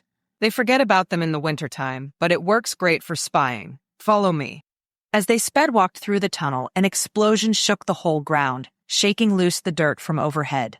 Dusty picked up his pace. We have to get out of the tunnels just in case they collapse. She ran behind him. Do they do that often? Dart fell into her hair, but stopped. No. But the engineers aren't blasting today, so that means the explosion was uncontrolled and a threat. Natalia wanted to hug him. Here he was, an 8-year-old and sounding as if he were a teenager. Lacey had to be so proud of the little man he already was. Colton, if you can hear me, don't be breaching the compound. I'm coming out of the tunnels with Dusty, Natalia called. Dusty gave her a look like she was crazy, but she just tapped her glasses and winked. I think my friends were the ones who created the blast so you and I could get out safely. He shrugged, but kept running. A burst of cooler air rushed over her skin. The crispness of the outside air warred against the musty tunnel smell. Dusty stopped and pointed. You go that way, and stay to the right. I'm going to go back inside the compound, so they don't suspect anything. There was a shout somewhere in the tunnel that echoed down to them. Dusty's eyes widened, and he sprinted away. Natalia ran for her life. If they were close enough for her to hear, they might hear her and Dusty. Another shout came as Natalia reached a gate. She fumbled with the closure, but it opened easily, leading her out into the sunshine. Her feet skidded to a stop when she saw male pant legs coming to view above her at the tunnel's opening. Keep coming. It's just me, Colton said through the speaker on her glasses. With a glance behind her, she bolted out and scaled the wall in 3 steps, her arm outstretched to Colton. He grasped her arm and yanked her the rest of the way up. Let's get the heck out of here. Once again, they were running through the forest. Without her equipment, they were exposed to the militia's defenses, who knew how far out their sentries were stationed, and their cameras were definitely catching them running away. Off the grid, but all the technology for defense their coffers could afford. They slowed to a jog when Colton's truck came into view. Natalia exhaled hard. Thank you, Colton. I'm so sorry. She hugged him tightly, soaking in his pine and cologne smell mixed with sweat. His arms held her close against his body. With a deep breath, he let her go. We'll talk later. Right now, you need to get Lacey out of here to safety. Okay? His blue eyes assessed hers with concern and, dare she hope, love. I have to get back to the bunker. We're deep into a big issue. Natalia nodded slowly, but she couldn't release him, not without telling him how much she cared. She gripped his jaw in her hands and pressed her lips to his. The salt from their sweat mixed with the sweetness of his lips as they responded to each lick and nip. She broke off and set her forehead against his. I could do this all day, she whispered into the space between them. He groaned. Me too, and we will. I have all day Monday open. She laughed as she walked away to where Lacey waited for her in Natalia's car. Be safe. And hey, she paused as he looked up at her, the fire still in his eyes. I care for you a lot. Don't get injured. His smirk thrilled her. You sound like Noah. We'll see you tonight. Elijah moved away from Lacey's window and gave her a salute as she opened her door. She mouthed thank you to him before he walked away. With a sigh, she ducked into her driver's seat and leaned over to embrace Lacey. Are you okay? She asked. Tears streaked down Lacey's cheeks. I'm fine. I was just so worried about you. Somehow Rayburn got me off the hook, but I know he plans to make me regret it. He already texted to say he was coming to Mom and Dad's house to talk to me. A shiver coursed through her.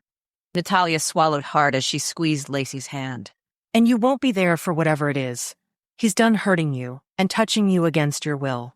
You're going to be safe from here on out, okay? It's not going to be easy, but it will be worth it. Dusty knew he wouldn't see you again for a long time. Lacey's gaze snapped to Natalia's. You saw Dusty? Natalia nodded. He picked the lock of the closet they stuck me in and led me through the tunnels to get out to Colton. The sob escaped Lacey fully this time. He's such a good boy. He knows. They'll probably turn him into a machine and full of hatred for everyone who doesn't do things their way, but I hope he keeps a part of his humanity, where he can see that there's a huge world outside the compound. You're leading by example, Lacey. He'll see that his life circumstances don't have to be a death sentence. You can choose differently than your parents. Natalia stopped the car at a store. Let's go get something to eat and buy a new phone for you. I know Caden still wants to be able to reach you.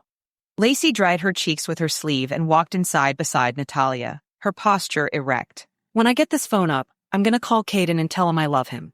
He should know before he goes off to boot camp. I hope he remembers me. Natalia hugged her shoulders.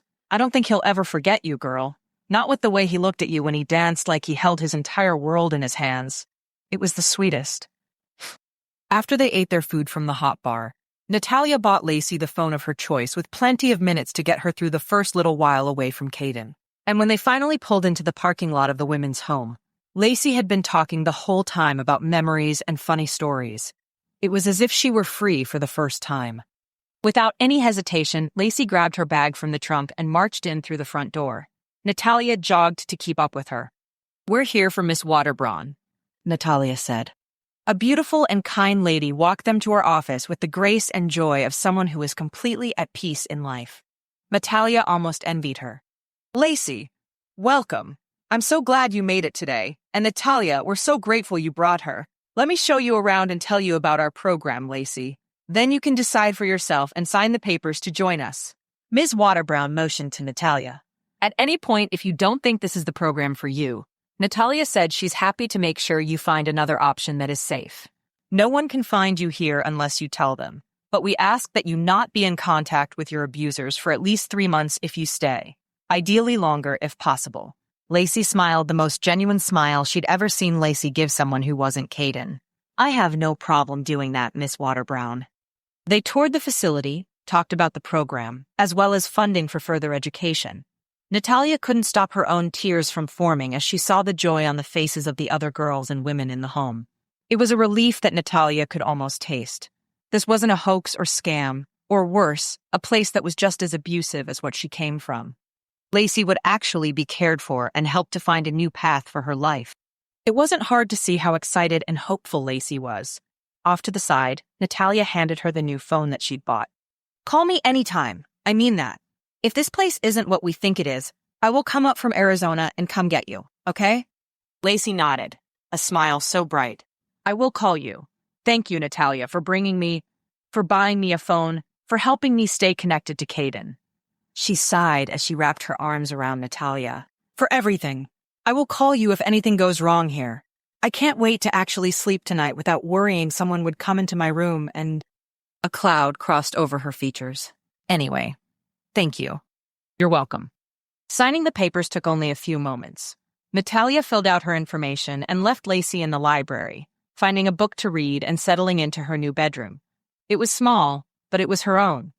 Natalia got into her car and called Colton. He didn't answer. He must be busy, but then the unease set in. She texted him, then called him again 8 more times. No answer. He'd said he was going to the bunker. Shouldn't they be done by now? It would be dark in an hour. What had happened? She would shoot her way to the bunker if she had to, but she would not leave him out there, especially not when he'd saved her. The militia wasn't worth dying over, but Colton was. Chapter 16. Colton couldn't explain the mix of feelings that flooded through him when he glimpsed Natalia's feet and saw her dot approaching his on the map. He was angry, furious at the militia, but also afraid and definitely relieved that she was out unharmed. It could have gone so much worse, but the homemade bomb on the opposite side of where Natalia was being held had been the perfect touch. Felix's ability to make a bomb out of very basic ingredients was unreal. Stories at Guy's Night about making them were one thing, but seeing it in action gave Colton a newfound respect for the science geek. And Elijah, the jock, had climbed trees like a cat and yanked off the cameras perched high above in some sort of over-caffeinated lumberjack move. These weren't trail cameras with occasional data collection. These were connected to a system with a live feed in a security office somewhere inside the compound. Hopefully, an empty security office, thanks to Natalia's peeking out of the gate. When he held her again, his anger was forgotten. It didn't matter that she'd risked it all for a job. Maybe the government paid $1 million, but he highly doubted the risk she'd taken was worth even that little. It was in her DNA to finish a job she started, and she'd gotten the special jobs from the government for ability to deliver on things others couldn't. He respected that. He just wished it didn't end up with her in danger so often. Sure, being a pilot and in intelligence involved taking risks, but it heavily leaned on mitigating risks, too. On the way back to the bunker driving his truck, they stopped for lunch. He'd been too full of nerves this morning to eat, which left him slamming into a wall of hunger now that the adrenaline had worn off. They called Shane while they ate in the truck. "All clear, boss. We're on our way to the bunker. What'd you find?" Felix asked. Noah sighed. "It's not good. The water processing hardware was made in China, but the worst is the control that provides clean water to everyone. The device pings an IP address that ultimately lands in China every few seconds. These are manufactured devices for U.S. water infrastructure departments with their malware on it. Once the device was installed and connected to the internet, the Chinese had control of our water with a stroke of a button. They can take down any water utilities in any state at any time." "So, that's what this is?" Colton asked. "It could be. The Chinese have been hacking our infrastructure hard for decades. They want every advantage over us, And they have gotten that in a lot of ways. Shame said. Lexi found documents on a big pharma company's computer that showed they were bringing Chinese workers to the States and using this company to plant Chinese assets next to railroads, military bases, major highways, you name it. Hacking the water supply isn't off-brand for them. We need to get back to Jude now and see if we can disconnect these servers. Colton was already buckled up with his truck peeling out as Shane finished his sentence. They didn't need to say it twice. He was on it. Did you guys get the saw for those boxes? Colton asked. Got it. Noah said. Felix and Elijah, meet me and Shane in the parking lot. Colton, you help Jude. It wasn't the smoothest ride Colton had ever given, but he didn't care. He grabbed his bag and jogged to the bunker. It's Colton. Coming down, he called into the bunker. Jude stepped out of the shadows and sat back in his seat. Thank goodness you're here. I need you to read this code with me. Jude dragged his finger along each row of the code. I think I can shut off access to dams, waste systems, and stormwater processing without any repercussions, right? The code looked fairly straightforward.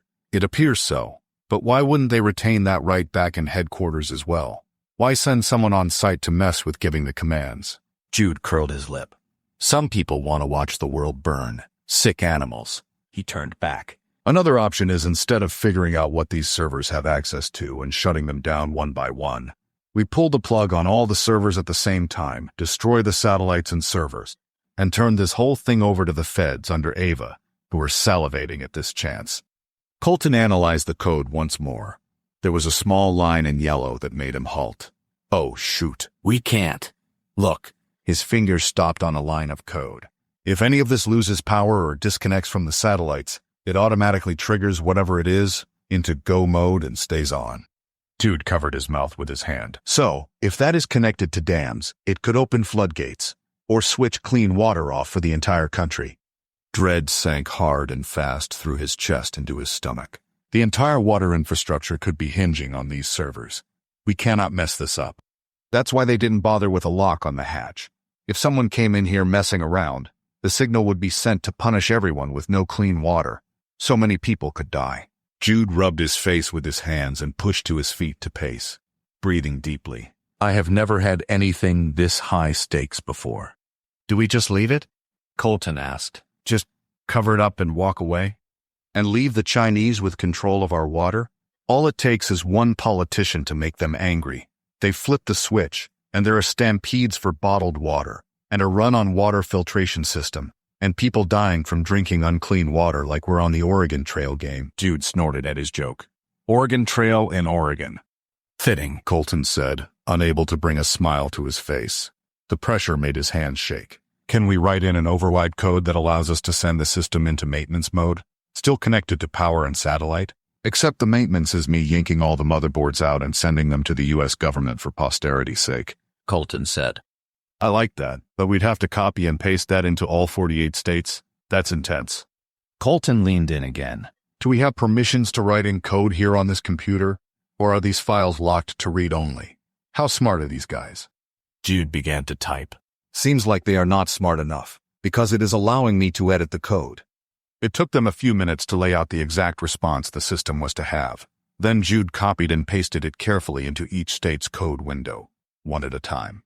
The black box gave Colton a sense of power and fear at the same time. If the system builders had placed parameters on what could be added, they were screwed. But he didn't see any of that. It didn't mean it wasn't there in the background, though. 27 states in, Jude lost control of his mouse.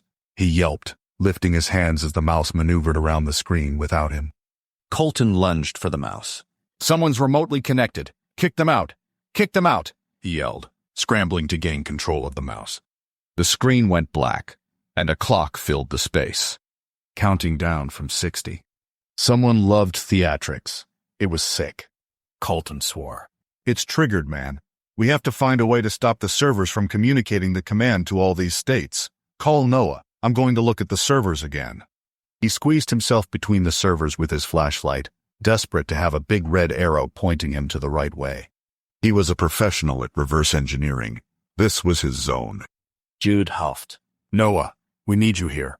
Now. Tell Shane to warn Ava. An alarm tripped, and we're on borrowed time.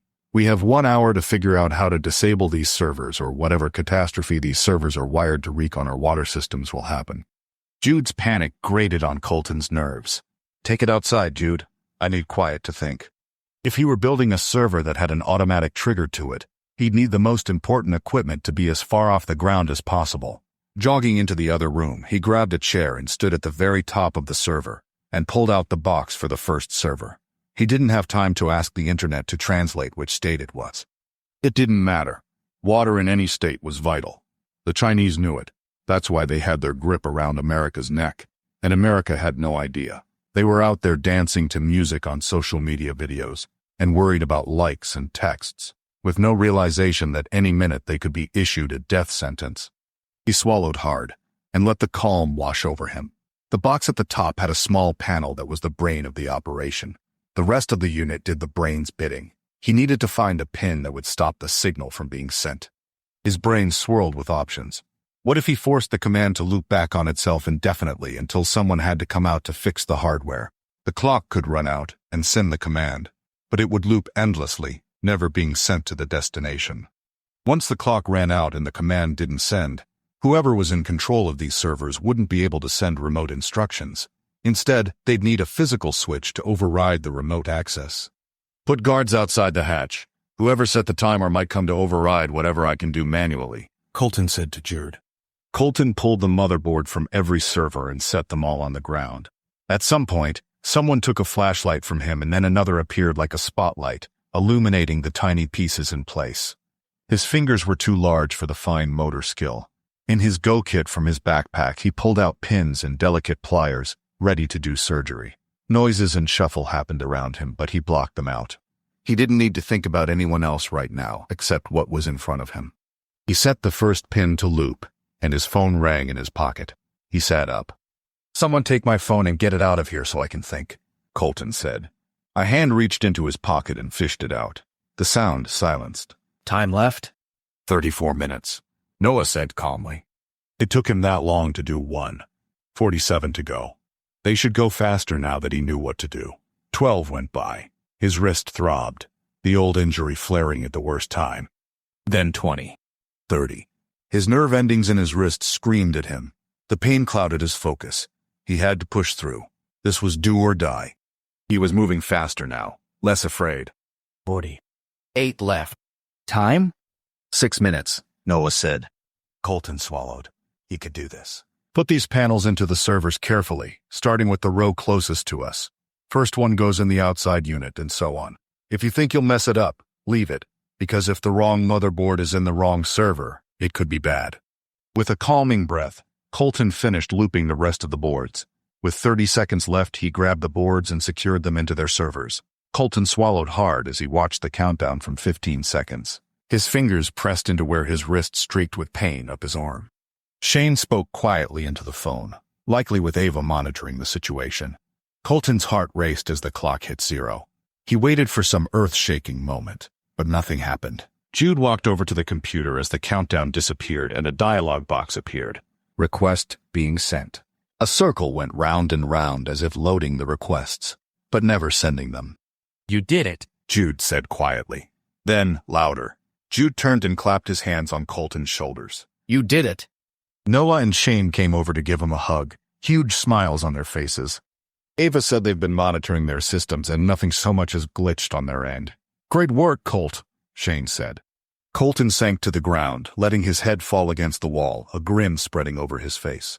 He'd done it. 48 in 34 minutes. I honestly thought it wasn't possible, Colton said with a laugh. The adrenaline raced through his body, leaving him exhausted and ready for something to eat. I am ready to get away from this bunker and go home. Colton struggled to his feet. The sky was dark, the path hard to see. Felix and Elijah have set up a trail camera of our own to monitor the hatch and see if anyone comes by after hours, Noah said. Ava's team gets in first thing tomorrow morning to do more research and clean up. Shane stuffed his hands in his pockets. I'm planning to meet them out here. Unfortunately, Ava's not coming with them. I wanted to see if she was as imposing of a person in real life as she was over phone and video. Noah and Colton laughed. She certainly seems like a girl boss. Man, I could use some painkillers. Anyone have any? Colton reached into his pocket and came up empty. Who has my phone? Noah handed it to Colton. I turned the ringer off so it wouldn't distract you anymore. Colton laughed. Thanks, man. He opened his phone and stopped. 8 missed calls from Natalia, and a text at 4:30 saying she was on her way to the bunker, but she never showed up. Colton called her, straight to voicemail. Noah shrugged. I'll call Felix and see if she made it to the parking lot. He paused. Hey, is Natalia with you in the parking lot? When he stopped to listen, Noah shook his head at Colton. Colton called Caden. Hey, man, is Natalia there? Not that I know of, Caden said. Do you see her car? Go check and see if she's taking a nap in the basement. Colton's blood pressure rose, causing a throb behind his eyes. No car. No one in the basement. Okay, thanks, Colton said as he shook his head at Noah's questioning head tilt. Lacey texted a while ago to say that Natalia had left already. If that helps, Caden offered. It didn't, really. Call me right away if you or Lacey can get a hold of her, please. Everyone pick a hospital and check for Natalia Brekenhof, Colton said as they walked up to Felix and Elijah in the parking lot. Like that, phones were out and everyone said a different name of who they would call. He searched for hospitals between Salem and Portland. He grunted. She probably let her phone die, right? Girls love doing that. Noah made a non-committal noise that sounded like he disagreed. Straightening, Colton angled his body to face only Noah. I'm overreacting. Right, Noah? This crap with the militia isn't coming back to bite her, is it? Noah's chin lowered. A shadow passed over his features, as if he were in pain. I don't know, Colt, but we'll find her. I'd rather overreact now than regret that we didn't take action sooner. No hospitals in the Salem area, and she's not in the one south of Salem. I'll call the one by the coast. Everyone else is trying the ones in Portland, Elijah said. I found her, Shane said. She's at Mercy Memorial in Portland. Lady said she came in a couple of hours ago in an ambulance from a car accident. She's alive. Colton closed his eyes against the panic that surged into his mind. He just buried Mom and Dad. He couldn't bury another person he loved in so short a time, especially not from another car accident. If she survived this, he would take her straight to the courthouse and marry her. You guys head home. Tell Caden I'll be home tomorrow morning to take him to enlist, okay? Colton swung into his truck and started the engine. His passenger door opened, and Noah swung in. You've had a heck of a day, and you're not doing this alone, brother. It was a statement that broke no argument from Colton, despite the fatigue playing across Noah's face. Just gratefulness that once again his friend and boss had his back in grief and joy. The drive to Mercy Memorial took longer than he ever remembered the drive to Portland taking. It was a lifetime away. His mind looped with what-ifs. She'd been on her way to him when the accident occurred. He wouldn't recover from losing her. He'd known it the second she told him her room had been searched, and again when her tires were slashed, and, worst of all, when she was stuck in that prison closet of the militias. She'd gone through so much, there was no way it could be over now. A scream filled his chest but didn't come out. If Noah hadn't been in the car, he might have let it go. But he had to find his calm and control or she would be able to sense it, no matter what shape she was in. Colton dropped himself off at the emergency room entrance, leaving Noah with the truck to find something to eat and drink and park the car. Jogging to the door, he forced himself to walk to the check-in desk. She was out of triage in room 357. He took the stairs, unable to stomach riding the elevator calmly like everyone would expect him to. At least on the stairs, he could sprint to match his body's speed to his mind's. On the third floor, he rushed to where a sign pointed right, and her room was on the left. Lying in the bed, her dark hair spilled over the pillow. Her eyes were closed and her left arm was in a cast, as well as her left leg. His gaze shifted to a nurse in her 50s with her hair piled on her head walking up to him. Her expression was kind. You must be that handsome man Natalia's been talking about, she said softly. Talking was a good sign. I got here as soon as I found. He swallowed hard. Is she okay? What happened? Bashed on the highway. The nurse paused and set her hand on his shoulder as Natalia's eyes opened. She should tell you the rest. But she's a warrior, your girl is. Yes, she is. Colton strode in and sat on the right side of her bed, clasping her hand. Natalia, I've been so worried about you. Her expression lit up as much as it could, with a broken nose and two black eyes. You found me and came. Tears welled in her eyes, then coursed down her cheeks. I didn't know how to contact you. I'm so sorry. Leaning in, he wrapped his arms around her shoulders. No, I'm sorry it took me so long. I was working in the bunker, and Noah had silenced my phone. Tell me what happened. Natalia shifted and pointed at the water cup, just out of her reach. He brought it to her lips so she could sip it. After I left Lacey and texted you that I was coming to the bunker, a car drove into my car, hitting me hard on the driver's side. It knocked me off the road into the ditch. The other guy stopped on the shoulder and walked down to my car. I thought he was going to help me, until I made eye contact with him and he drew his handgun. I don't know how, but I ducked while he kept firing. Adrenaline must have helped me pull my gun out from my back waistband, and I started firing out the window. Her breath shuddered. I hit him, and I still don't know if he's dead or not.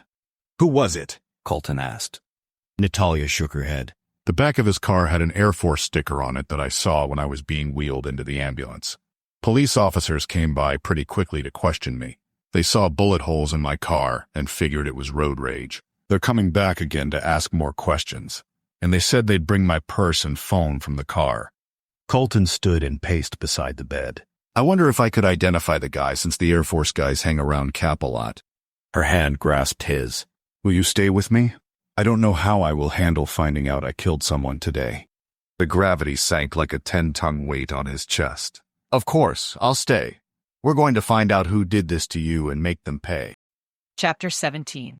Police officers and detectives stopped by her hospital room at least a dozen times over the course of her 2-day hospitalization. The night Colton found her in her room was the night the detectives told her she'd accidentally killed the man who had come after her. Natalia couldn't stop thinking about it. She had the right to defend herself, but she'd fired her gun blindly out the window, hoping to discourage him from shooting and getting any closer. There would be a court case about it, but the guy was someone Colton knew. He'd been one of the guards for the plane. Someone that Colton had seen around Big Mac more often than not. And it turned out that once threatened with years in prison, Big Mac confessed to orchestrating everything. Having her room searched, her tires slashed, her equipment stripped, and then ordering the guy to take drastic measures to ensure her report wouldn't be turned in. Except, it had been submitted for days. And Big Mac was part of the bigger conspiracy of who set the fire. His arrest went beyond the Oregon police and straight to the FBI's desk. She was still waiting to hear from Agent Lopez as to why they set the wildfire and who was involved. But Big Mac was a small-town government official who was looking to go further in state and potentially national politics. Someone had their claws in him for something. Or so Colton believed. Colton had stayed with her almost the whole time she was in the hospital, except for a few hours that he left to take Caden to enlist in the Air Force on Sunday, like he'd promised. And then Noah sat with her and played cards with her. He was a quiet guy, but sharp as anyone she'd ever met. It wasn't a big surprise that he'd been on a special operations team so secret that they didn't share the name. Noah's easygoing mannerism set her at ease. He made a few calls and gave her the name of a talented lawyer in Oregon who could help her when the time came for a trial. Neither he nor Colton even blinked when she mentioned killing the man. Noah hadn't said too much, but she got the feeling that he approved of her ability to defend herself in a time that most would panic. His girlfriend, Lexi, was still working on her responses in the face of danger. Noah had told her several stories about the trouble Lexi had found herself in. And Natalia couldn't wait to meet Lexi whenever she visited Colton in Texas. For now, though, Natalia couldn't wait to go home and heal. Colton had booked them tickets for a Wednesday flight so he could take her home and get her settled. His team left Tuesday with a lot of work to do in Texas. He had been pretty tight-lipped about what had happened at the bunker. That secrecy wouldn't last long with her detective skills. The one bonus of being in the hospital was that it gave her time to upload everything to Agent Lopez and have several calls with him about the wildfires, as well as the militia and her car wreck. Wednesday morning, Colton wheeled her in a wheelchair to their airport gate. Her casts had earned her more than a fair share of double takes and pity-filled smiles. She was tempted to pin a sign on her shirt that said, "I was run off the road. Please consider donating instead of staring," and then putting her Venmo handle on it to see if she could get any money out of being made a public spectacle. But she shouldn't be greedy. She'd contacted a lawyer about her injuries from the wreck.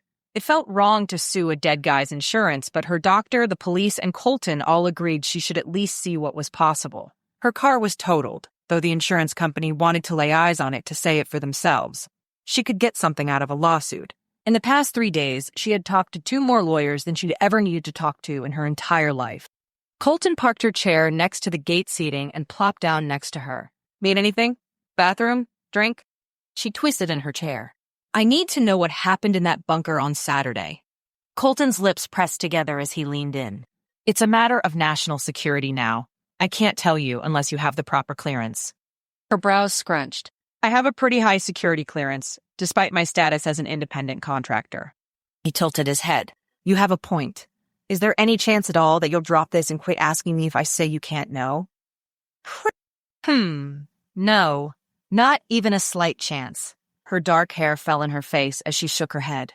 Fine, I'll tell you my part. And for the next 10 minutes, he told her about the hero that he'd been in saving the nation from mass destruction. Her words, not his. Her questions and his answers went back and forth until they were seated on the plane, her borrowed wheelchair left behind. Now, it's your turn to tell me about the militia encounter and how things went with Lacey. He twisted so his lips were against the shell of her ear. Thank you, by the way, for buying her a new phone and giving my baby brother the number. That kid is on cloud 9, knowing she is safe and having unrestricted texting with her now. Natalia's heartbeat kicked up a notch. Every nerve ending in her body went on alert with how close he came. I'm so glad they are both okay. Is he going to see her while you're gone? He is. I forbid him from driving that highway at night, considering the 2 wrecks that happened at night recently to people we care deeply about. Colton kissed her cheek. We've known each other for a month, and yet, being with you and enjoying your friendship has been like finding a home I didn't know I was missing. Her lips met his and lingered, basking in the warmth of his touch. That has to be the sweetest thing anyone's ever said to me, Colton Betlan. She kissed him again, the heat spreading through her like a fire. I feel it too, as if being with you is a key that unlocks a part of me that has been dormant. His fingers took her right hand and lifted it to his lips. Natalia Brekenhof, will you be my official girlfriend? You are a couple of weeks too late, Colton. I've been your girlfriend since we went camping with the kids. His eyebrow arched upward. Then why'd you go to dinner with Tanner? Were you jealous? She already knew the answer. His cute little growl thrilled her. Yes. Now tell me about Lacey and the militia. Bossy, but I'll let it pass since you admitted to being jealous. She laughed. They caught up the rest of the flight to Arizona. 10 minutes to landing, Colton shifted in his seat. Give me the quick rundown of your family so I'm not walking in blind. Natalia smirked. I have 5 siblings. 1 is out of college, 2 are in college, and 2 are still in high school. A mom and a dad. He poked her right leg. Names, ages, background check stuff. Who is picking us up at the airport? Josie is 24. Brody is 22 on his 5th year of college playing football. Reagan is 19. And then Madman Max and easygoing Elise are 16. Twins, in case you didn't pick up on that. Colton snorted. So insulting. Natalia laughed. So easy to provoke. You will probably only see the twins. Everyone else has a life and makes themselves scarce. The plane landed, and Natalia's expensive equipment sat piled on her lap as Colton wheeled her to get all the luggage. She'd had to pay extra for luggage since she'd driven up in her car and hadn't paid attention to how much she had packed. As soon as they crossed into the baggage claim area, bright colors and a crowd caught her eye. Oh no. Signs, balloons, flowers, and the whole family waited for them. Oh my gosh, they didn't. Colton laughed. Make themselves scarce, huh? Guess you shouldn't have told them you almost died in a car wreck. I didn't say that. I just explained to Dad that I had to fly home because my car had been totaled, Natalia said with a groan. Brody held a bright pink sign that said, We're glad you didn't die, Nat. So obnoxious. She could see his humored smirk from all the way across the room. He was a jerk sometimes, but she loved him. And man, she was glad to see the crew again. They were insane and had their issues, but they were her people, her safe place, and she loved them. As Colton wheeled her up, Josie and Megan's eyes were on Colton. Brody and Max glanced at him but focused on her casts. Mom was in her face, smothering her with kisses. The ride home was a blur with so much talking and laughing. Colton handled them with ease, his hand on her leg like a grounding force. A peace filled her chest. If Colton could deal with her family, he could take anything that life threw at them. That evening, she and Colton sat around a bonfire in the backyard with Mom and Dad. Her siblings had their entertainment for the time being and moved on. Colton and Natalia were staying at Mom and Dad since she needed help moving around. Her apartment complex didn't have an elevator. Are you planning on taking another job soon, Natalia? You should let that heal up, Dad said. I can't operate my equipment without full use of my limbs, so I'm sidelined. Besides, I've proven myself. I think I'm going to be a lot pickier about which jobs I take from now on. My life isn't a fair trade for the shot. If the government wants someone to do the dangerous work, They need to hire an agent who is trained for that kind of thing, not a photographer. Mom laid her wrinkled hand across her chest. Oh, I'm so relieved to hear that. As your mother, I never want to discourage you from chasing your dreams. But, sweetheart, your dreams scare me. They always have. You've never stayed on the safe side, which is confusing because you are my oldest. Colton chuckled, squeezing her leg. Breaking stereotypes. That's my girl. Dad's sharp gaze didn't miss the interaction. What next, then? Natalia took a deep breath and glanced over at Colton. I might move to Dallas, Texas. Colton froze, his eyes widening with, was that hope? Mom made a face. Texas! What's there? Good barbecue, I hear. She grinned at Colton. Dear, I think this young man is there, Dad said. No, Colton's from Salem, Oregon. That's where she met him, remember? Mom and Dad's attention settled on Colton. My parents died a few months ago in Oregon, so I moved from Texas to Oregon to take care of my little brother. He just enlisted in the Air Force, so I'm going to be moving back to Texas. My former boss held my job for me. Colton's deep voice smoothed the tension over. Will you have work in Texas, Natalia? Mom asked. Something. She paused. A little less dangerous? Colton asked. His head tilted towards her. Natalia shrugged. No promises. Work is work, but I'm not signing up for investigative work anytime soon. But I want to see where my relationship with Colton will go. She linked her fingers through his and smiled at him. Only knowing someone a month is not a long time to move across states for someone, Dad grumbled. Mom elbowed him. Oh, stop, Edward. I think it's romantic. Besides, Natalia is almost 30. She should settle down with a good man before he gets away. The heat rose to Natalia's neck and cheeks. These two. Colton's expression gleamed with humor. Guys, we can hear you're talking. And I'm 26, not some old maiden, 1 year away from dying alone. Your mom was pregnant with Brody at 26, Dad said. Yes, I know. But Mom's life was not a path she wanted to follow. 6 kids and no real hobby of her own. Oh, let Natalia have her fun traveling the world. She can get into the mundane part of life later, Mom said. Natalia practically spit out her drink. She'd never heard Mom say one word about not loving her path in life. Dad stood up. Well, I'm headed to bed. Gotta be up early for work. Sleep well, everyone. Mom followed him in, leaving Colton with her at the fire. I think we could make the mundane somewhat exciting, Colton said with a smirk. Don't you? Natalia laughed. I'm betting everything on the chance that we will. I don't move states for just anyone. Your dad didn't mix the idea. That's a plus. He doesn't get much of a vote anymore. I love him, but I'm an adult. He gets to make his comments and tell me he thinks it's a bad idea, but that's where it stops. And I'll love him forever for it. She stood, and Colton jumped up beside her, offering his hand.